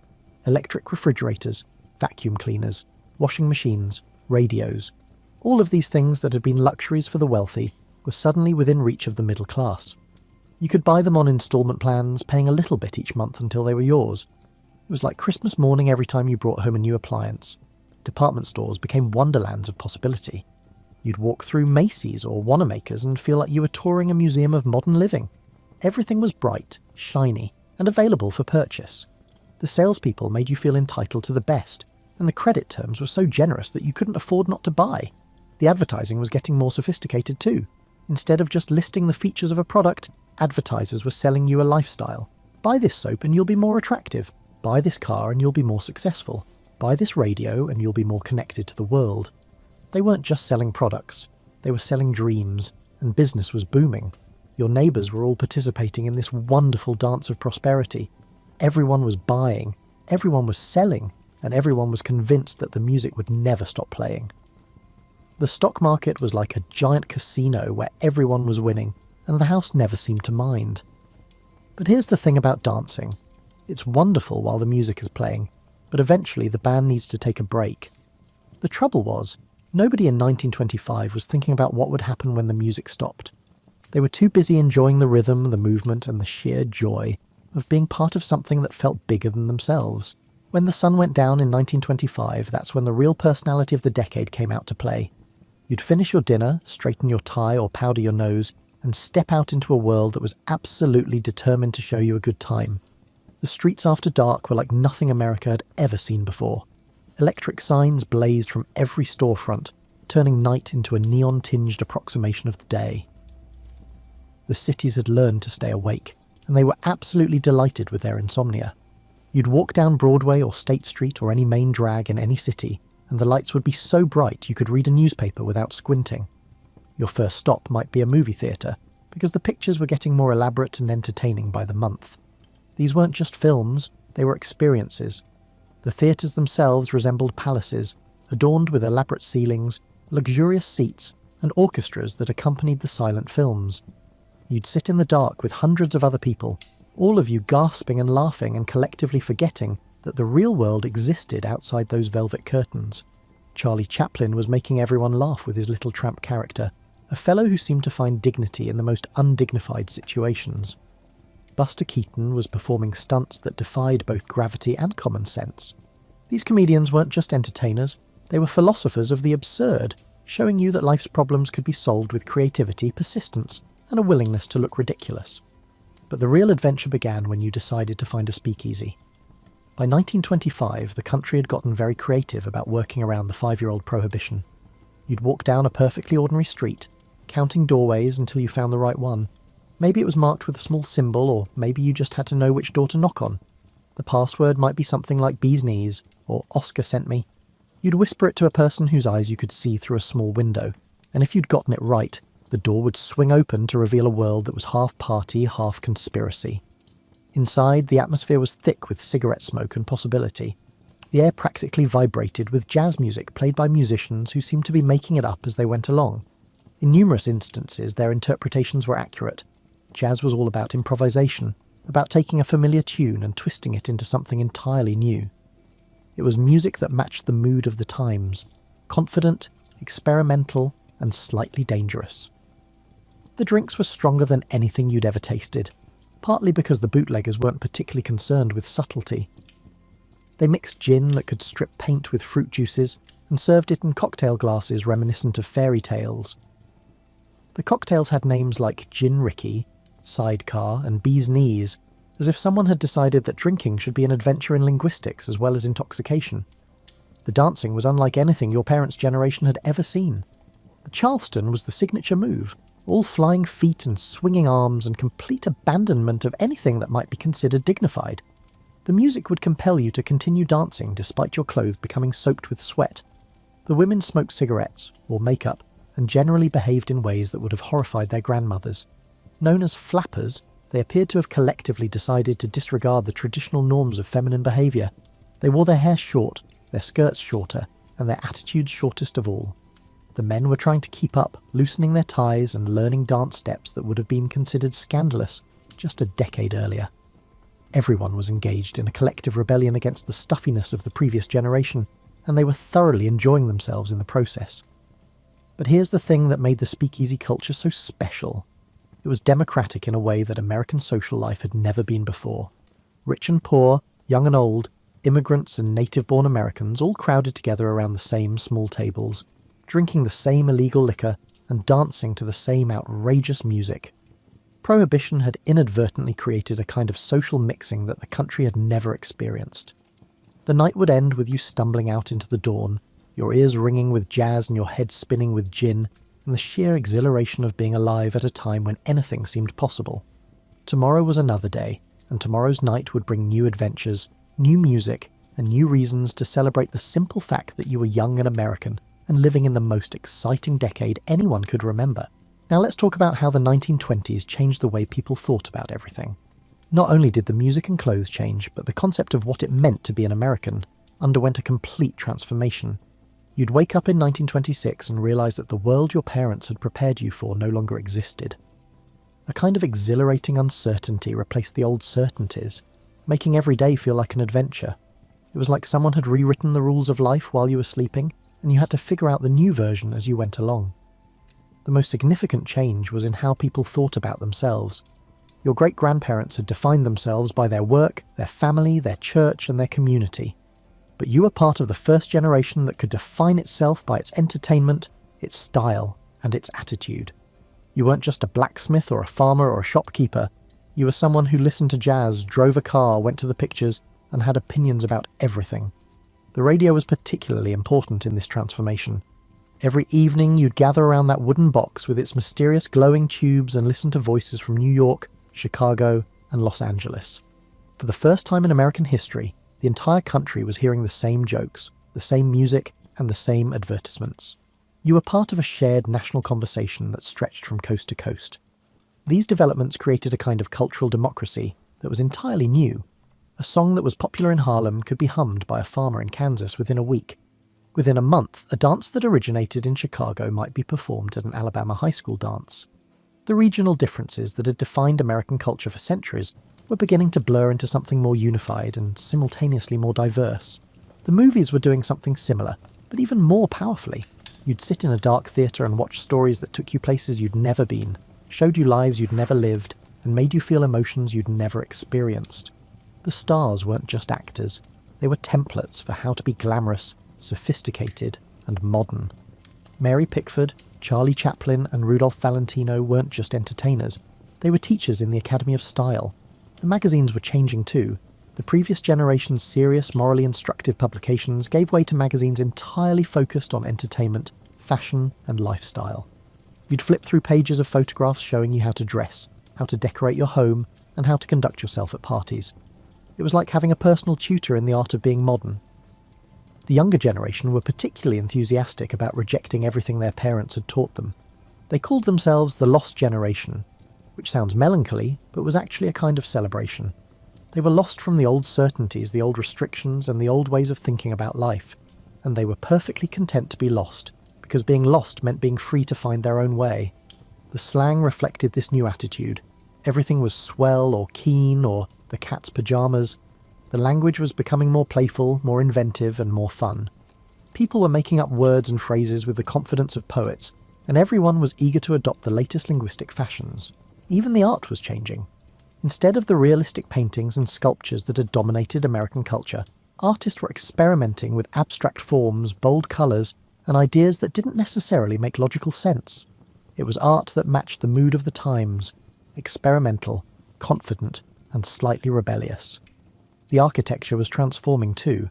Buildings were getting taller, sleeker, and more geometric.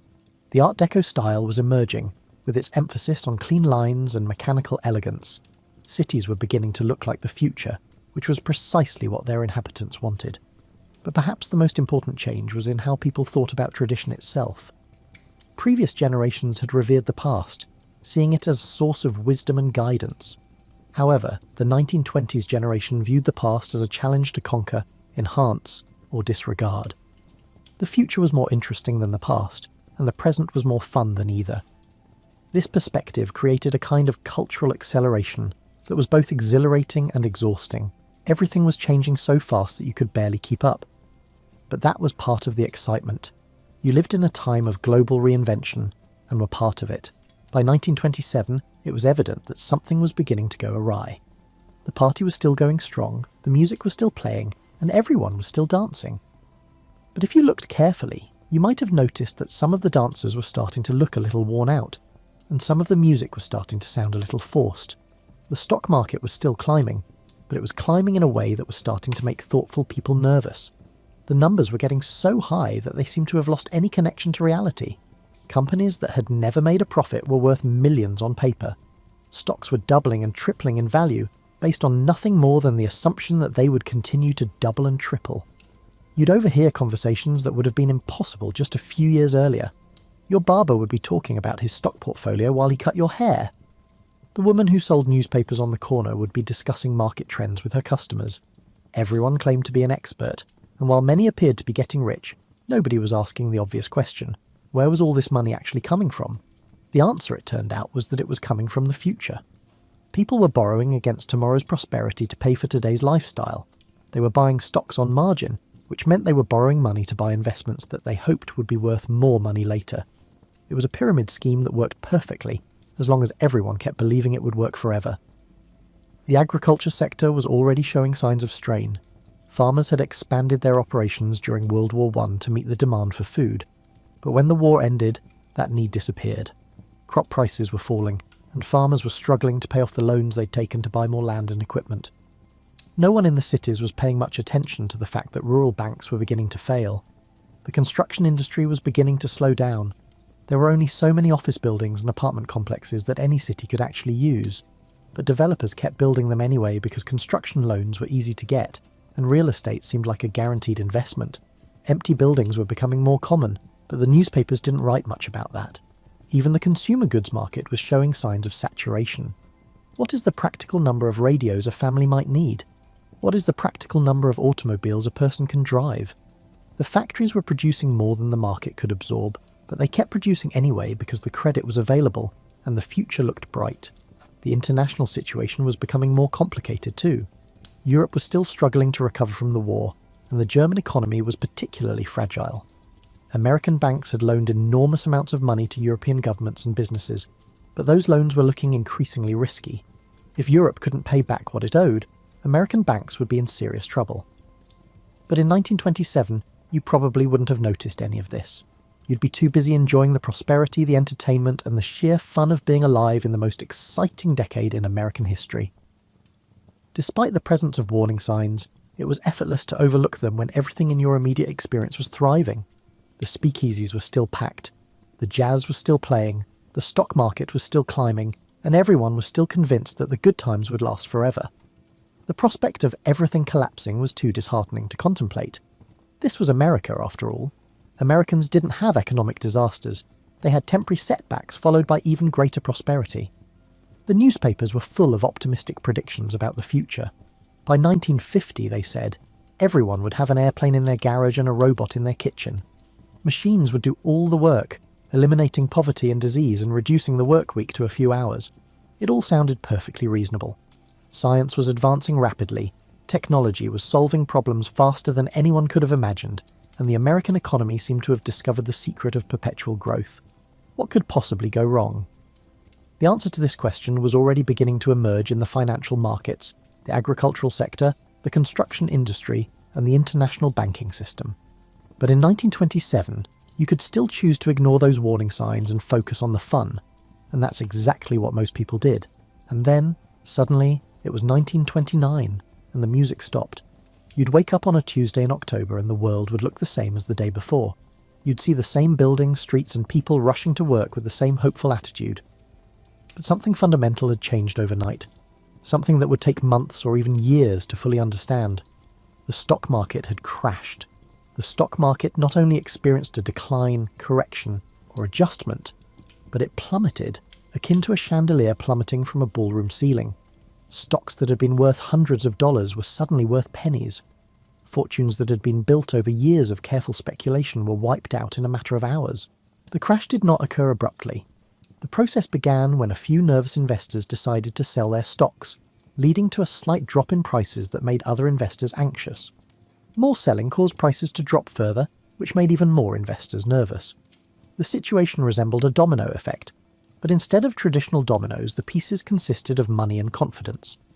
In just a few days, the American economy had experienced a significant decline of approximately 40% in its value. People who had gone to bed wealthy woke up poor. Suddenly the banks, seemingly as solid as mountains, revealed themselves to be based on sand. The prosperity that had seemed so permanent was exposed as an elaborate illusion. The human cost was staggering. Your neighbour, who had been bragging about his stock portfolio, was now trying to figure out how to pay his mortgage. Suddenly the bank where you deposited your savings closed, and a sign on the door declared your money unavailable. The factory where you'd worked for years was laying off workers because nobody could afford to buy what they were producing. But here's the thing about the crash. It wasn't really the end of the Roaring Twenties. It was more like the moment when someone turned on the lights at the end of a party and everyone realised what the place actually looked like. The problems had been there all along, hidden by the excitement, optimism and sheer fun of it all. We would call the decade that followed the Great Depression a period marked by hardship, struggle and collective soul-searching. But it would also be a time of innovation and resilience, and the discovery that Americans could survive just about anything if they worked together. Looking back from the perspective of 1932 or 1935, you might have been tempted to dismiss the entire decade of the 1920s as a foolish mistake, a time when the country lost its mind and forgot about the values that had made it great. But that would have been unfair to the genuine achievements of the era. The 1920s had given America jazz, movies, radio and automobiles, as well as the beginnings of a modern consumer culture. It had liberated women from Victorian restrictions and given young people the freedom to define themselves. It had connected the country in ways that had never been possible before, and created a shared national culture that transcended regional differences. Most importantly, it had shown Americans that they could reinvent themselves, that they could reject the limitations of the past and create something entirely new. That lesson would prove invaluable in the decades to come as the country faced the challenges of depression, war, and social transformation. The Roaring Twenties evoked a vision of immense prosperity and boundless possibilities. It was excessive, unsustainable, and ultimately destructive. But it was also creative, liberating, and genuinely enjoyable. It was a time when Americans learned they could be more than they ever thought, even if they couldn't keep it up. As you drifted off to sleep, you may have realised that the 1920s' true legacy was the confidence they gave Americans to believe anything was possible, not the crash that ended them. That confidence would be tested in the years to come, but it would never be completely broken, and that perhaps was the most important lesson of all. The music had stopped, but the memory of the dance would last forever. You wake before dawn in a barn that isn't yours, your breath forming small clouds in the November air. The straw beneath you holds the musty sweetness of last summer's harvest, and somewhere above in the loft, a barn cat shifts position, causing dried stalks to whisper and settle. This is the 5th barn this week and the 20th this month. You've become skilled at judging which farmers will tolerate a traveller sleeping among their animals, and which will set dogs loose at the first sign of trespassing. The medieval road called to different people for different reasons. Some walked because debt or crime had made staying dangerous. Others wandered because a lord had died and his successor had no use for extra servants. A few chose the road deliberately, though most people in the 1300s would have found this choice as incomprehensible as someone today deciding to be permanently homeless.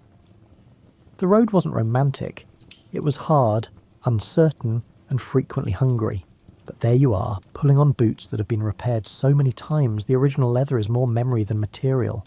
Your feet know these boots intimately. Every worn spot, every place where the stitching pulls against your skin after 10 miles of walking. You've learned to wrap your feet in strips of wool before putting on the boots, a trick an old soldier taught you outside of Bruges 2 winters ago. The farmer's wife appears at the barn door just as pink light begins filtering through gaps in the wooden walls. She doesn't smile. Most people don't smile at vagabonds, but she hands you a heel of yesterday's bread and a piece of hard cheese wrapped in a cloth. You accept both with a small bow and a murmured blessing, which is the expected exchange. She gets the satisfaction of Christian charity, you get breakfast. Neither of you harbours illusions about affection or gratitude beyond this simple transaction. Walking away from the farm, you join a road that's been walked by countless others. Medieval roads weren't paved highways, but rather suggestions of direction, paths beaten into the earth by generations of feet, hooves, and wagon wheels. After rain, they become rivers of mud that suck at your boots with each step. In summer, the dust rises in choking clouds that coat your throat and turn your spit brown. Today, in late autumn, the ground holds that peculiar firmness that comes just before the first freeze, when the earth feels solid but not yet hostile. The wandering life operates on rhythms that settled people never learn. You measure distance not in miles but in landmarks. It's 2 church towers to the next village, 3 market crosses to the monastery, and a half-day's walk to the river ford. Time itself becomes fluid when you have no work bell to answer, no master's schedule to follow. Sunrise means walking, sunset means finding shelter. The in-between belongs entirely to you. Other travellers appear on the road as morning progresses. An elderly tinker pushing a cart loaded with pots and mending tools nods as he passes, heading in the opposite direction. 2 young men carrying bundles of wool hurry past with a purposeful stride of those who have somewhere specific to be. A woman leading a donkey loaded with firewood watches you carefully as you approach, her hand resting on a knife at her belt until you've passed and she can relax again. You understand her caution. The road attracts both the desperate and the predatory, and distinguishing between them isn't always easy until it's too late. You've learned to read other travellers the way farmers read weather, assessing danger from posture, pace, and the set of someone's shoulders. That skill has kept you alive through situations where younger, more trusting travellers disappeared into unmarked graves beside forest paths. By mid-morning, your stomach reminds you that a heel of bread isn't enough fuel for a day's walking. Hunger becomes a constant companion on the road, not the sharp emergency hunger of missing one meal, but the steady grinding hunger of never quite eating enough. Your body has adapted over the months, learning to extract every possible calorie from whatever food you can beg, find, or occasionally steal.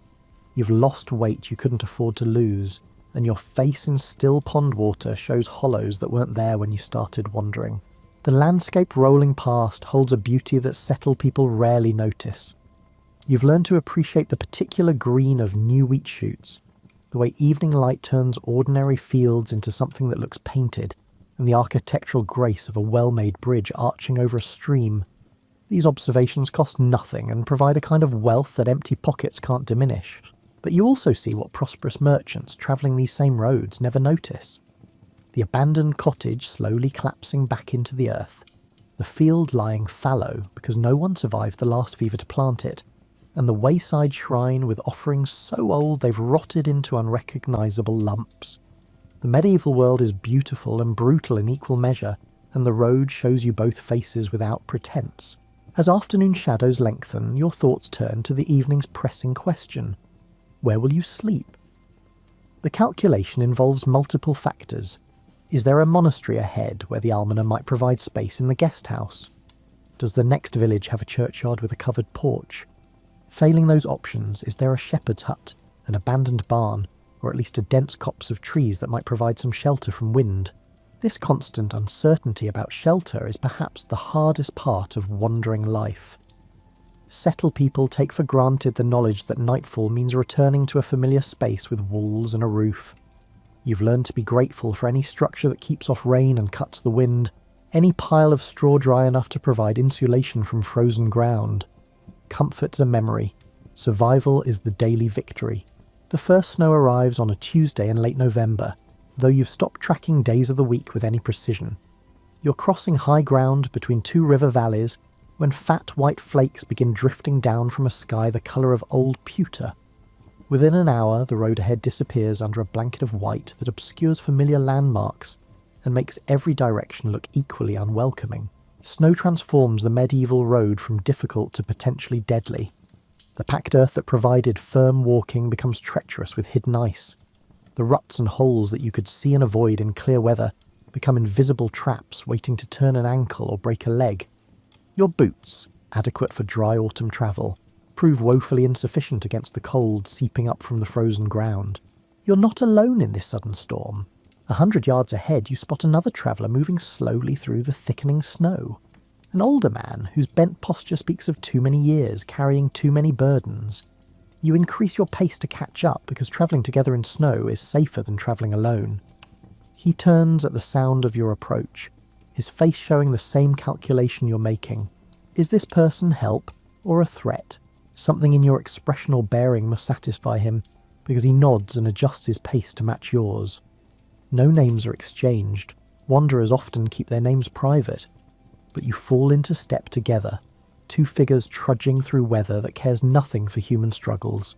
The snow brings a peculiar silence to the landscape, muffling the usual road sounds until all you hear is your own breathing and the crunch of snow under your boots. The world shrinks to just a few yards of visibility in any direction, creating the unsettling sensation that you and your companion are the only people left in existence, walking through an empty white void. After an hour of this, your companion makes a gesture toward a darker shadow, barely visible through the snow. It resolves into a small stone building, possibly a wayside chapel, more likely a shepherd's shelter. You both hurry toward it with the desperation of those who've just been offered life instead of death.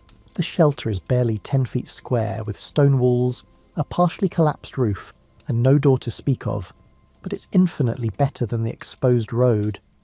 The floor inside is covered with old straw and what might be sheep droppings, but it's dry and out of the wind. You and the old man settle into opposite corners, maintaining a respectful distance. He produces a small bag from his cloak and extracts a piece of dried fish, which he breaks roughly in half and offers to you. You accept it gratefully, understanding that this generosity might represent a significant portion of his food supply. In return, you share a turnip you picked from a field yesterday, raw and dirty but edible. This exchange of food is more than practical. It's a ritual of trust, an acknowledgement that you're temporary allies against the cold.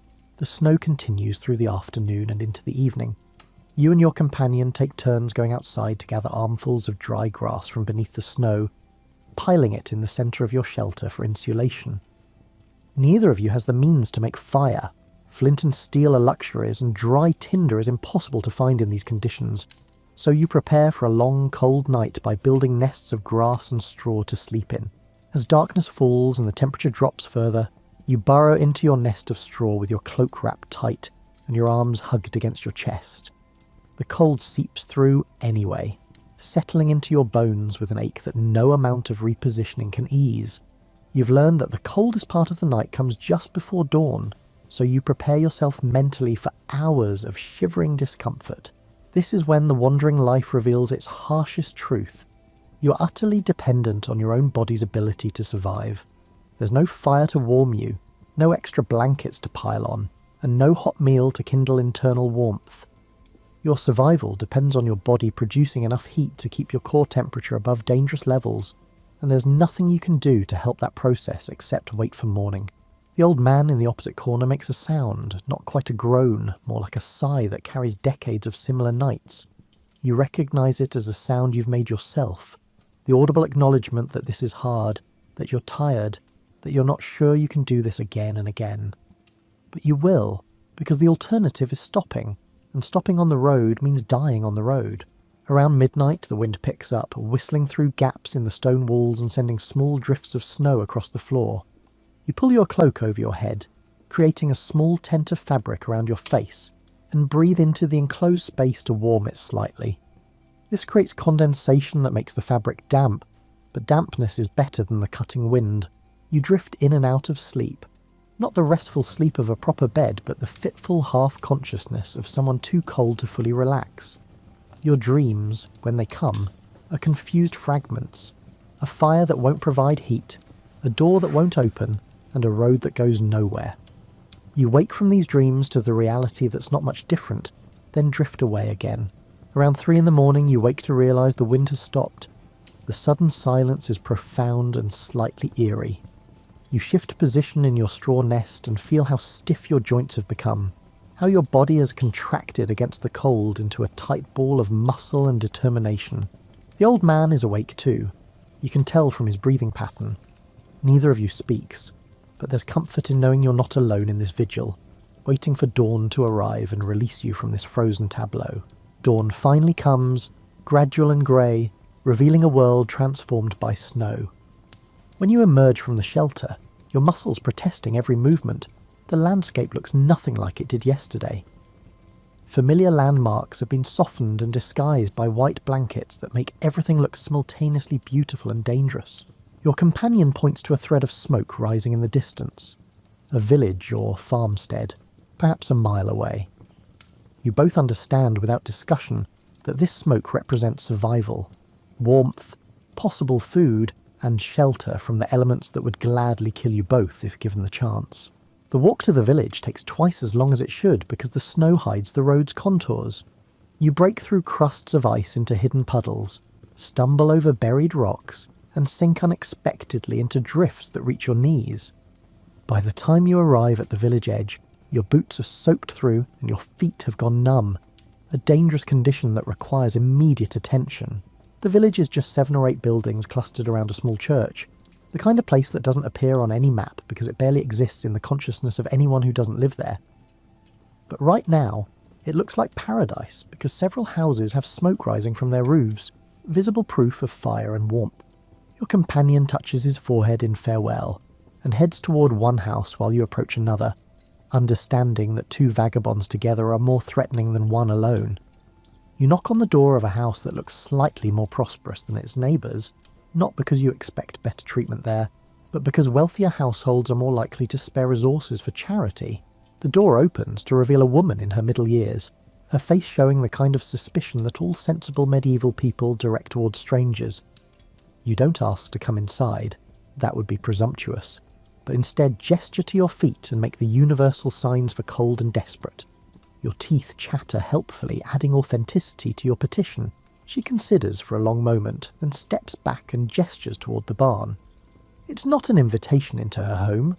Few medieval people would be foolish enough to invite a stranger inside, but permission to warm yourself in the barn, which likely has animals whose body heat provides some ambient warmth. The barn is dark and pungent with the smell of cows and old hay, but it's infinitely warmer than outside. You find a corner near the animals and sit down to examine your feet. They're white and waxy looking, the early stages of frostbite that will become serious if not addressed. You pull off your boots and wet stockings, then bury your feet in a pile of loose hay, massaging them gently to encourage blood flow. The barn door opens again, and the woman appears carrying a small pot of something steaming. She sets it down within your reach without coming too close, then disappears back to her house. You pull the pot closer and discover it contains hot water with some oatmeal stirred in.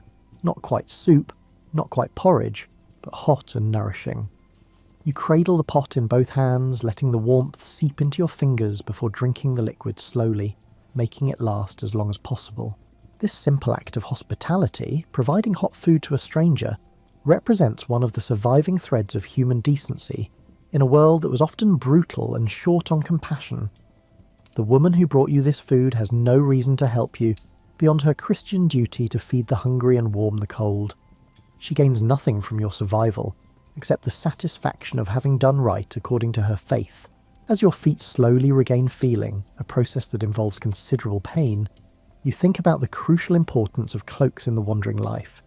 Your cloak is your most valuable possession, more important than your boots or your knife or any other item you carry. A good cloak provides warmth, serves as a blanket at night, can be used as ground cover or an improvised bag, and marks you as someone who isn't completely destitute. Your particular cloak started life as something better. You can tell from the quality of the weaving, but it's been patched so many times with different materials that it now resembles a quilted map of your travels. The patch on the left shoulder came from a piece of blanket you found in Canterbury. The reinforcement around the hood came from a merchant's cast-off tunic in Rouen. The entire bottom hem is reinforced with strips of leather you bartered for with a cobbler who appreciated a well-told story. The cloak is made of wool, which is crucial because wool remains warm even when wet. a property that has saved your life at least twice when you've been caught in freezing rain with no shelter. You've learned to care for this cloak like a medieval knight cared for his armour, checking for tears before they become holes, cleaning off mud before it sets, and carefully drying it when wet rather than letting it rot. Medieval vagabonds developed an entire technology around staying warm without reliable access to fire. You've learned to identify places where the ground retains residual warmth, near compost heaps, in fresh manure piles, and in spots where livestock have been lying. You've discovered that churches with their thick stone walls hold daytime warmth well into the evening. You've mastered the art of sleeping in positions that minimise heat loss and maximise the insulation value of your cloak. But nothing replaces actual fire. After several hours in the barn, when your feet have returned to something approaching normal colour and sensation, you venture back outside to find that several villagers have built a communal fire in the space between buildings. This is common in winter. Private fires in individual homes are supplemented by larger fires where people gather to work, socialise and share warmth. You approach the fire with proper deference, not pushing close but staying at the periphery where vagabonds belong. The villagers eye you warily but don't drive you away. One old man, his hands busy with some kind of rope work, nods slightly in your direction, an acknowledgement of your shared humanity, if not exactly friendship. The fire is made with wood that someone spent hours cutting, gathering and carrying. In the medieval world, fuel for fire was a precious resource that represented significant labour. The fact that you're allowed to share this warmth is another form of charity, one that cost the villagers real money in terms of the extra wood needed to maintain the flames. You stand at the fire's edge and slowly rotate, warming first your front, then your sides, then your back, the way a piece of meat rotates on a spit. The heat penetrates your cloak and your multiple layers of clothing gradually, driving out the deep cold that had settled into your bones. Your fingers and toes tingle painfully as circulation returns fully, a sensation that's almost worse than being numb but signals that you'll keep all your digits for now. As the sun sets, painting the snowy landscape in shades of pink and orange, you prepare mentally for another cold night. But this time you'll sleep in the barn with some residual warmth in your body, dry clothes, and a full stomach. Luxuries that make the difference between merely uncomfortable and genuinely dangerous.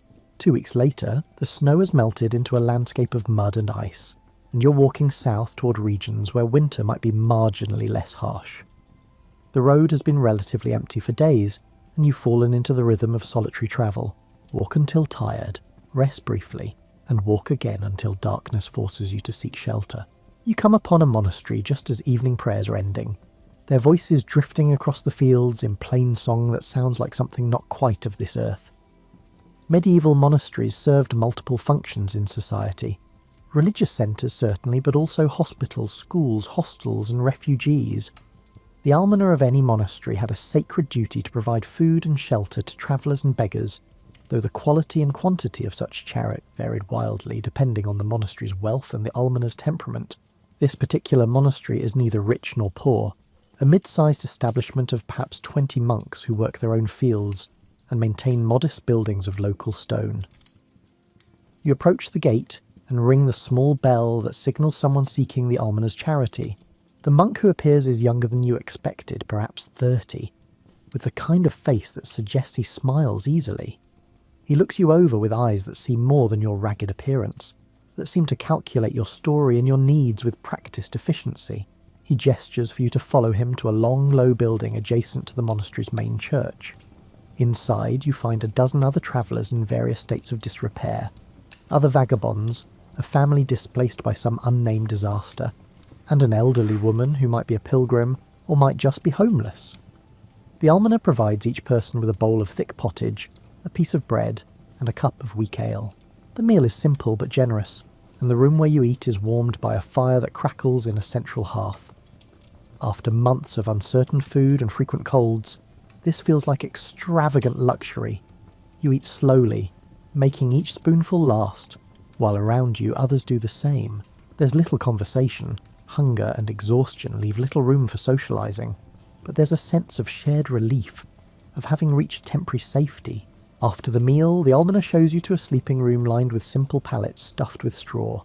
It's not private, you'll be sharing space with other travellers, but it has a roof that doesn't leak, walls that block the wind, and enough blankets that you might actually be warm tonight. The almoner offers a quiet blessing over the room's occupants before leaving. His last words are a reminder that the chapel will be open before dawn if anyone wishes to attend prayers. You claim a pallet in the corner and settle in with the cautious relief of someone who's learned not to get too comfortable. Tomorrow you'll need to leave, return to the road, and resume the constant search for food and shelter. But tonight, you have both, and that's enough. Lying on your pallet, surrounded by the breathing of other travellers and the occasional crackle from dying embers in the hearth, you think about the various forms of kindness you've encountered in your months on the road. Some kindness comes from religious duty, like this monastery's hospitality.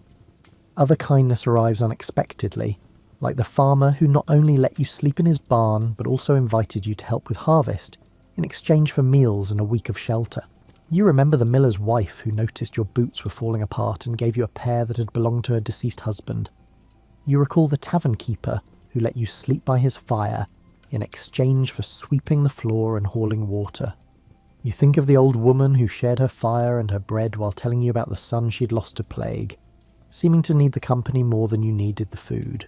These moments of unexpected humanity stand out against the background of indifference and occasional hostility that characterises most interactions with settled people. Medieval society was not uniformly cruel, but it was practical in ways that left a little room for sentiment about strangers. Every piece of bread given to a vagabond was bread that couldn't feed a family member.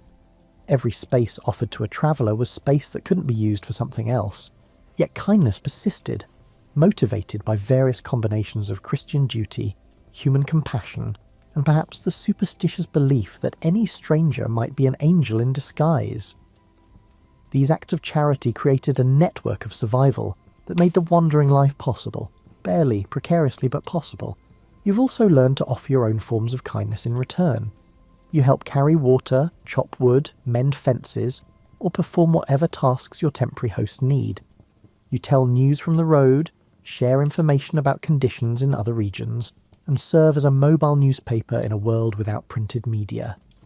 You offer blessings and prayers, real or fabricated, because people like to believe that divine favour follows charitable acts. Sometimes the kindness you encounter takes unexpected forms. There was the monk who could offer no food because the monastery's stores were depleted, but who gave you a small wooden cross and assured you that God would provide. The cross had no monetary value, but wearing it around your neck changed how some people saw you, transformed you from a possible threat into a pilgrim deserving of protection. There was the knight who found you sleeping in his hunting lodge, and, instead of punishing you for trespassing, asked about your travels and listened with genuine interest to your descriptions of roads and towns. He sent you away with coins in your pocket and directions to his brother's manor, where you were treated as a guest for 3 days before continuing your journey. There was the prostitute in Toulouse who shared her fire and her food while explaining that she understood what it meant to live on society's margins, to be someone that respectable people looked through rather than at. Her kindness came without judgment or piety, just one marginal person helping another because that's what people should do.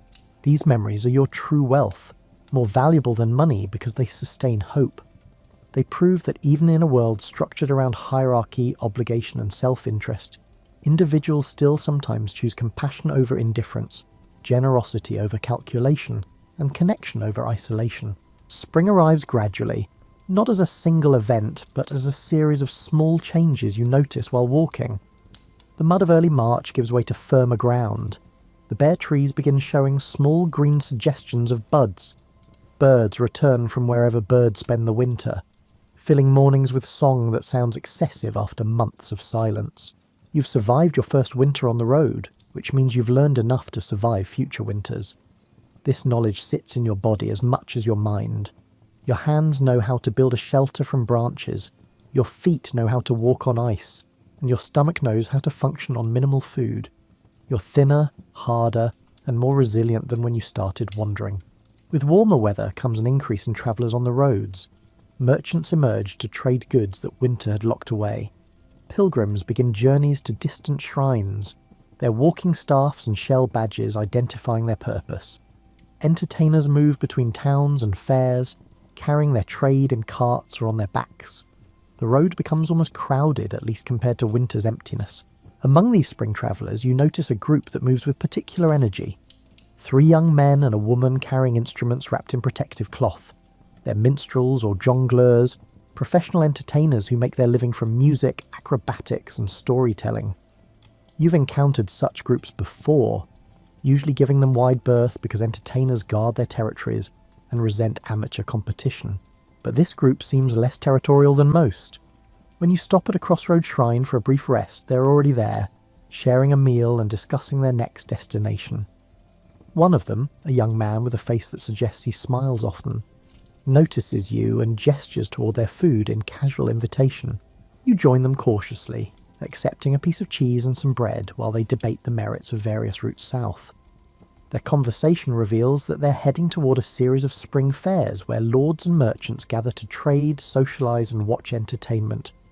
It's the profitable season for travelling performers, when noble households will pay well for skilled musicians and the crowds have money to throw to street performers.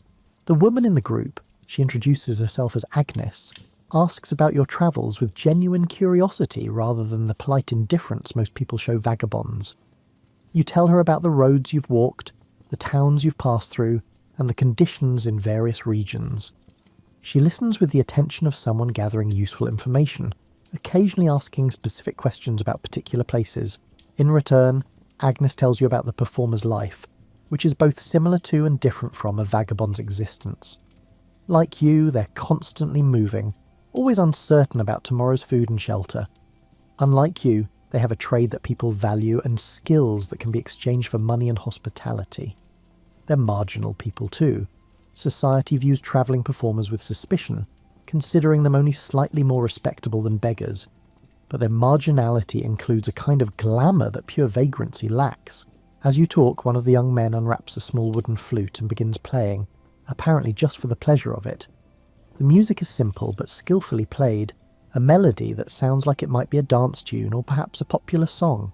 You've heard music occasionally during your travels, church bells, work songs from fields, drunken singing from taverns, but this is different. This is music made by someone who has spent hundreds of hours learning to coax beauty from a piece of carved wood. The music does something unexpected to you. Emotions you've kept carefully controlled for months suddenly press against your composure. The melody sounds like longing, like memory, like everything you've lost in choosing or being forced into the wandering life. Your eyes sting with tears you refuse to let fall, and you look away toward the horizon until the moment passes. Agnes notices. Of course she notices, but says nothing, just pats your arm briefly in wordless understanding.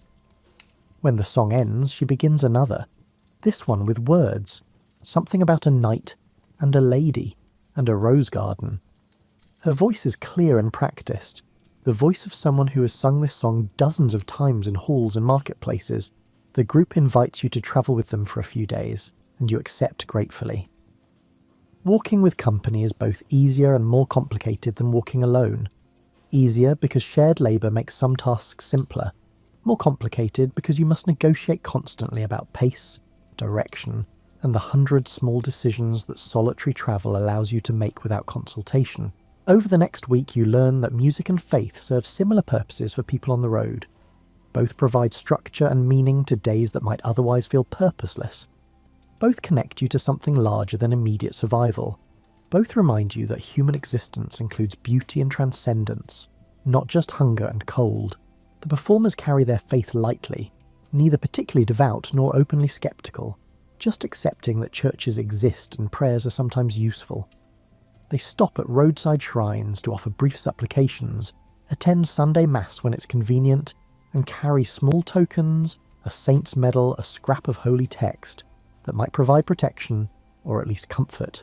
You've noticed that vagabonds tend toward either intense religiosity or complete skepticism, with little middle ground.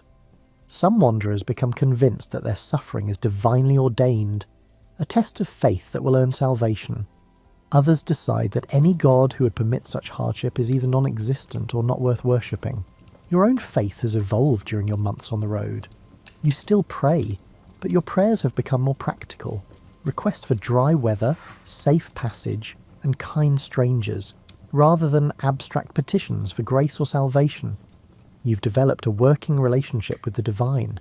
You'll maintain belief if God maintains some minimal level of support. It's not the faith of saints or mystics, but it's honest, and it helps you face each day. The performers teach you songs during these shared days, partly as entertainment and partly because songs are currency in their world. The more songs you know, the more valuable you are at gatherings where music is expected. You learn a ballad about Roland and Oliver, a bawdy song about a miller's wife, and a hymn to the Virgin that might provide access to churches or monasteries. Your voice is untrained and rough from months of shouting into wind and cold, but Agnes coaches you patiently, showing you how to breathe properly and project sound. She treats this teaching with the same seriousness she might give to training a formal apprentice, perhaps because she understands that you might someday need these skills to survive. One evening, the group performs at a small village celebration, something to do with the spring planting or a local saint's day. You watch from the edges as they transform from ordinary road travellers into something magical. Agnes dances while singing, her movements graceful and practiced. The men juggle and perform acrobatics that seem to defy gravity. The music and performance create a temporary space where the audience forgets their daily struggles and simply enjoys being entertained. You understand then that what these performers offer isn't just skill or music, it's temporary transcendence, a brief escape from the grinding reality of medieval life. For the price of a few coins, villagers can watch something beautiful, laugh at clever jokes, and feel emotions that daily survival usually suppresses. It's a service as real as anything a blacksmith or baker provides, and watching the villagers' faces you see how desperately people need this service. After the performance, villagers provide the group with food, drink and space in a barn to sleep. You're included in this hospitality as part of the troupe, and for one night you experience what it might be like to have a trade, to be valued for skills rather than merely tolerated as a Christian obligation. You part ways with the performers at a crossroads in early April, each group heading toward different destinations. Agnes gives you a small wooden whistle as a parting gift, showing you how to play 3 simple songs before she leaves. The whistle fits in your pocket, weighs almost nothing, and represents a kind of magic, the ability to create music and to potentially earn coins or food through performance rather than begging. But Spring's promise proves deceptive. A week after you separate from the performers, the weather turns viciously cold again, one of those late-season freezes that kills early buds and reminds everyone that winter doesn't release its grip easily. You're caught between towns when the cold arrives, walking a road that passes through a forest where the trees provide some wind protection, but no actual shelter. This is different from the deep winter cold you experienced months ago. Then you were resigned to discomfort, psychologically prepared for suffering. This cold arrives when you've started hoping for warmth, when you've let yourself believe that survival might become easier. The psychological impact of disappointed hope is worse than the cold itself. You walk through afternoon and into evening, looking for any structure that might serve as shelter. The forest seems endless, and the cold intensifies as the sun sets. Your breath forms clouds that freeze into tiny ice crystals on your beard. Your fingers inside your gloves go numb despite constant flexing. Just as full darkness arrives, you spot a dark shape through the trees, a charcoal burner's hut probably abandoned for the season but potentially offering shelter. You approach carefully because sometimes such structures are occupied by people who value solitude enough to fight for it. The hut is empty but shows signs of recent use. The hearth contains cold ashes, and someone has left a small pile of firewood stacked against the wall. This presents both a gift and a moral dilemma. The wood clearly belongs to whoever built this shelter, and is probably stored here for their next visit. Taking it would be theft, a violation of the unspoken rules that govern survival in the wilderness, but the alternative is risking death from cold in the night ahead. You have flint and steel, acquired through careful trade, but no tinder or kindling. The wood in the hut is your only option for fire. After long consideration, you decide to take just enough wood to survive the night, resolving to leave something of value in return. You arrange your few possessions and realise you have almost nothing worth leaving. A bone needle, a leather strap, and the wooden whistle Agnes gave you. The whistle is your most valuable possession, but it's also the only thing you have worth the wood you need. You place the whistle carefully on the woodpile where the owner will find it, saying a brief prayer that they'll understand the exchange. Then you set about building a fire, using precious time and the last of your energy to coax flame from cold materials. The fire eventually catches, small at first but gradually growing as you carefully add wood. The warmth feels like being welcomed back into the world of the living. You hold your hands near the flames, watching the colour return to your fingers, feeling the deep ache as circulation resumes. With fire established, you begin preparing for the night ahead. You seal gaps in the hut's walls with handfuls of leaves and dirt, creating a slightly better barrier against the wind. You arrange stones around the fire to hold heat that will continue radiating after the flames die down. You prepare your sleeping area close enough to the fire for warmth, but not so close that a spark might catch your cloak. The night that follows is a study in careful fire management. You've learned that keeping a fire going through a cold night requires more skill than simply piling on wood. Feed it too much and you waste precious fuel. Feed it too little, and you risk waking to cold ashes and potential hypothermia.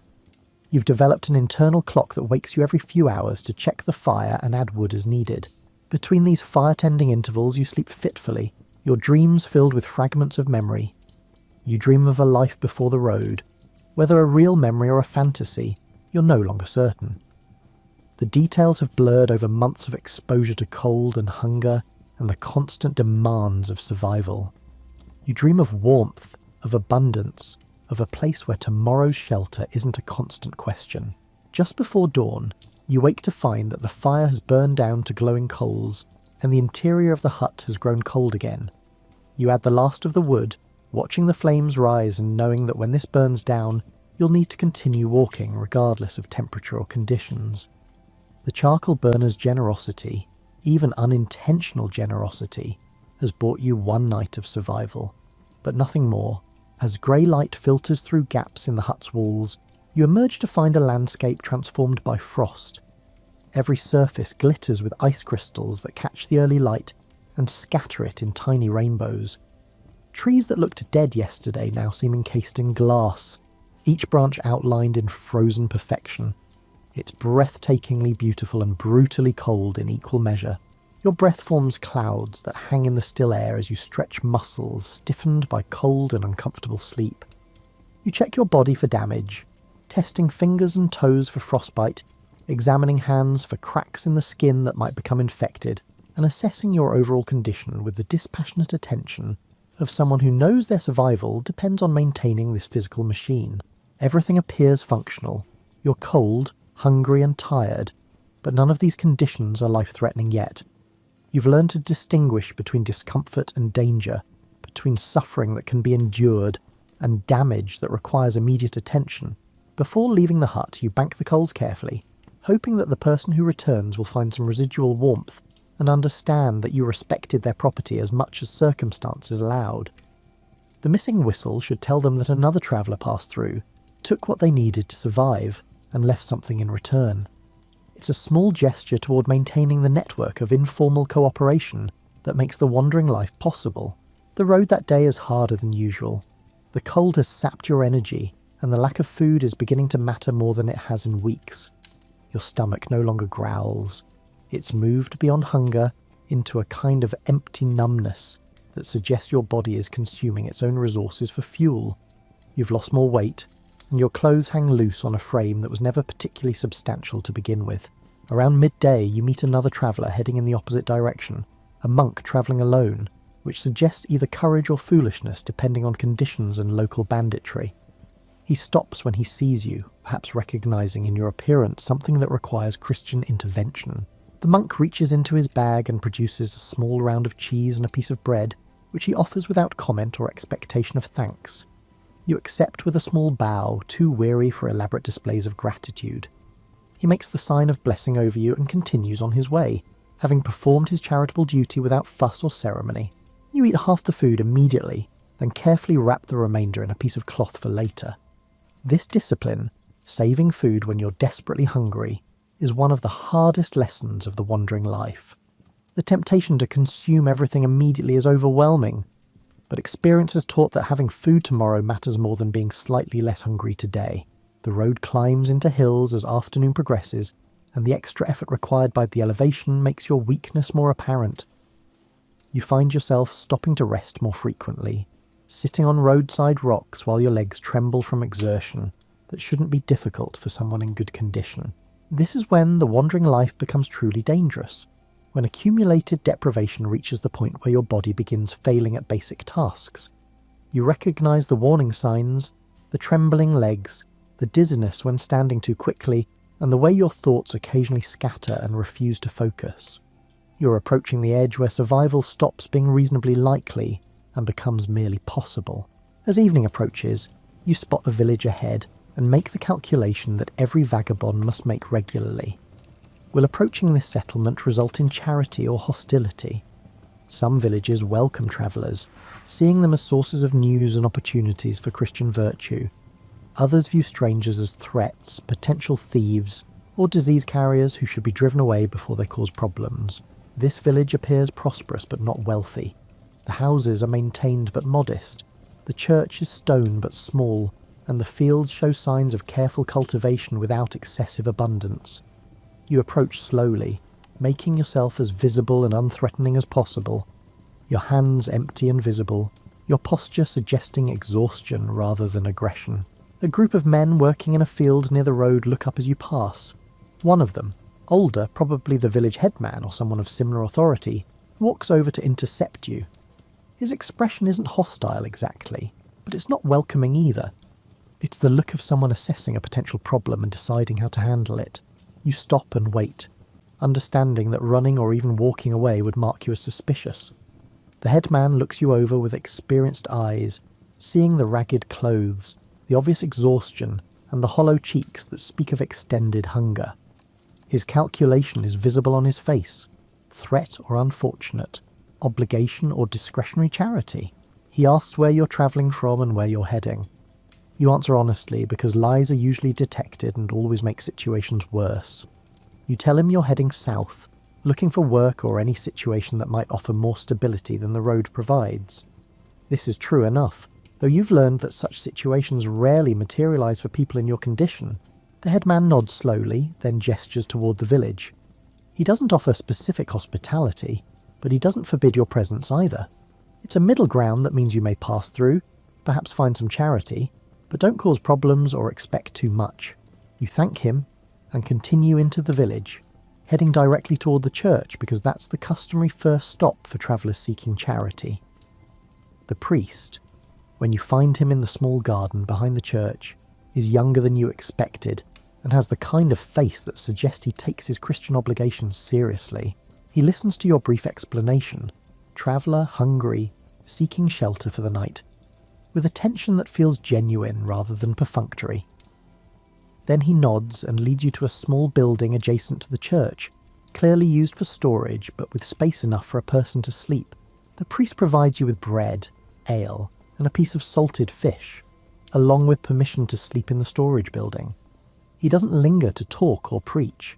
Some priests treat charity as an opportunity for captive evangelism, but this one seems to understand that exhausted travellers need food and rest more than spiritual instruction.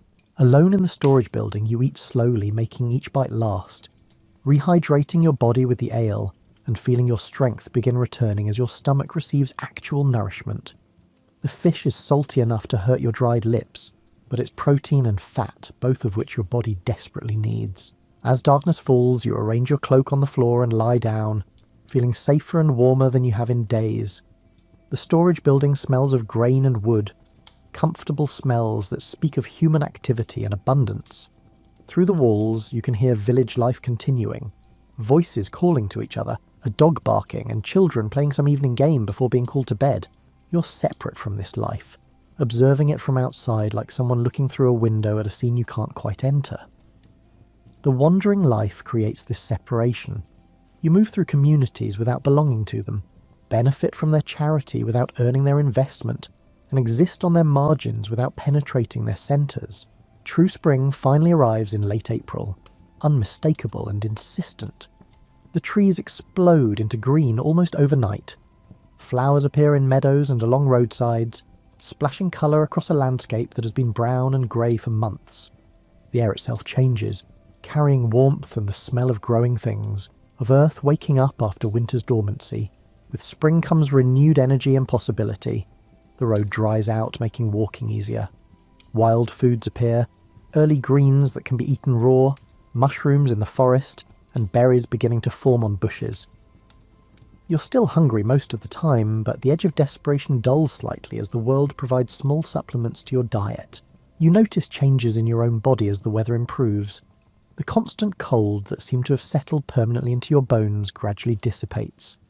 Your joints stop aching quite so intensely. Your skin, which had become grey and papery during winter, shows signs of returning health. You're still thin, still worn down by months of deprivation, but you're surviving. The roads become crowded with spring activity. Farmers move between fields, merchants transport goods to markets, and pilgrims resume journeys that winter had interrupted. You're no longer unusual, just one more person on a road full of people. Your poverty and wandering status less conspicuous among the general movement of spring. You fall into travelling company with a group heading toward a large town that hosts a spring fair.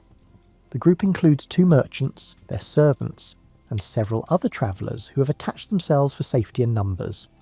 No one objects to your presence because you're clearly harmless, and groups generally welcome additional bodies to help watch for bandits. The merchants treat you with polite indifference. You're neither customer nor threat, just a background presence. Their servants are friendlier, perhaps recognising in you someone closer to their own social status than their masters. You help with small tasks around the evening camp, gathering firewood, hauling water, keeping the fire going, in return for being allowed to share their food and fire. One evening, as the group camps beside a stream, one of the servants asks about your travels. He's curious about the wandering life in the way that settled people sometimes are, interested in a lifestyle they simultaneously fear and romanticize. You tell him some of your experiences, editing out the worst parts because people don't really want to hear about frostbite and starvation. He listens with fascination, then admits that he sometimes thinks about leaving his position, taking to the road, and experiencing the freedom of having no master. You don't tell him that freedom and destitution often look identical from the inside. You don't mention the constant fear, the grinding hunger, or the cold that seems to hollow out your bones. Instead, you describe sunrises seen from hilltops, the satisfaction of walking all day under open sky, and the strange communities that form among travellers. Your description is honest without being complete, true without being whole. The wandering life does offer certain freedoms. Freedom from obligations, from schedules, and from the expectations that come with settled life. But these freedoms come at an enormous cost, and you're not certain the trade is worthwhile. Still, you don't say this to the servant because everyone needs their dreams of escape, their fantasies of alternative lives. The group reaches the town just as the spring fair is beginning. The fair transforms the town from a normal medieval settlement into a temporary city of commerce and entertainment. Merchants from distant regions set up elaborate stalls displaying goods from across Europe and beyond. Entertainers perform in the streets. Food vendors sell items that smell like paradise after months of bread and thin soup. You separate from the travelling group and wander through the fair, overwhelmed by the abundance and activity. There's more food visible in this single market than you've seen in the past 3 months combined. The colours, sounds and smells create a sensory experience so intense it's almost painful after the muted palette of winter roads. You have no money to purchase anything, but watching is free, and you station yourself near food vendors, where occasionally they'll offer samples to attract customers. A baker gives you a piece of fresh bread, still warm, with butter that melts into the crumb. You eat it slowly, savouring each bite, understanding that this might be the best food you taste for weeks. As afternoon progresses, you drift toward an area where entertainers are performing.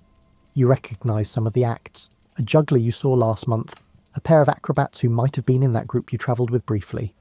You don't approach them because entertainers' relationships with vagabonds are complicated. You occupy similar social territory, but they have marketable skills, while you have only your ability to survive. Then you spot Agnes from the troupe you travelled with, now performing with different partners. She's singing a ballad about a merchant's daughter and a sailor, her voice clear and trained, capturing an audience's attention with the confidence of someone who does this professionally. When she finishes, the crowd tosses coins that her partners collect in a hat. She sees you standing at the edge of the crowd and waves, gesturing for you to approach. You do so hesitantly, aware that you look even more ragged than when you travelled together, that you probably smell like old sweat and wood smoke, and that you represent the poverty most people prefer to ignore. But Agnes doesn't seem bothered by your appearance. She asks about your travels since you parted, listens to your brief summary, then reaches into her purse and produces a few small coins. You start to refuse.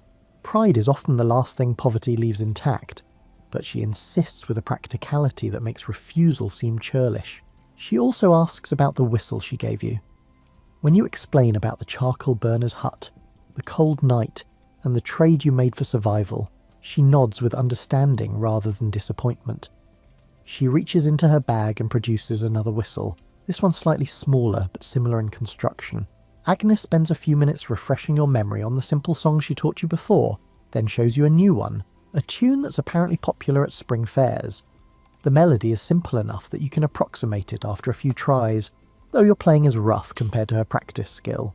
Before she returns to her troupe, Agnes offers some advice that comes from her experience as someone who lives on the margins of settled society. She tells you that at fairs like this, there's often work for temporary labourers, loading and unloading merchant goods, helping construct and dismantle stalls, and performing simple tasks that regular workers don't have time for. The pay is minimal, but it's pay, and it might provide a few days of regular meals. You thank her, and she disappears back into the fair crowd, returning to her troupe and their next performance. Her kindness feels different from the charity you usually receive. It's practical rather than spiritual, offered from one marginal person to another without judgment or pity. Following her advice, you begin approaching merchants, asking if they need temporary help. Most refuse. They have their own servants and don't trust strangers. But eventually you find a spice merchant who agrees to pay you a few coins to help guard his stall overnight when theft becomes a significant risk. The work is simple. Sit near the merchant's goods, stay awake, and call for help if anyone tries to steal anything. You've spent months staying awake through uncomfortable nights, so this is easy by comparison. The merchant provides you with a meal before the night watch begins, meat pie and ale, the kind of substantial food you've been dreaming about, as you sit through the night watching the fair settle into sleeping quiet. You think about how strange it is to be paid for something you would gladly do for free just for the privilege of having food and a legitimate reason to be present. The coins the merchant will give you tomorrow represent more than their monetary value. They represent the difference between begging and earning, between being an object of charity and being a participant, however minor, in economic life. The fair continues for 3 more days, and you manage to find similar work each day. Simple labour that exhausted merchants need done, but their regular servants are too busy to handle. The pay is minimal, barely enough to buy food for the day, but you feel more human performing this work than you have in months of wandering. On the fair's final day, you use your accumulated coins to purchase practical supplies, a new pair of stockings to replace the ones falling apart on your feet, a small amount of dried meat that you can carry for when food becomes scarce again, and a piece of hard soap that will let you wash yourself and your clothes at the next stream you encounter. These purchases represent calculation and hope. The stockings will make walking easier and reduce the likelihood of blisters that might become infected. The dried meat could mean the difference between manageable hunger and dangerous starvation during a lean period. The soap acknowledges that maintaining hygiene matters even when you're homeless, that caring for yourself is an act of resistance against the degradation that poverty encourages. As the fair breaks up and merchants pack their goods for travel, you stand at a crossroads, both literal and metaphorical. The road continues in multiple directions, each leading to unknown destinations and uncertain outcomes. You've survived winter, learned skills that increase your chances of future survival, and created a small network of people who might remember you if your paths cross again. Late spring slides into early summer, and you find yourself covering territory you walked months ago during your first weeks on the road. The landscape looks different now, partly because the season has changed, partly because you've changed. The person who first walked these roads was unprepared for what the wandering life required. You're no longer that person. You've learned to read weather with accuracy that would impress farmers. You can tell from the morning sky whether rain will arrive by afternoon. You can feel in your joints when cold weather is approaching, even when the current day feels mild. You've learned which clouds promise gentle rain, and which threaten storms that require immediate shelter. You've developed an encyclopedic knowledge of edible plants that grow beside roads and in fields. You know that dandelion greens are best before the flowers appear, that wild garlic can be found in damp areas near streams, and that certain mushrooms are safe while similar-looking varieties are deadly. This knowledge has supplemented your diet during the worst periods of hunger, providing nutrition that kept you functioning when bread alone would have failed. You've mastered the art of fire-making under nearly any conditions. You can coax flame from damp wood using techniques learned from charcoal burners and other travellers. You know where to find dry tinder even after rain, how to protect a small flame from wind, and how to build a fire that provides maximum warmth with minimum fuel. Fire has become something you understand intimately rather than a mysterious phenomenon you either have or don't have. Your navigation skills have improved to the point where you rarely get lost anymore. You've learned to read the subtle signs that mark paths, the way grass grows differently where feet regularly pass, the worn patches on stones where travellers have stepped, and the arrangement of trees that suggests human traffic has influenced the landscape. You can estimate distances accurately and judge how long a journey will take based on terrain and conditions. More importantly, you've learned to read people, to distinguish between those likely to offer help and those best avoided. You can tell from body language whether someone will respond positively to a request for food, or whether approaching them will result in anger or violence. You've learned which social performances are expected: the grateful beggar, the humble petitioner, the entertaining storyteller, and the helpful labourer. You can shift between these roles as situations require, using performance as a survival tool. The wandering life has taught you about the structures that undergird medieval society. Systems that settled, people take for granted but which become visible when you exist outside them. You've learned that charity is organised through networks of religious obligation that connect monasteries, churches and pious individuals into a safety net that barely functions but does function. Without this network, vagabonds would simply die in large numbers during winter. You've observed how fear governs many interactions between travellers and settled people. Villagers fear strangers because strangers might be thieves, might carry disease, or might disturb the delicate balance that allows their communities to function. This fear is rational. You've encountered travellers who are indeed dangerous, who survive through theft and violence rather than begging and labour. The challenge is that settled people can't easily distinguish between harmless vagabonds and genuine threats, so they treat all strangers with suspicion. You've come to understand that the wandering life exists in a strange space outside normal medieval social categories. You're not a serf bound to land, not a craftsman tied to a guild, not a merchant with capital and credit, and not a noble with inherited status. You're essentially outside the feudal system, which makes you simultaneously free and vulnerable. No lord protects you, but no lord can command you.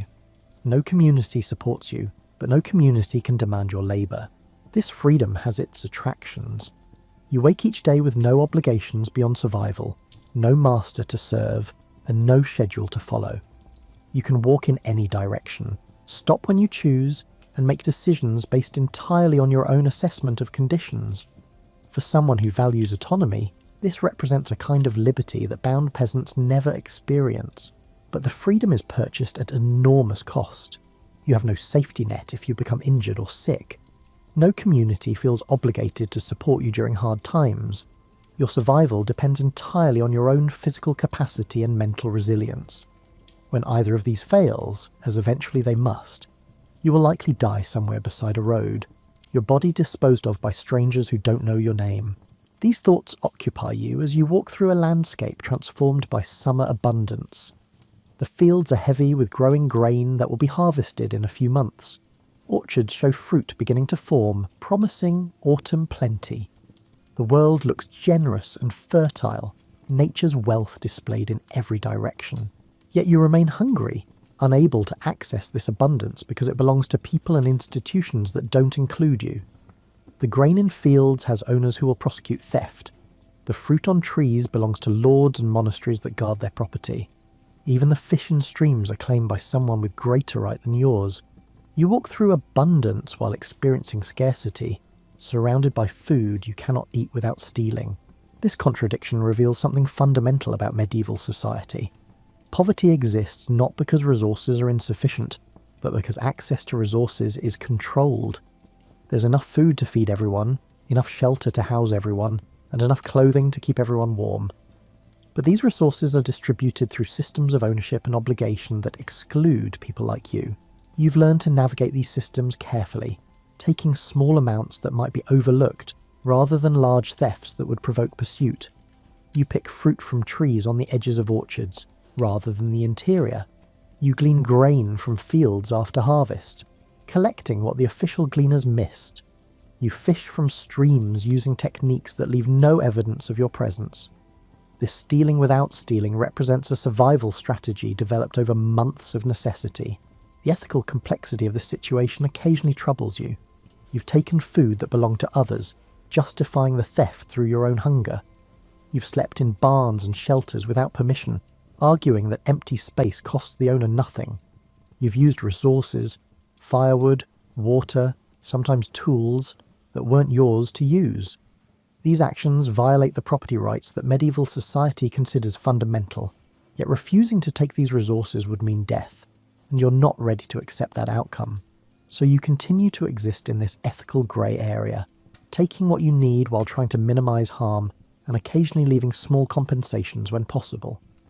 You tell yourself that survival justifies these compromises, though you're never entirely convinced. As summer progresses, you find yourself gravitating toward a region you've passed through several times now. It's not home, you have no home, but it's becoming familiar territory, where you know which villages are generous and which monasteries provide reliable charity. You recognise landmarks and can anticipate conditions ahead. The landscape has stopped being threatening wilderness and become something more like a very large, uncomfortable room you know how to navigate. You encounter other regular wanderers, people who seem to travel similar circuits at similar times. You don't become friends exactly. The wandering life doesn't encourage deep connections. But you develop a nodding acquaintance based on repeated encounters. You share information about road conditions, warn each other about hostile villages or generous monasteries, and occasionally travel together for a few days before separating again. One of these semi-familiar faces is an older woman who walks with a pronounced limp, carrying all her possessions in a bag made from a piece of old sailcloth. You've encountered her 4 or 5 times now over the months, always moving in roughly the same circuit through a region that spans about 50 miles. She's more talkative than most vagabonds, willing to share stories from her decades on the road. She tells you that she started wandering after her husband died, and his lord reclaimed their cottage for a new tenant. That was 20 years ago, when she was still strong enough to work as a harvest labourer or dairymaid. Now she's too old and injured for sustained physical labour, so she survives almost entirely on charity and small thefts. Her life represents what your future might look like if you continue wandering. Decades of degradation, accumulating injuries, slowly diminishing capacity until some illness or winter night finally ends the struggle. It's not an encouraging vision, but she seems neither bitter nor defeated, just matter-of-fact about a life that has turned out differently than she expected. She offers you advice based on her experience. Never stay in one place long enough to become a burden that local authorities feel obligated to remove. Cultivate relationships with charitable individuals, but don't overstay their generosity.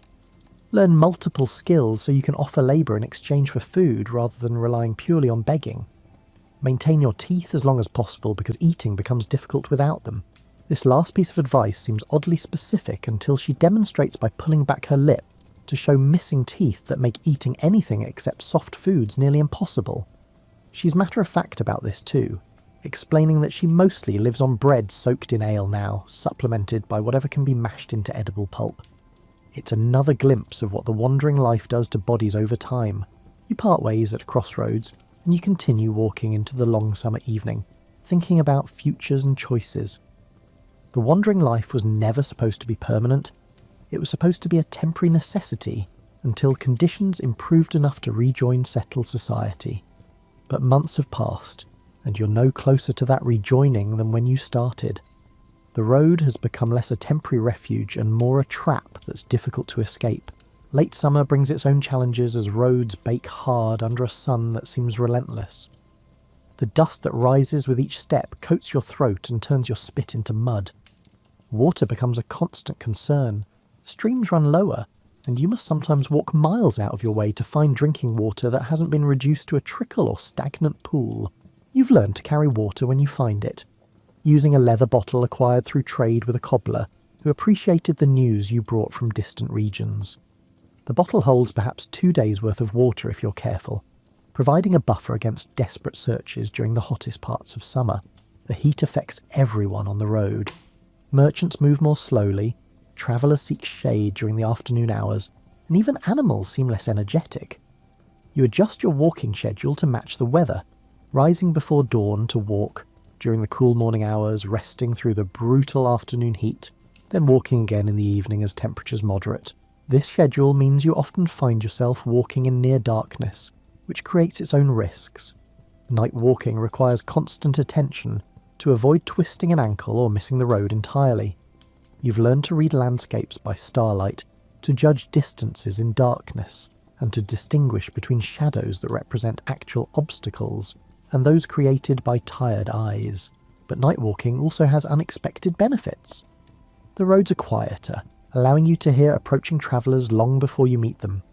The cooler temperatures make long-distance walking less exhausting. Sometimes you encounter nocturnal animals, owls hunting from fence posts, foxes crossing roads on their own mysterious errands, and bats wheeling through the air in pursuit of insects. These encounters with wildlife provide strange comfort. You share the night with other creatures who exist outside human social structures, who survive through their own resourcefulness rather than community support. There's kinship in this marginal existence, a sense that the wandering life connects you to something older than medieval society's elaborate hierarchies. As summer peaks and begins its slow decline toward autumn, you notice subtle changes in the landscape. The grain in fields shifts from green to gold. Apples on trees begin showing colour. Birds start gathering in larger flocks, preparing for migration. These signs remind you that another winter is coming, that the survival cycle is beginning again, and that you need to prepare for months of cold and scarcity. This realization brings a familiar dread. You survived one winter, but it nearly killed you. The thought of enduring another winter on the road feels overwhelming. You find yourself thinking more seriously about alternatives, finding some kind of regular work, joining a monastery as a lay brother, or somehow rejoining settled society, even if it means accepting conditions you previously found intolerable. But these alternatives all require resources you don't have. Regular work requires that employers trust you enough to hire you despite your appearance and lack of references. Monasteries rarely accept wanderers as brothers without some kind of connection or dowry. Rejoining settled society requires money, connections, or skills that translate into stable employment, none of which you possess in sufficient quantity. You're caught in what feels like an inescapable cycle. You can't rejoin settled society because you lack resources, but you can't accumulate resources while wandering. The road that seemed like a temporary refuge has become something more like a prison with very wide walls. These dark thoughts occupy you as you walk toward a town that's hosting a late summer festival, something related to harvest predictions or a local saint's day. Festivals often provide opportunities for temporary work or unusual charity, so vagabonds gravitate toward them despite the crowds and occasional hostility from townspeople who resent sharing limited resources with outsiders. The town is larger than most you've visited, perhaps 1,000 residents with stone walls and multiple churches. It's prosperous in the way that successful medieval towns are prosperous. Well-maintained buildings, busy markets, and the sound of craftsmen working at their trades. You can hear the festival before you see it. Music, voices, and the general roar of crowd activity. You enter the town through gates that aren't being guarded because the festival has made authorities more relaxed about who enters. The streets are crowded with people from surrounding villages and regions, creating the kind of temporary anonymity that benefits vagabonds. In this mass of unfamiliar faces, you're just another traveller, not obviously different from hundreds of others. The festival includes the usual elements: food vendors, entertainers, merchants displaying goods, religious processions, and substantial drinking. You drift through crowds, observing but not participating, because participation requires money you don't have. Still, watching provides its own satisfaction. The colour and movement and energy feel nourishing after months of lonely roads and quiet fields. You spot someone who looks vaguely familiar. A man, perhaps your age, dressed well but not ostentatiously, watching the festival with the slightly detached expression of someone who's present physically but absent mentally. It takes you several minutes to place him, and when you do, recognition arrives with shock. He's from your old life, before the road. You knew him slightly, not friends exactly. but acquaintances who occasionally crossed paths in whatever capacity you functioned before becoming a vagabond. Seeing him here, solid and prosperous and settled, creates a strange collision between your past and present. He hasn't noticed you yet, and you have time to decide whether to approach him or disappear into the crowd. Approaching risks exposes how far you've fallen, and requires admitting that the life you once lived has been reduced to wandering and begging. But avoiding him means accepting that your old identity is completely lost, that you've been erased by the wandering life. After long consideration, you decide to approach. You make yourself as presentable as possible, brushing dust from your cloak, running fingers through your hair, straightening your posture from the habitual stoop of someone trying to appear smaller and less threatening. Then you move through the crowd toward him, watching as recognition slowly dawns on his face. His expression cycles through surprise, confusion, and something like embarrassment as he processes your appearance and obvious poverty. You greet him by name, keeping your tone casual, acting as though your meeting is ordinary rather than loaded with implications about success and failure. He recovers his composure and greets you politely, asking about your circumstances in the careful way that people ask questions they're not certain they want answered. You provide a brief, heavily edited version of how you came to be on the road, leaving out the worst parts and framing your wandering as more choice than necessity. He listens with the expression of someone performing a social obligation rather than showing genuine interest, and you understand that you're making him uncomfortable. Your presence reminds him that the security he takes for granted is fragile, that disaster can transform anyone from settled citizen to homeless wanderer. You're a walking cautionary tale, an embodiment of fears he'd prefer to ignore. The conversation is brief and ends with him offering you a few coins, not enough to fundamentally change your circumstances, but enough to buy several meals. You accept with thanks that are genuine despite your complicated feelings about the exchange. He disappears back into the festival crowd, probably relieved to escape your presence. You stand holding the coins, thinking about what just happened. Those few minutes of conversation have forced you to see yourself through someone else's eyes, to recognise how completely the wandering life has transformed you. You're no longer recognisable as whatever you used to be. You've become something else entirely, a vagabond, a wanderer, someone who exists outside the social categories that define identity in medieval society. This realisation is both liberating and devastating. Liberating because it means you're finally accepting what you've become, rather than clinging to a past that no longer exists. Devastating because it confirms that returning to your old life is probably impossible. You've travelled too far, changed too much, and become too alien to the world you once inhabited. You use the coins to buy food, not festival treats but practical items like bread and cheese that will last for days. While eating, you watch the festival continue around you. All this celebration and abundance that you can observe but not fully join.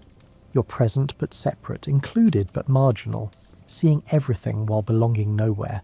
As evening arrives and the festival reaches its peak of drinking and celebrating, you slip away to find sleeping space in a stable on the town's edge. The stable keeper charges a small coin for space in the loft, and you pay it gladly, because sleeping indoors feels like luxury after months of exposed nights. Lying in the hay with festival sounds drifting in from the distance, you think about balance and survival. The wandering life requires constant adjustment, not too hopeful, which leads to devastating disappointment, but not too despairing, which leads to giving up entirely. You must find some middle ground where you accept your circumstances without being destroyed by them.